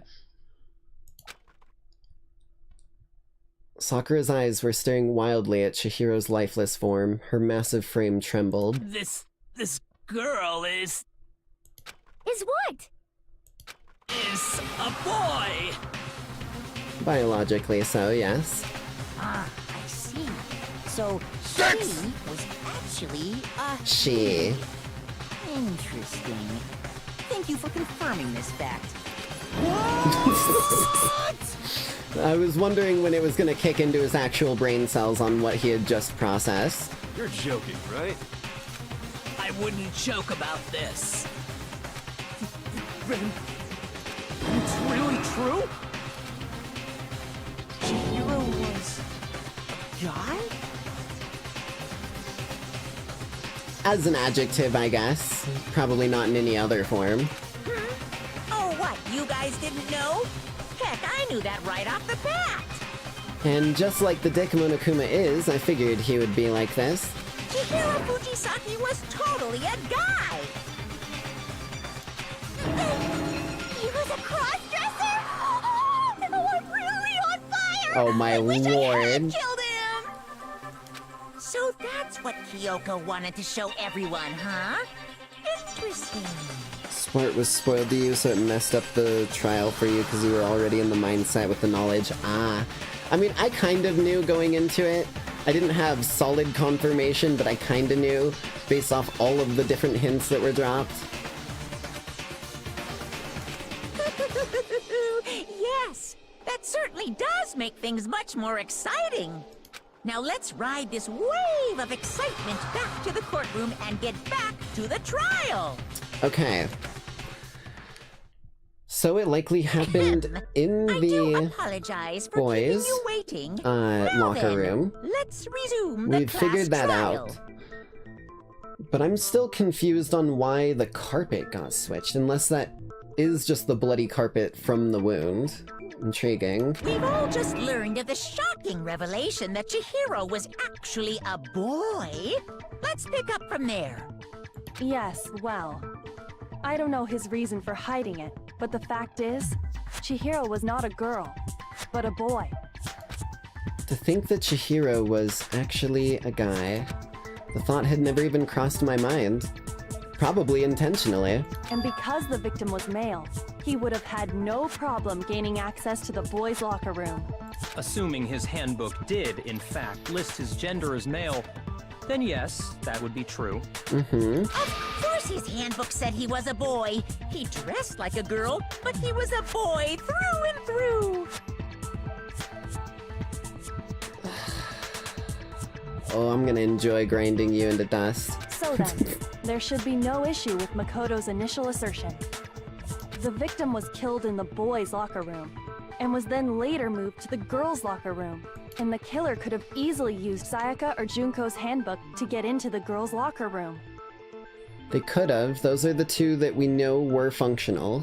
So Chihiro really was killed in the boys' locker room? I still don't understand the motive for moving the body, but yes, that does seem plausible. Well, I must admit, I did find it rather odd. I knew he felt a little off. There was a certain incongruity to his female body. Of course you're the one making all of those fucking observations, Bacula. This is the most titillating situation! So now everything has been connected.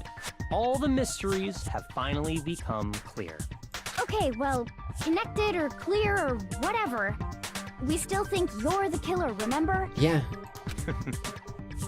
Very interesting. This has become very interesting indeed. He's off in his own little world. What about you, Makoto? After everything we've learned, do you still think Byakuya's the killer?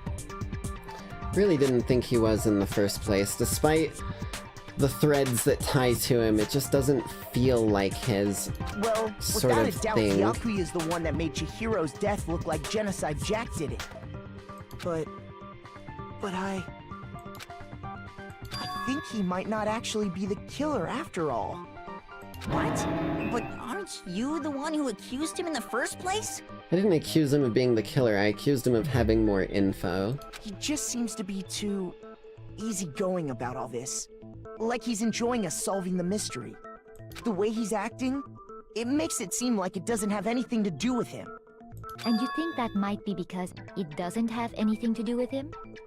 I mean, he's not the kind of guy to take risk lightly himself. He may be a winner in all regards, but when the tables are flipped onto him and he is losing, he wouldn't be holding it together. Plus, the evidence he left behind was a little too... how can I put it?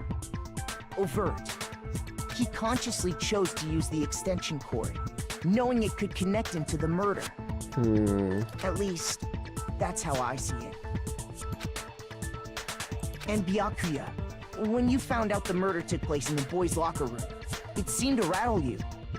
And then again when you found out Chihiro was actually a guy. So he must have only ever seen it in the girls' locker room. If you really were the killer, that stuff wouldn't have had any effect on you. So that's your thinking, huh? Well, it bothers me that you don't have more concrete reasons, but... I'm gonna smack you. It's fine. I guess I'll mark it as correct, for the time being. I'm gonna smack you twice. Mark it as correct? He's right. I am not the culprit. I just happened to come across the corpse in the girls' locker room and decided to alter it. That doesn't make a fucking ounce of sense. Are you fucking with us right now? No, I am not effing with you right now. I'm telling you the truth. Of all the dudes to use actual swears, You're holding yourself to a weird fucking standard in that regard, dude. Well, I find it very hard to believe. Go ahead, find it very hard to believe. You're free to be executed along with the rest of us. If you're really telling the truth, then why? Why do you do that to his body? My reasons hardly matter right now. Uncovering the culprit is much more important, wouldn't you say? Now then, if it wasn't me, who was it? Well, I don't think I can say for sure without talking about it a little more. Yeah. We're seriously gonna keep going? We're all good, aren't we? I thought it was clear Byakuya did it. No, I'm with Makoto. If there's any doubt whatsoever, we need to explore every possibility. Because if we're wrong, we all die here. True. That's true. Very well then. I'm with you too. Damn straight. Count me in. Do you not have a mind of your own? Taka? Of course I do. What am I, an ant or something? Anyway, let's discuss this all as a group Taka's one more kind time. of losing a little We bit of still cool have time to make here. our decision. That's very true. Our lives are all on the line. Excellent. Then shall we resume our game of hide and seek? Taka is weirdly ripped. Taka is weirdly ripped and is the kind of... But if Byakuya didn't do it, then who's the real killer? Who murdered Chihiro? There's one thing we can be sure about with the killer. I mean, the killer has to be a guy, right? Has to be a guy, because it was in the boys' locker room. Since the crime scene was in the boys' locker room, you'd need a boys' handbook, and Leon's is supposedly broken. Killer would have had to use their own. In other words, it would have been a guy. That's still not enough. I need to find some more clues. Oh boy, here we go.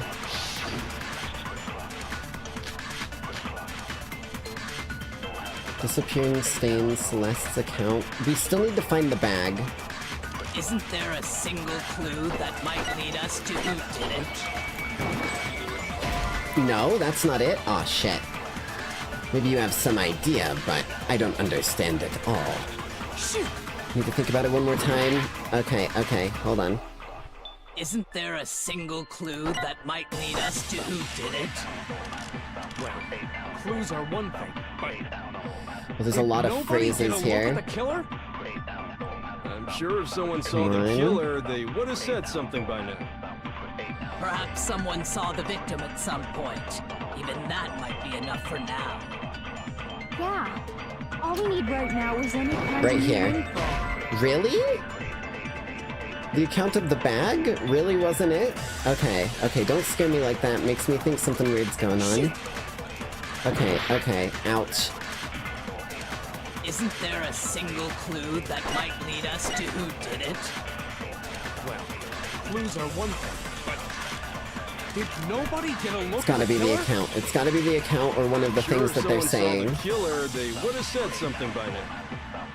Perhaps someone saw the victim at some point. Even that might be enough for now. Yeah. All we need right now is any kind of new info. Damn. It's over. It's all over. Bruh. You want to know who saw the victim? The killer. And only the killer. There we go. Okay, that's what I was looking for. Break. I believe someone else did see the victim before he was murdered. What do you think, Celeste? Now that you mention it, yes, I did see him. Really? Oh, but I suppose only Makoto knows about this. The rest of you had no idea, did you? That is why you're all making such ugly noises. Oh my lord. Whatever! Just hurry up and tell us! It was last night, right before nighttime. I saw Chihiro in the dormitory warehouse. Afro's acting weird a little. He is a little bit of a lunatic, yeah? You love the way she says Makoto? It's a very French sort of swing to it. I saw him stuffing a track jacket into a duffel bag. And then, I assume, he headed off to exercise. Track jacket and a double bag. but we didn't find anything like that at the murder scene. That's what we need to find. It seems likely that the culprit destroyed them to get rid of any evidence. And that is when he said something that struck me as rather odd. Well, I better get going. I'm kind of in a hurry. Chihiro told me he was in a hurry. But why would he be in a hurry? Only if someone were waiting for him, I should think. Or if you wanted to get something over with before other people showed up. That's what I assumed. So, Mr. Fujisaki was on his way to meet with someone, and then they were going to work out together? They did want someone to help him, yeah. Because they said they couldn't do it alone. But Hina and I had invited him to exercise with us plenty of times, and he always declined. Do you think you might understand why now, Sakura? Probably because he was afraid you'd find out the secret he was hiding, right? Which means that conversely, he must have trusted whoever he was meeting with very much. Enough so that he was willing to risk his secret being revealed. True. What a marvelous friendship! The point is, whoever he met up with is the culprit, right? So we just gotta figure out who it was. But knowing what we know, I can't even guess. Yeah. No. You already have what you need to make the connection. Huh? Huh? You know who the killer is. I do? Seriously?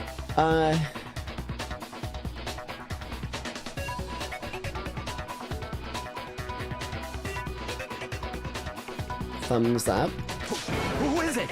Who's the killer? Think back to the track jacket and duffel bag the killer disposed of. Yeah? Focus on the details of these items, and it should become obvious who was waiting for him. What? Are you sure about that? Yeah, that's what I'm saying, Celeste. You really think we can figure out who did it based on 2 pieces of evidence that we don't have? What?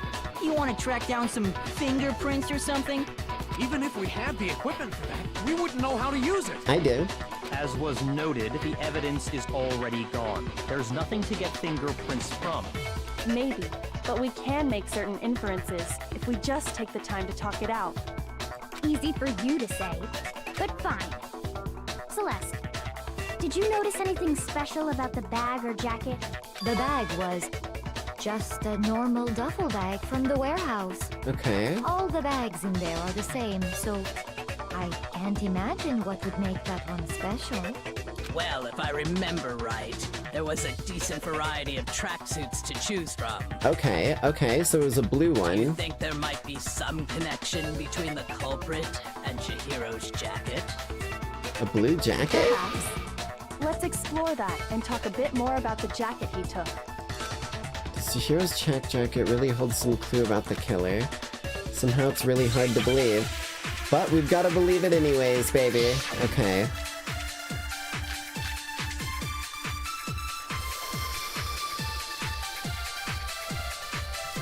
I don't think we're gonna get anything out of our clues. We need to pull info from them. He was on his way to go exercise. So next we have to ask, why did he choose the specific tracksuit that he did? What do you mean, the specific tracksuit? I got it! He picked that tracksuit because it matched the one the culprit was wearing. So, what you're saying is, the killer was wearing the same blue tracksuit as him? My tracksuit is black. I don't even have a tracksuit. Because exercising sucks. I have a white tracksuit personally. I got it from the warehouse, if you must know. Did any of that really help us get any closer to figuring out who the culprit is? No way. Not a chance. You heard him, right? What he just said without even realizing it?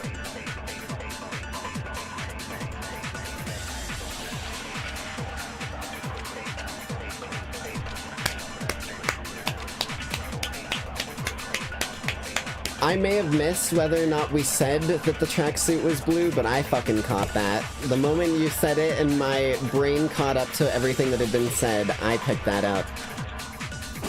First of all, we know where Chihiro was headed. He was on his way to go exercise. So next we have to ask, why did he choose the specific tracksuit that he did? What do you mean, the specific tracksuit? I got it! He picked that tracksuit because it matched the one the culprit was wearing. So, what you're saying is, the killer was wearing the same blue tracksuit as him? Oh no, My shit, tracksuit god is damn it. black. I shot the wrong thing. I did the wrong click like an idiot. Hell are you talking about? Just shut up, you little bitch. Whoa. First of all, we know where Chihiro is headed. Okay. He was on his way to go exercise. Celeste's account, So next and I need we to have catch to him on ask, that first one. He covers his ass why real did he quick, choose but the specific tracksuit that he did? What do you mean, the specific tracksuit? I got it! He picked that tracksuit because it matched the one the culprit was wearing. they're never saying they picked the blue one. They're saying that they just what you're picked that saying is, tracksuit. The killer was wearing the same blue tracksuit. No, that's wrong. There we are. Intriguing, friend. You, of all people. Hold on a second, Mondo. What did you just say? Huh? What'd I say? When Celeste testified a few minutes ago, she said... A tracksuit, not a blue tracksuit. I was the one who said a blue tracksuit, not Celeste. She never said anything about the jacket's color. That's why I got confused, because I'm talking a bit more freely. So why did you say Chihiro's blue tracksuit? What are you? You just...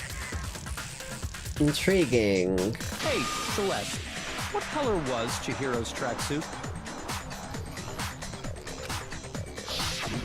As a matter of fact, it was blue. And before we began the trial, did you tell anyone That would be rude if it was anyone but Makoto. Also true. Makoto is a bit of a little bitch, but he's our little bitch. The only one I told about any of this was you. Then, Mondo, how did you know what color Chihiro's tracksuit was?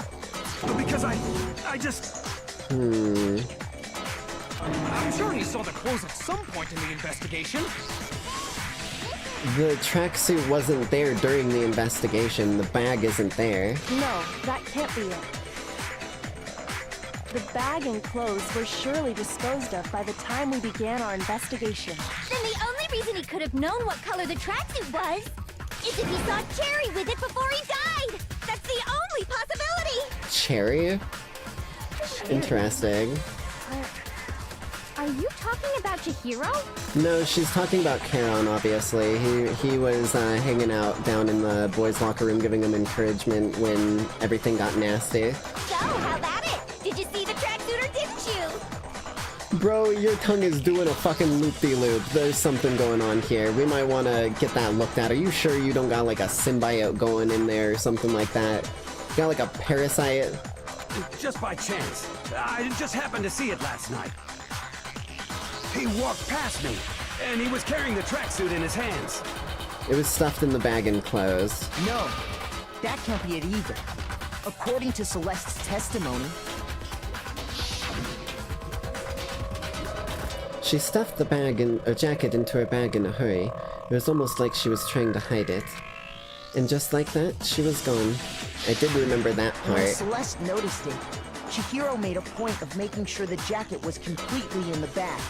If you just ran into him briefly, you couldn't possibly have seen what color the tracksuit was. There we go.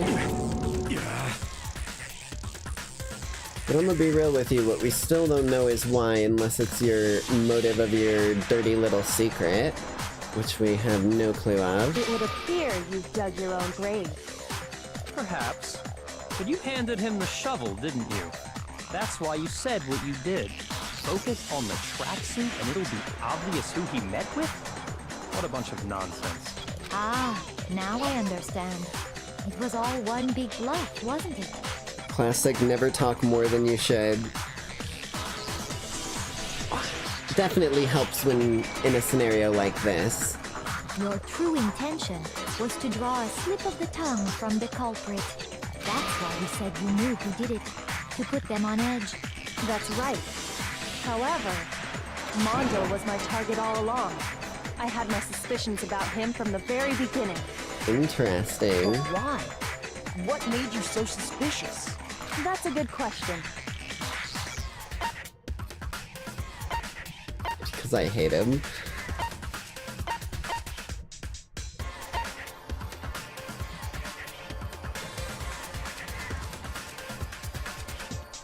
The way that he talked didn't really strike me as strange. I mean, he was just kind of like talking about it like, you know, someone who wanted to get stronger and then died before they could.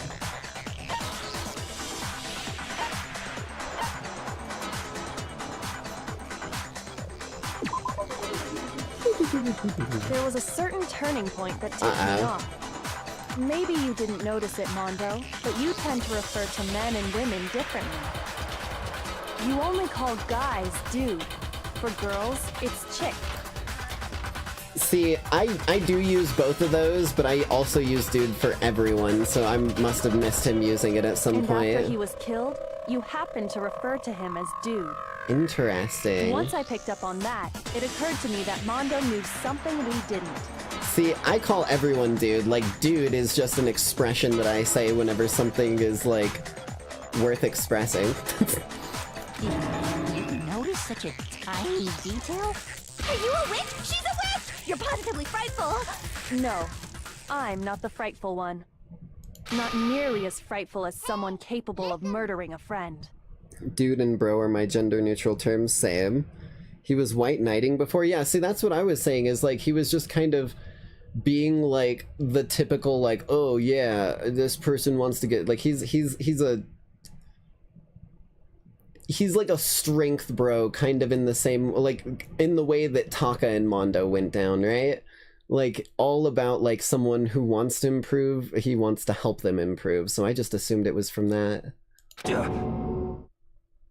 Really? Mondo, was it really you? You got to lay down some motive for us or something. Did you really kill Chihiro? I didn't kill anyone! You've been all over me, judging everything I say, putting words in my mouth. What gives you the right to treat me like a goddamn criminal? Yeah, he would never do something like that. This is a false accusation. It's true. My reasoning on that is pretty shaky. That was fast. Well, this does present us with a problem. It seems we are all out of leads. My time has nearly come. What? That's what my little ghost friend is telling me. Okay. Oh yeah, that reminds me. Hifumi, weren't you telling me you'd found some evidence? Really? What kind of evidence? Actually, no. Now that I'm Oh my thinking about God. it here calmly, it might not be all that relevant. What did you find? Jeez, does your confidence just get up and walk away? It's fine, man. Just tell us. If you really insist, then... You found the Here it e-book. is. Okay. What do you have there? It happens to be an e-handbook. I found it laying on the ground, so I scooped it up. Okay. Must belong to Chihiro. I got it! It's the only person it You know could belong Chihiro's to. handbook was missing from the scene of the crime, right? For a fact. For a fact indeed. Yeah. I was totally sure I'd found it. But it must hold some clue about the culprit, right? Well, that's what I was hoping. But it's busted. It won't even turn on. So now we have 2 broken I handbooks. imagine the culprit broke it to get rid of any evidence after the murder. Interesting. That's odd. I didn't think the handbooks were quite so fragile. Curious to know what they'd say if you said it's mine. You're right. They're not. They're totally waterproof and shock resistant. It would take an awful lot to break one. And yet, this one does appear to be broken, as is Leon's, sitting useless in the main hall.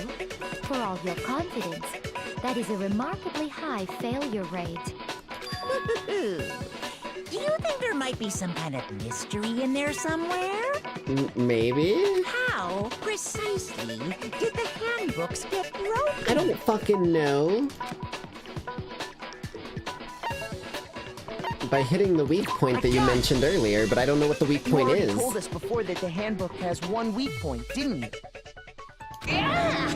You remember that? Yeah, you... bruh.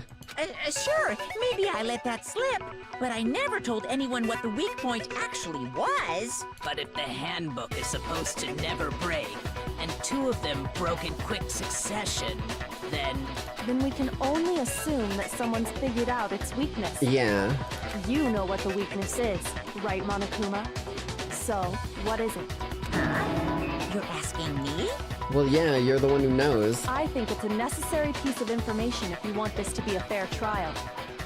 But if I tell you, and someone else decides to copy it, that would be very not good. I think we got more on our plate than very not good right now, my friend. Just tell us already!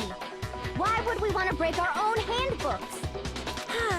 Oh well, I have a weakness for pushy demands. But you're sure you won't follow their example? Then allow me to make a special announcement. The weak point of my cutting-edge e-handbook is... when it's exposed to high temperatures for too long, it will suffer a meltdown and totally break! Interesting. I mean, that's just the weakness to any electronics, I'm not gonna lie to you. I flippin' knew it! You knew it? Yeah, because I found the handbook laying on the floor of the sauna. Okay. The temperature in the sauna can reach over 200 degrees. Strange how you don't get burnt, huh? It's from the moisture in the air. It's because as your sweat evaporates, it creates a cooling layer of air around your skin. If the hot air of the sauna were somehow pushed directly onto your skin, you'd definitely get fried. That layer of air would get blown away. That's why you may feel a burning when you move around. So when you're in a sauna, make sure to keep nice and still. Wow, interesting. I learned one new fact today. That is a mere trifling speck of knowledge. I mean, I didn't know why saunas were doable, but they're enjoyable. I like saunas. Anyway, if you found the victim's handbook in the sauna, then the killer must have been purposely trying to raise its temperature in order to break it. Yeah. Meaning the culprit somehow knew its weakness. But how'd they find out? Monokuma said he didn't tell anyone, right? Indeed. Quite the mystery. What if they found out by accident? It could be. What do you mean by accident? What if the killer took their own handbook into the sauna, not knowing its weakness, and it broke? Oh, shit. Okay, so you're telling me... Well, who do we know who likes the sauna? Taka and Mondo. Those motherfuckers were obsessed with the sauna. They'd realize it was broken, of course, and it wouldn't be hard to figure out why. And Mondo went into the sauna with all of his clothes on, whereas Taka had everything taken off. Oh my lord. That's fucking Mondo's broken one, and he has Leon's that he's been using. Holy shit. Okay, we figured it. And Alright. once they had Chihiro's handbook, they Camera knew they borked? had an easy Oh. way to dispose of it. Fixed. I won't say it's not possible, but who would have done something like that? The one who was in the sauna with everything on. I don't know of anyone who took their handbook into the sauna. I might know someone who did. Damn straight. Seriously? I think the one who may have taken their handbook into the sauna was... Who might have brought the handbook? Well, there's really only one.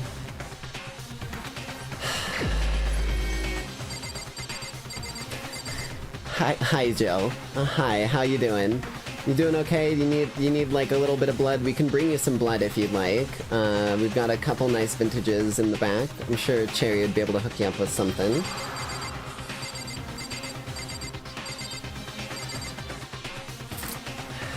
Mondo.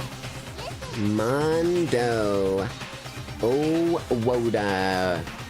With the extra water. Here's my answer. Mondo, your handbook got broken in the sauna, didn't it? What? Why? Why do you keep accusing him? Mondo and Taka had an endurance contest in the sauna not too long ago, remember? I definitely do, because I fucking love Mondo that. just so happened to keep his school uniform on. Oh yeah. But little did he realize, he'd also left his handbook in one of his uniform pockets. And when it was all over, Mondo discovered that taking your handbook into the sauna could easily destroy it. Because they were in there for hours. Like, there was definitely enough time for the electronics to be able to fry. No, wait, hold on.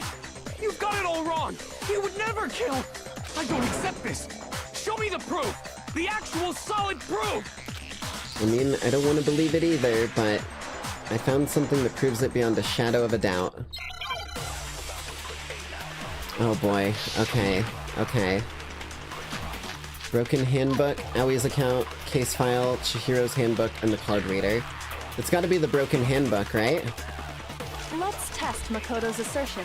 It's gotta be this one. If what he says is correct, then Mondo, you broke your own handbook.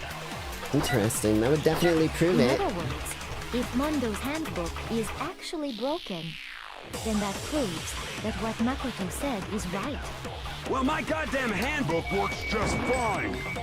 What about this broken one that we've got sitting out front, buddy? Because Leon's handbook wouldn't be broken, and if yours was, you couldn't get into any of the locker rooms. Yours? Like, he would need a dude's handbook. Well, I guess he could have used a chick's handbook, but I don't think he'd be doing that. He needed a dude's handbook to be able to get into the locker rooms himself on his own terms, so that's definitely what's going on here. Fuck! God damn it. The fuck is that supposed to mean? The broken handbook that was in the main hall. Isn't that one actually yours? That's what I thought, baby. What the heck are you talking about? What I mean is, I think Mondo swapped his handbook out for one that actually works. And both Junko, Sayaka's, and Chihiro's are all accounted for. I think he took Leon's handbook and replaced it with his own. After all, Monokuma said himself that Leon's handbook never should have broken. And Monokuma doesn't lie. That's right! The punishment it suffered wasn't nearly enough to destroy it. Yeah, it takes like millions of slaps to cook a turkey with kinetic force turning to thermal, so even though he was getting obliterated, it wouldn't have got it up to like 200 degrees on fucking like touch temperature.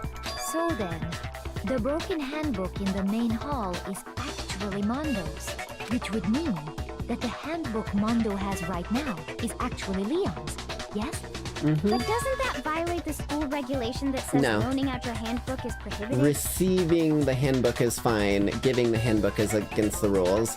I know Bacula has literally been sitting here fucking spouting so many words that you can't keep up with him half the time when he explains stuff, but I got you. Well, here's how I look at it. There is a rule about loaning your handbook to another student, but if they're dead, they're not a student.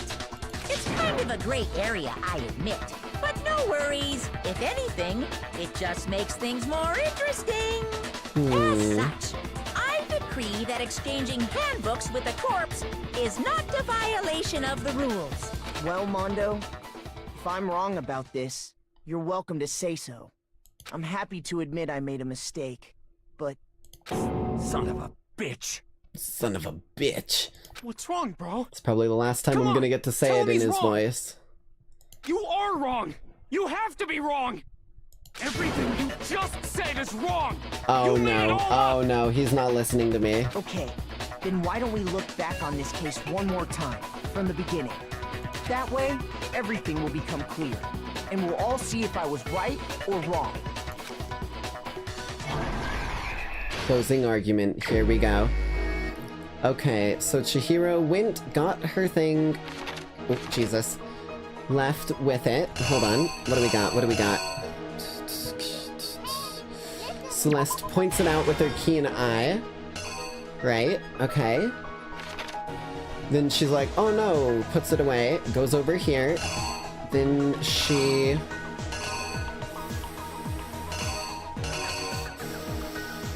goes into the... Is there no thing for the boys' locker room?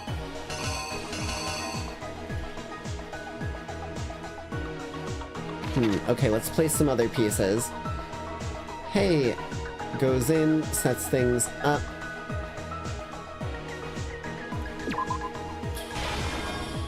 Faced behind him, came up, beat the shit out of them with the thing. That's that. We move forward, they realize what's going on, and they need to cover it up, so they move the tarp. I don't know what that hair is all about. They move the tarp to... Oh, shit. Oh, wait, no. They move the tarp, then they spot the... They move the blood, they grab the body, go into the girls' locker room. Oh, shit. Okay, so we don't need this in. This is something else. So he's working out, then the door opens and Chihiro comes in, sees someone working out.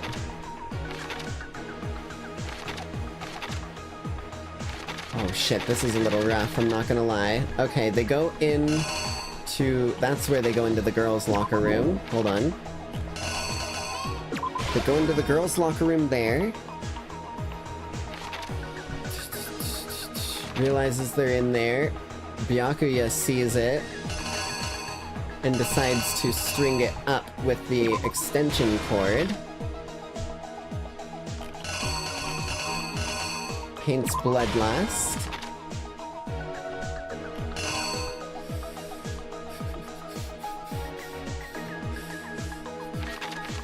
Wait, no. The poster needs to be... Poster changes there, so I don't need the poster. Okay.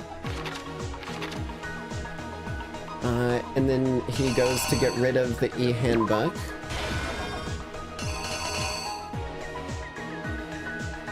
Shit, man.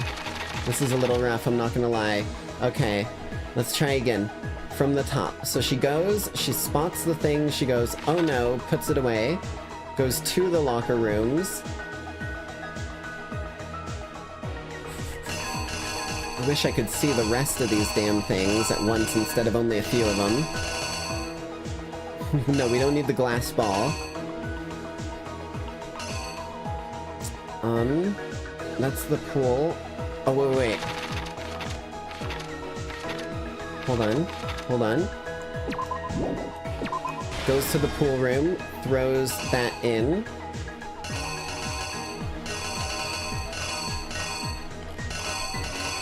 What is this last one? Is it just that? I don't know what that is, which worries me. Okay. Shit.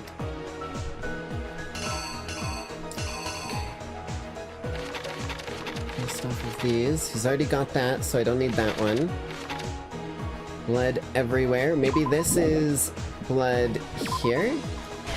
Because we've got the bloody weapon right there already. And then he goes, takes the poster down, gets... Oh, finds that there, right? Right? Finds that there. No, that's literally on the next page. I'm an idiot.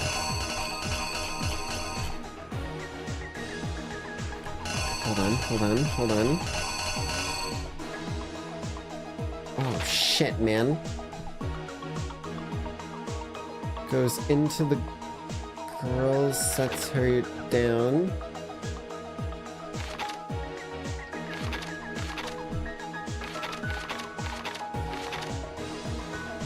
Maybe this is the poster replace? Oh, I'm running out of time here. This one is a lot more difficult. No, because the poster's not replaced there.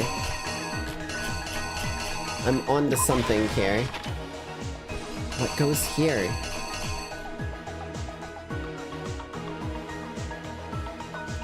Huh?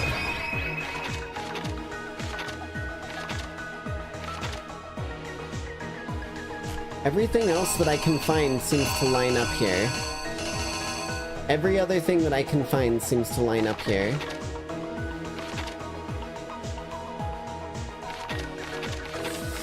Please. Please, hold on. We're gonna go through. We've got minutes, so we're gonna go through this. Gets spotted, hides it, goes in.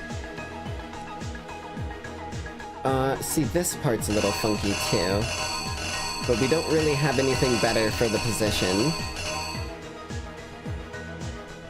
So maybe these need to be reversed. Goes in, he's working out, they go, hey. Put their things in. Sees the back of their head. Oh wait, no, that's them going into the boys' locker room. I'm such an idiot. Okay, hold on. Into the boys' locker room. Dude's working out. Goes over.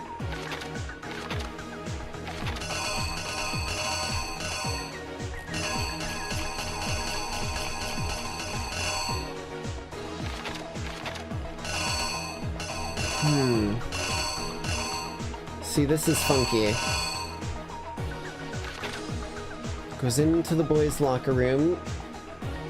Dude is working out. What am I missing? What am I missing?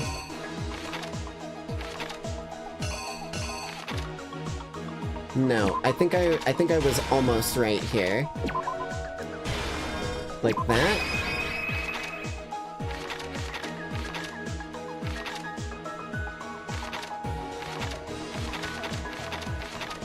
The killer is you! First, okay, let's see if this works. This is the best I got. Last night, Celeste saw Chihiro in the warehouse, correct? Mm-hmm. At the time, she was apparently stuffing something into a duffel bag. That something was a blue tracksuit. You can confirm this, right, Celeste? Yes.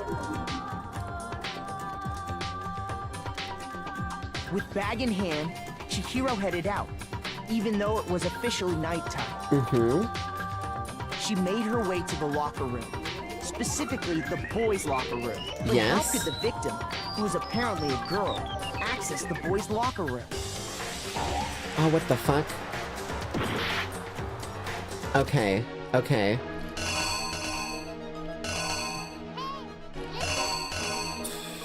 Skill issue. Hold on. Because these are both right here. Oh, but that's a different hand. That's Chihiro's hand. I'm such an idiot. I didn't see that. Hold on. Like that. The killer is you! This should be it. With bag in hand, Chihiro headed out, even though it was officially nighttime. She made her way to the locker room, specifically the boys' locker room. But how could the victim, who was apparently a girl, access the boys' locker room? Okay, there we go. Simple. Because she was really I didn't realize it was Chihiro's hand and not the gray hand before. Which is why he was able to use his own e-handbook to gain entrance to the boys' locker room.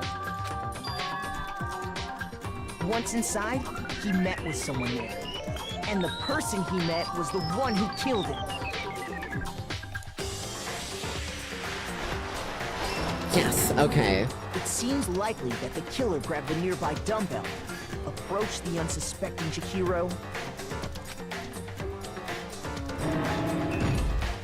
Bam. And attacked him. Okay.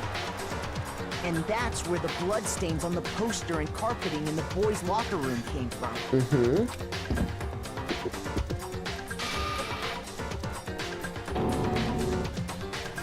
It was likely in the heat of the moment. The body was arranged, but the murder itself felt unplanned. Yeah. Took the poster Which down. is why the killer hurried to try and hide the act. First, pulling up the bloodstained carpet. Then, removing the bloody poster. Oh, fuck. Okay, okay. Then...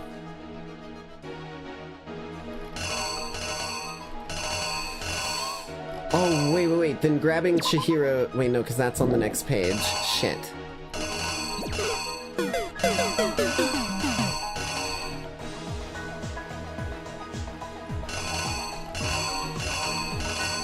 It has to be that then. Here's exactly what happened. It has to, that's the idea of them leaving the boys. Which Okay, is why I the see. killer hurried to try and hide the act. First, pulling up the bloodstained carpet. Then, removing the bloody poster. No! Shit. Half a heart, half a heart. Come on. What else? Ow! What else could it be? What else could it be? Wait. Like this. Hold on. Poster in there. And then into the girls. Like that? The killer is you! Come on.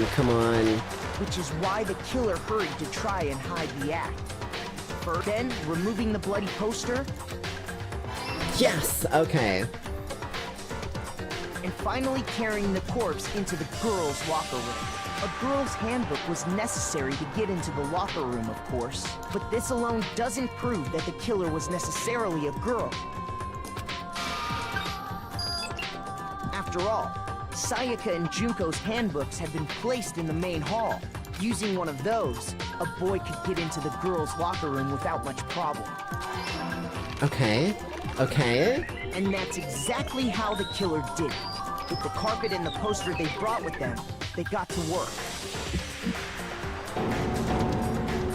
They changed the layout of the boys' and girls' locker room in what you might call a crime scene switch. Yeah.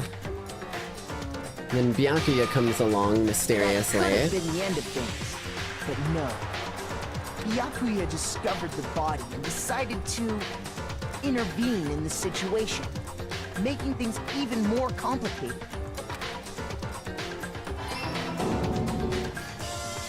So, after stumbling on the crime scene, That's why you knew where the body he went and was. grabbed the extension cord from the library, and then he got to work. Interesting. He used the cord to string up Chihiro's lifeless body. Why? Is he just trying to make the game more fun? Is he trying to make it spicier? What's Then, happening here? Using the victim's own blood, he left a grisly message there at the scene of the crime. He wanted to create the illusion that Genocide Jack was responsible for the slaughter. This And might around be the same end time here. that Byakuya was putting together this facade, the killer, having already disposed of Chihiro's bag and other belongings, arrived at the sauna. There, they planned to destroy the last piece of evidence, Chihiro's handbook.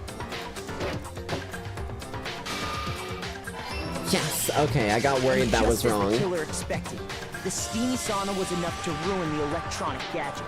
Somehow, the killer knew that the handbook couldn't stand up to the heat of the sauna. And the reason they knew that is because the sauna had already wrecked their own handbook. And that's how it all played out. Okay, holy shit. Half a heart and a dream, baby. Half a heart and a Isn't that dream. right, Mondo Owada? Break. Complete. Holy shit. I missed the part where Bakugan even wanted to go into the girls' locker room in the first place before he even knew Chihiro was murdered. Yeah, I was missing that as well. But, like, I genuinely just don't understand why he did that. Like, what was his fucking reasoning for going, I'm just gonna, like, go over here, and I'm gonna make this more difficult to figure out, give myself less of a chance of survival? Wait! No! This can't be right! Where's your evidence? Yeah! Where's your evidence? You need evidence! You need proof! All we need is majority vote. Without any proof, you can't pin any of this on him! Evidence that Mondo's the killer, that already revealed itself earlier in the trial. All I have to do is check that one item of his and everything will become clear. A new element has been added to bullet time battles. God damn it. Okay, what's this one? Let's talk about fever time and negative time. Okay. During a bullet time battle, if you press the space key, fever time will activate and the tempo will be forced to its max. At this point, even if you push buttons at random, you won't miss. So you can push right mouse, left mouse, right mouse, left mouse, however you want to destroy the opponent's verbal assault. But this only lasts until the focus gauge runs out, so make the best possible use of your time. Of course, it wouldn't be fair if only you got access to the special time, right? So we've also prepared something called negative time that your opponent can use. If your opponent activates negative time during the bullet time battle, your tempo marker will disappear, making it quite a bit tougher to hit buttons in rhythm. If you were to activate fever time at this point... No, never mind, I'm sure nothing would happen. I don't know what I was worried about. Unsurprisingly, if your action difficulty is set to gentle, the opponent doesn't use negative time. Alright. Well then, good luck and have fun. Moment of truth. Here we go. Show me some evidence. You're wrong. I won't listen. I refute you. False. You can tempo me up all you want to, buddy. I don't need no goddamn extra time. I'm gonna kick your ass. I'm a rhythm player, buddy. Play that game. Come on, play that game. Play that game. I dare you. I refuse to vote. Show me some evidence. You're wrong. I won't listen. Tempo down. I refute you. False. Show me some evidence. I won't listen. False. You're corrupt. Fuck. Oh, god damn it. Okay. He told me not to use the fucking time when negative time was active, but it was hitting me there. Woo-hoo-hoo, Makoto Nayaji. Makoto Nayaji. Yes, I want to give it another shot, god damn it.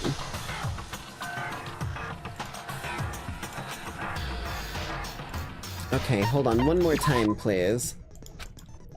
If you press space, fever time activates. At this point, even if you push buttons at random, you won't miss. If the opponent activates it, your tempo marker... Oh, I see. Okay, okay. Okay, okay, I gotcha, I gotcha.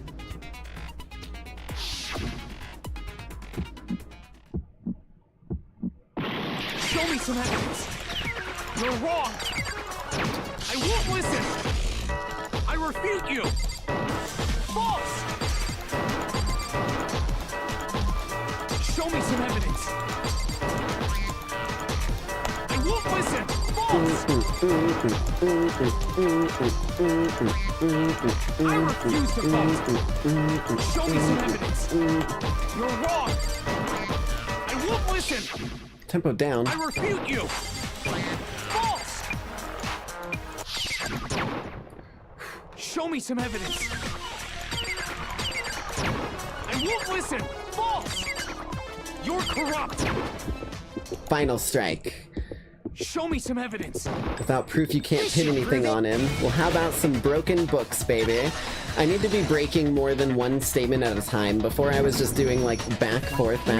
Now I need to lock onto more. Mondo must have replaced his broken handbook with Leon's. In which case, we can just check each of our handbooks right now. Once we do that, we'll... You don't gotta do that. Uh-oh. Huh? Yeah. Yeah.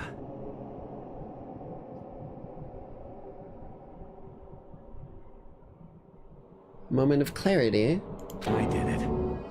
I killed him. Do you want to explain why? For what reason other than maybe just motive?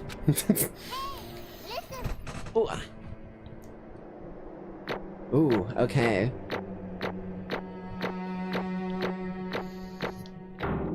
Final results A, I'll take it. Ooh, I am rich again. Bro, what are you saying? I got no choice, man. After hearing all that, I gotta just give up. Oh shit. Go ahead, Monokuma. Get it over with. Ask for the goddamn verdict. Roger that. Oh boy. Wait! Hold on! No waiting! No holding on! Wait, hold on. Time for the moment Aw, we've all shit. been waiting for. Grab your lever and give it a yank! Who will you elect as the Blackened this time around? Will you make the right choice or the dreadfully wrong one? What's it gonna be? What's it gonna be?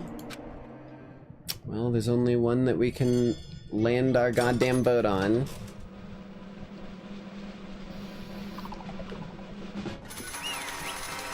Uh-oh.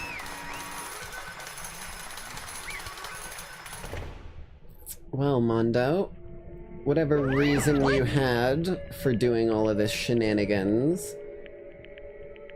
hope you're ready to meet the punishment that waits you. Uh-oh. This time it looks like you got it right again.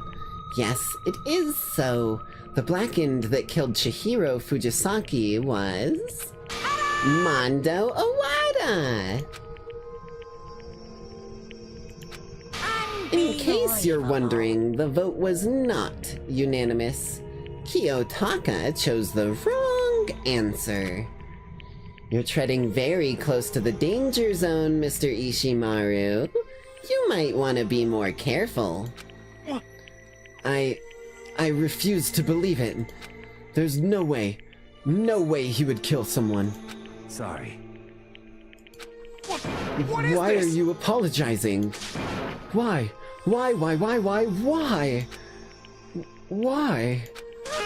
Why did you do it? Now then. Well, it looks like Mondo's taken a vow of silence, so allow me to explain on his behalf. Actually... The story of the murder this time is the sad story of two men. Oh, but for anyone who doesn't really want to hear it, you can hit the control key to fast forward the text. Anyway, there was once a young boy, and his name was Chihiro Fujisaki. He had an extreme inferiority complex regarding his own lack of strength. You're so weak, even though you're a boy. He'd heard things like that as long as he could remember, and he couldn't overcome his weakness.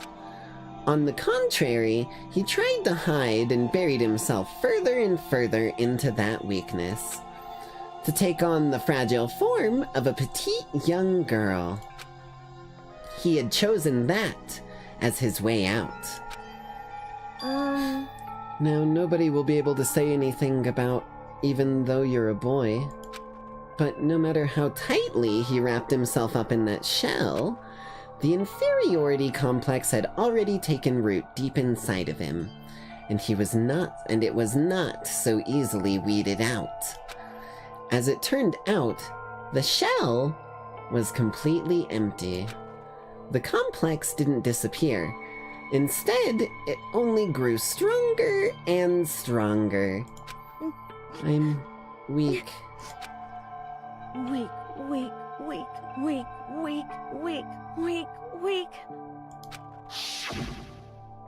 Once the killing game had begun here at the school, he had no choice but to accept this fact.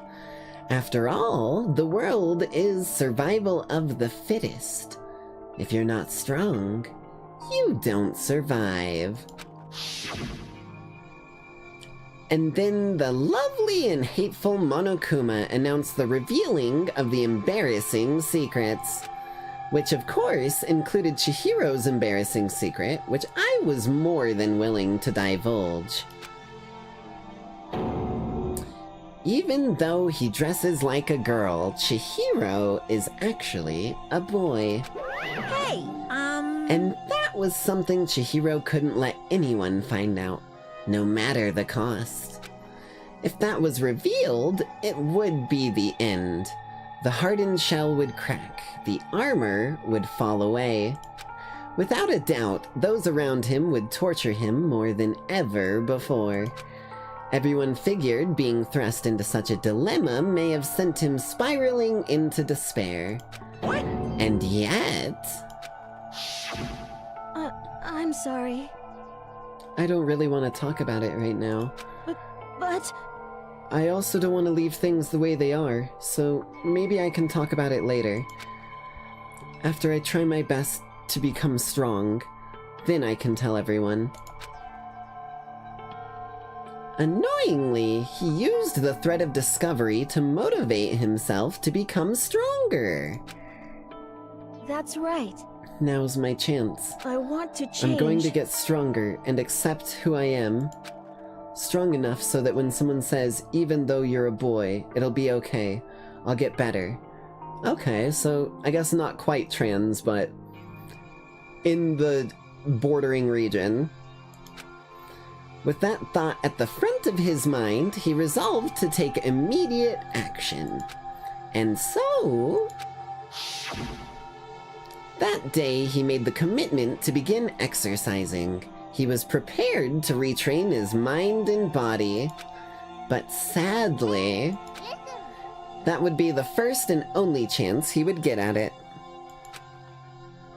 More so toxic masculinity. I mean, in a way, it seems like from what was said, Chihiro was, like, okay with being a boy if it didn't hurt that people picked on him about it. I don't know. Who knows? Can't really ask him now. I mean, I'm sorry, too early. When he decided to start exercising, he thought it would be good to ask for someone's help. But he wanted to tell that person his secret first, and then ask them to help him from there. And the person that he went to... Yeah, that's right. It was me. Yup, it sure was. The biker gang fella had been painfully clear about how important his manly promises were. So Chihiro probably figured that even if he confided in Mondo, his honor would make him keep the secret. Plus, Mr. Macho Mondo was the very symbol of a strong man that Chihiro had always aspired to be. See, that's the line that I'm catching on, is like if Chihiro actually aspired to be like a strong man and wanted to be a strong buff dude, but was kind of using, like he was saying again, the persona of a feminine appearance as a shield so that people didn't throw the slander his way, then that's... because, like, for example, me, I would never be a big, strong, buff dude, even if I could be, like, the most Giga Chad handsome dude. And that, I think, is kind of the defining difference between them. Like, I would feel worse as a Giga Chad Omega, like, strong dude than I do currently. Probably actually looked up to Mondo. That's kind of what I'm seeing it as, is like Mondo was who Chihiro wanted to be, and so he was kind of using it as an opportunity to seek out what Mondo had done, or like the training he'd gone through, to try and recreate a similar thing. I guess in a similar way, if Chihiro was worried about specifically stuff in that regard, maybe it, I mean, I can understand also the, like, implication of, like, Sakura's terrifying, but Sakura would have been my go-to in that scenario of, like, hey, I want to be real with you, surely you can understand the, like, want to improve yourself as the warrior fucking goddess that you are. You know, can you help me, like, work on that? So that's kind of the... There's minutia to be discovered and figured out for sure, and, again, who the fuck really knows, but we'll see. So he went and asked Mondo to help... Wait, that's why does it say Chihiro is saying that? So he went and asked Mondo to help him become strong. That was his aspiration. And he thought that only with Mondo's support, because also I guess one of the things I was gonna say that just popped into my brain and is worth mentioning is, who knows, maybe after training with Mondo, Chihiro would have still wanted to be a strong feminine figure. We just won't get that answer, unfortunately. And he thought that only with Mondo's support would he ever be able to come close to that. Correct. So then, that must be why Mondo did what he did, to keep the promise he made to Chihiro. Huh. Did what he did? You mean That's why Mondo carried Chihiro from the boys' locker room to the girls' locker room. It was to preserve the secret. Indeed. Yes, that's exactly what I mean. Wasn't... not Monokuma. Close, but not quite. Wasn't that to cover up what he'd done? Certainly. That could have been part of it, but I don't think it was the main reason. The real purpose was to keep the promise between men he'd made to Chihiro. But how does moving the body keep his secret? Because if everyone knew he'd been killed in the boys' locker room, then everyone would have been arguing about how she got into the boys' locker room, right? Once that started up, at least a few of us would have immediately begun to suspect his identity. So... He tried to protect Chihiro's secret by putting him in the girls' locker room and stealing his handbook, see? Then Mondo did all of that to keep the promise he'd made to Chihiro, who he'd also killed?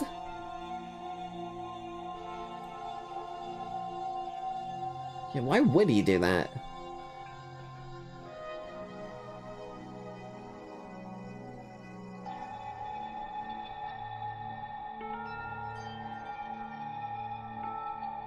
I mean, we've already solved the trial. Huh.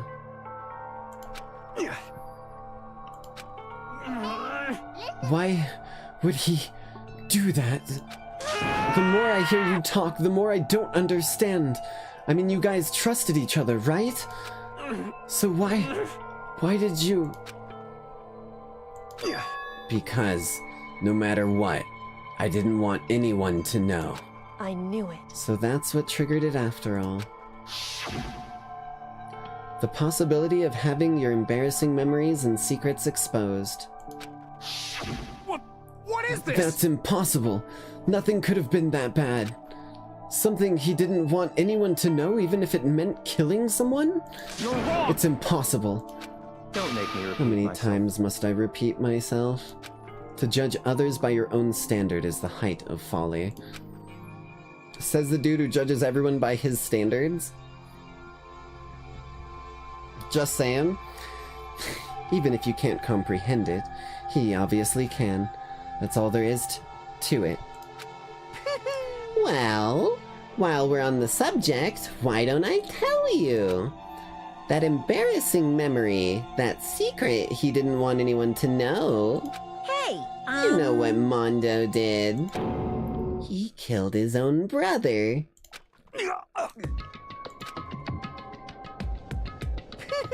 Mondo, the ultimate biker gang leader, makes all the hoodlums and riffraff across the country tremble. But the only reason he had the chance to join a gang in the first place was because of a certain someone. Mondo's older brother's name was Daya Owada. Mondo had nothing but respect for him. It was because of Daya that Mondo ever even got on a motorcycle. Mondo's brother was his only family growing up. He was the only one Mondo could trust or respect. He wanted to measure up to his big brother, so he imitated him in everything that he did. Mondo was the epitome of the starry-eyed kid brother. Meanwhile, the charismatic older brother had put together a local motorcycle gang. And before anyone knew it, it had grown to the biggest biker gang in the country. Daya, the older brother, number one in the gang, and his number two, his younger brother Mondo. In the beginning, everything was peaches and gravy.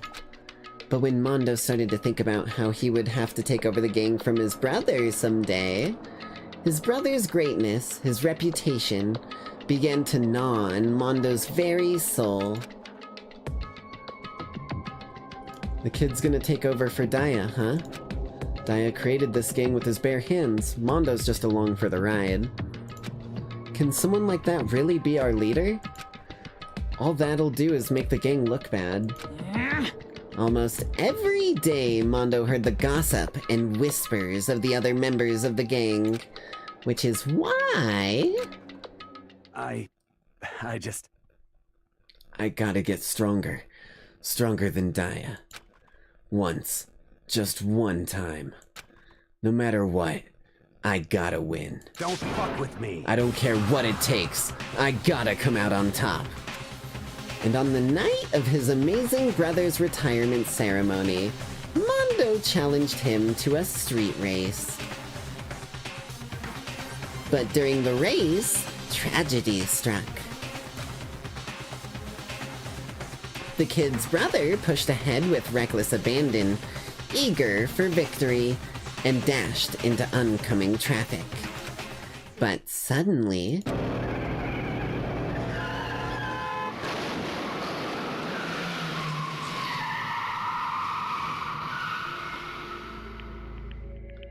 laying in his kid brother's arms, the older brother delivered his final words. "My bad, kid. I fucked up. Sorry." Of course, he knew it was his brother's fault, but Daya never blamed him for what happened. "Hey, kid. The rest is up to you. No matter what, you gotta keep the gang together. 'Cause it's the team, you and me, put together. It's a promise between men." He decided to hide the truth of what happened from everyone else in the gang, in order to keep the gang together and keep the promise to his brother. He could never admit it to anyone that it was his own weakness that had caused the accident, and as a result... the team was made even stronger under the banner of the kid who bested his big brother. Daya was gonna lose to his kid brother, so he got stupid and got himself killed. That became the explanation for what happened. Mondo's lie became the truth.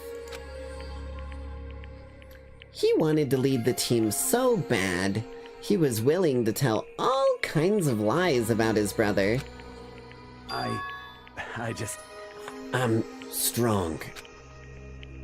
Strong. Strong, strong, strong. And yet... as soon as our killing game began, he realized, no matter how tough he pretended to be, he was just another weakling that could die in an instant. And then, the lovely, hateful Monokuma announced the revealing of the embarrassing secrets. At that point, it was clear I would have no problem shedding light on his secret. Mondo killed his own brother. No matter what, I couldn't let the other gang members find out. If that happened, everything would have been ruined. Everything me and my brother had worked to create would have been destroyed. His death, all the guilt I've been carrying around, it all would have been for nothing. So that's why... Mondo. After I saw what Monokuma had on me, my head filled up with a kind of fuzzy uneasiness, and I just started swirling around. I'd never felt anything like it before. I didn't know what to do about it. I wasn't sure what to think or say, but after a while, that fuzzy uneasiness turned itself into a rock-hard lump of anxiety, way down in my stomach. And it was right around then that Chihiro asked me to start working out with him. And right there, he told me a secret. Seriously? Jesus. I'm sorry. Yeah, I'm sorry I lied to you. But why? Why now? Why are you telling me this all of a sudden? Huh? Huh? 'Cause, I mean, you kept that secret all this time, right? If anyone found out, you would... But You're right, but I want to change. I want to change. I wrap myself in lies. I'm weak. I want to destroy that version of me forever. His words were like a knife in my gut. I felt like he was exposing the lie I'd been living myself. I have to change. I don't want to be weak anymore. You're so strong. It can't hurt you, right? Whatever secret Monokuma might tell us, Monokumer. You piece of... So what? You're saying I should just say it? What? You're saying... What? If I really am, I should just be able to tell everyone my secret. Huh? Huh? I was... jealous. I was jealous of Chihiro's strength. He had the strength to face his own weakness, to try and overcome it. It was the kid of strength? It was the kind of strength I never had. So I was jealous of him. And that jealousy broke me. What? Are you making fun of me? I'm strong. Are you fucking with me right now? No! I'm not making fun of you. You really are strong, Mondo. I felt like I could hear something starting to creak. Something inside my head. What did he want me to do? What was I supposed to do? Was I supposed to just sit back and let my secret get revealed and ruin everything? What's wrong? What's wrong? Why did you have to tell me all that? Are you trying to rub my failure in my face? I just wanted to... I just really admire you. I admire your strength. Yeah, that's right. That's right. I am strong. Strong. I'm strong. Strong, strong, strong, strong, strong. Stronger than you. Uh-oh. You son of a bitch! And stronger than Daya. I don't remember anything after that. When I woke up again, he was laying at my feet, covered in blood. Jesus, I need something to drink. These voices are roughing my entire vocal cords up. One moment.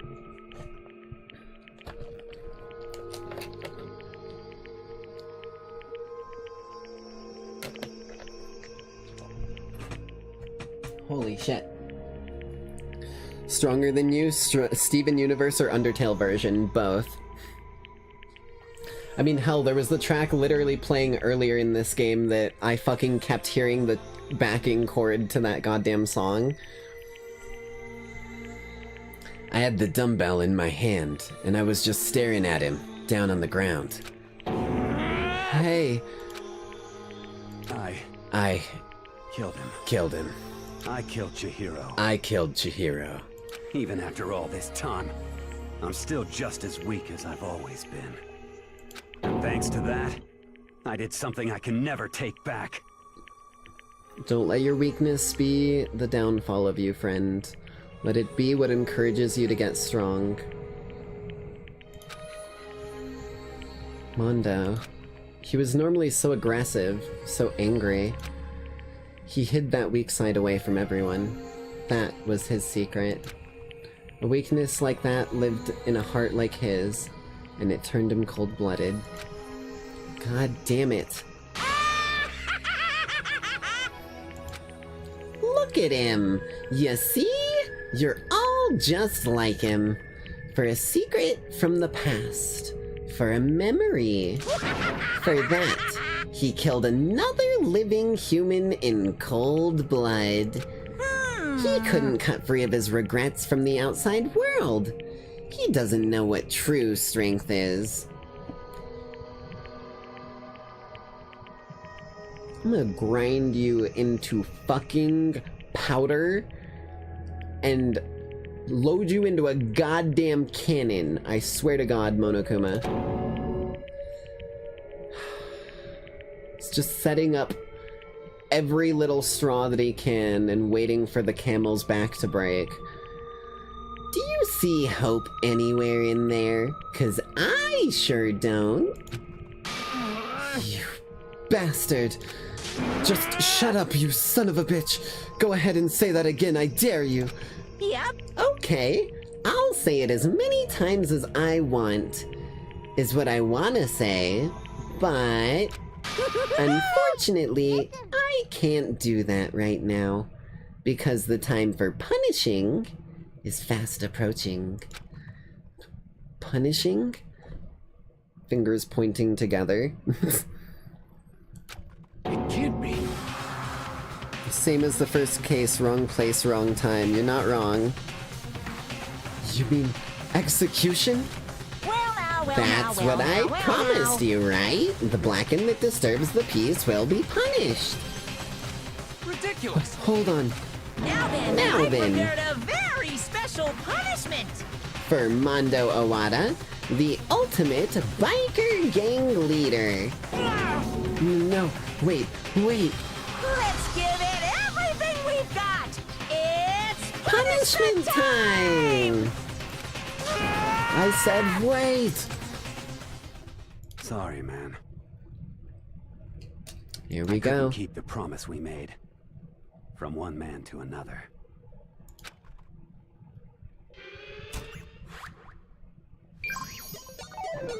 Game over.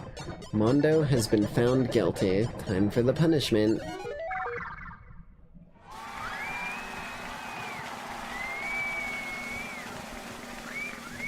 What is this? Oh, it's a oh lord, okay. Yeah, they both had an inferiority complex, but Chihiro was wanting to surpass hers and had the strength to give up her secret. And Mondo, like, freaked out and snapped because he didn't. Oh my god, it's one of these fucking things. The Cage of Death? I was gonna say, I'm pretty sure these are literally called Balls of Death in the, like, stunt fucking community. I've actually seen these things be used a few different times. Oh, and he ejected. Oh lord, okay.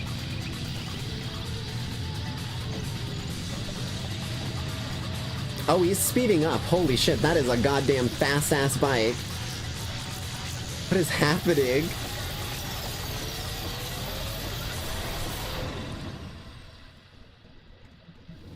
You just particle accelerate his fucking, like, body inside a motorcycle? Because the motorcycle was still riding just fine, as far as I'm aware. Oh no, they sent him through a fucking chipper. Jesus Christ.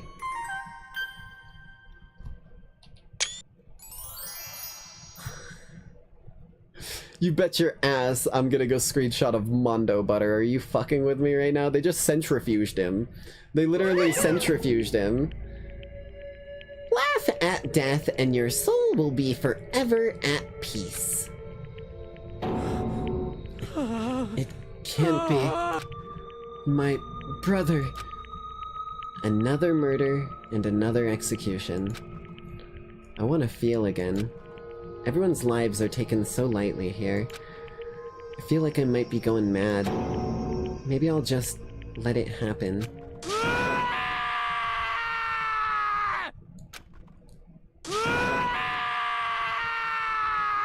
Me too, fam, me too.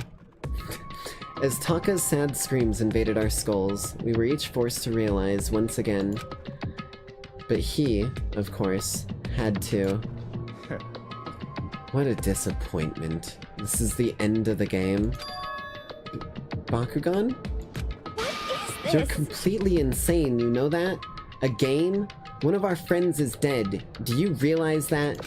Naturally. Of course I do, because this game is life or death. Hey, I don't have anything to say to you. I don't have a response, except that however, I just don't understand why. Why did you go out of your way to disguise Mondo's crime? What? Why? Isn't it obvious? Because I made things more interesting. He really is just spicing things up, even at the risk of his own fucking life. What a lunatic. His voice was calm, emotionless, like the voice of death. It chilled me to the bone. Last night, when the murder took place, I was in the library as usual. Honestly. So you ignored the nighttime rule too? That rule never mattered to me. I don't recall agreeing to it. There is nothing to be done. Well, I don't particularly care. Please, continue. The night grew late, and I decided to return to my room, which is when I stumbled upon him. I spotted Mondo coming out of the girls' locker room. After he'd gone, I looked inside and saw the corpse. You mean you actually witnessed the murder? He was such a fool. He didn't have the slightest idea that I'd seen him. Wow. So you're saying you knew who the culprit was from the very beginning? That's right. Indeed. But if that had been the end of it, how boring would that have been? I mean, what a waste of time to have the answer revealed right at the beginning. Which is why I decided to lend a helping hand. I thought it would liven things up. You did all of that to liven things up? I see. So after hearing about Genocide Jack from Toko, you decided to use that to create a fake murder scene. But damn, man. If we hadn't figured out who really done it, you would have been dead too, right? Well, obviously, I would have revealed the truth before it reached that point. Of course. Byakuya turned and looked me in the eye. I could feel his sharp eyes piercing into mine. Thanks to a certain remarkable someone, it never did. And I was able to perform an interesting experiment. Interesting. Once I do decide to become blackened, I now know who I'll have to watch out for. That's exactly what I was worried about this dickhead doing.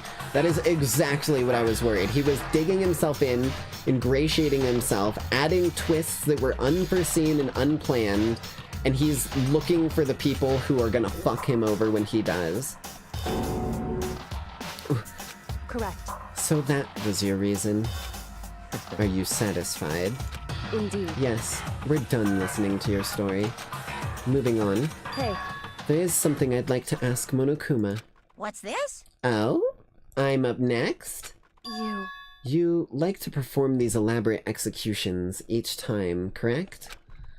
My question is, why? Do you like them? Do you know, but you know this punishment, this despair. It's not just for you. All this punishment, all this despair is my gift to mankind itself. What? You're over-exaggerating. I am not over-exaggerating. These punishments are meant to transform all hope to despair. Damn. What do you mean? Mean? Mean? Mean? Mean. Good grief. I don't understand why you have to pick apart every stupid little thing. Whatever. It doesn't matter. The fact that he is more messed up than the actual serial killer, yeah.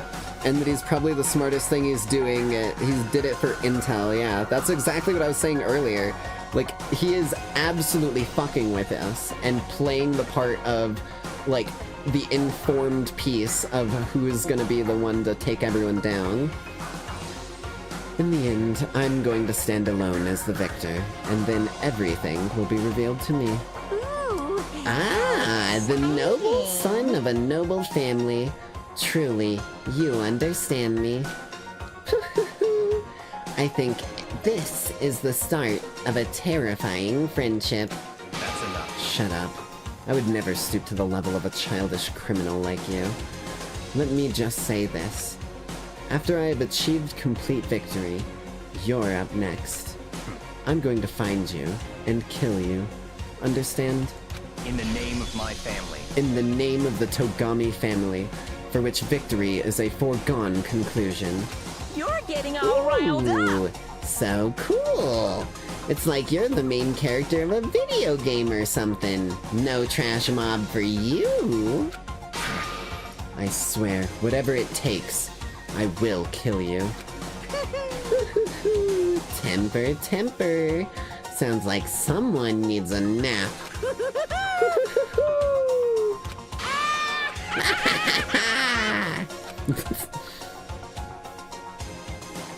Monokuma's laughter peeled across the courtroom, and the curtain closed on the case of Chihiro and Mondo. But I knew that that wasn't the end. The killing game would still continue.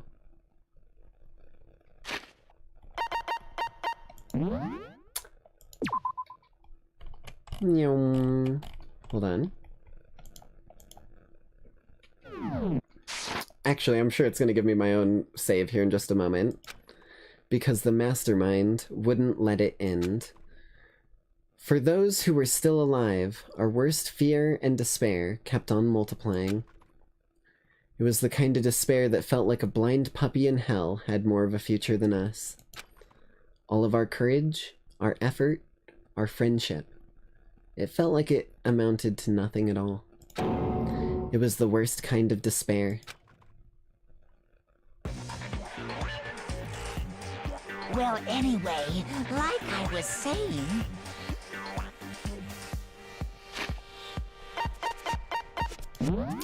We're gonna save this for next stream, I think. This seems like a good little lore drop to drop right at the end here.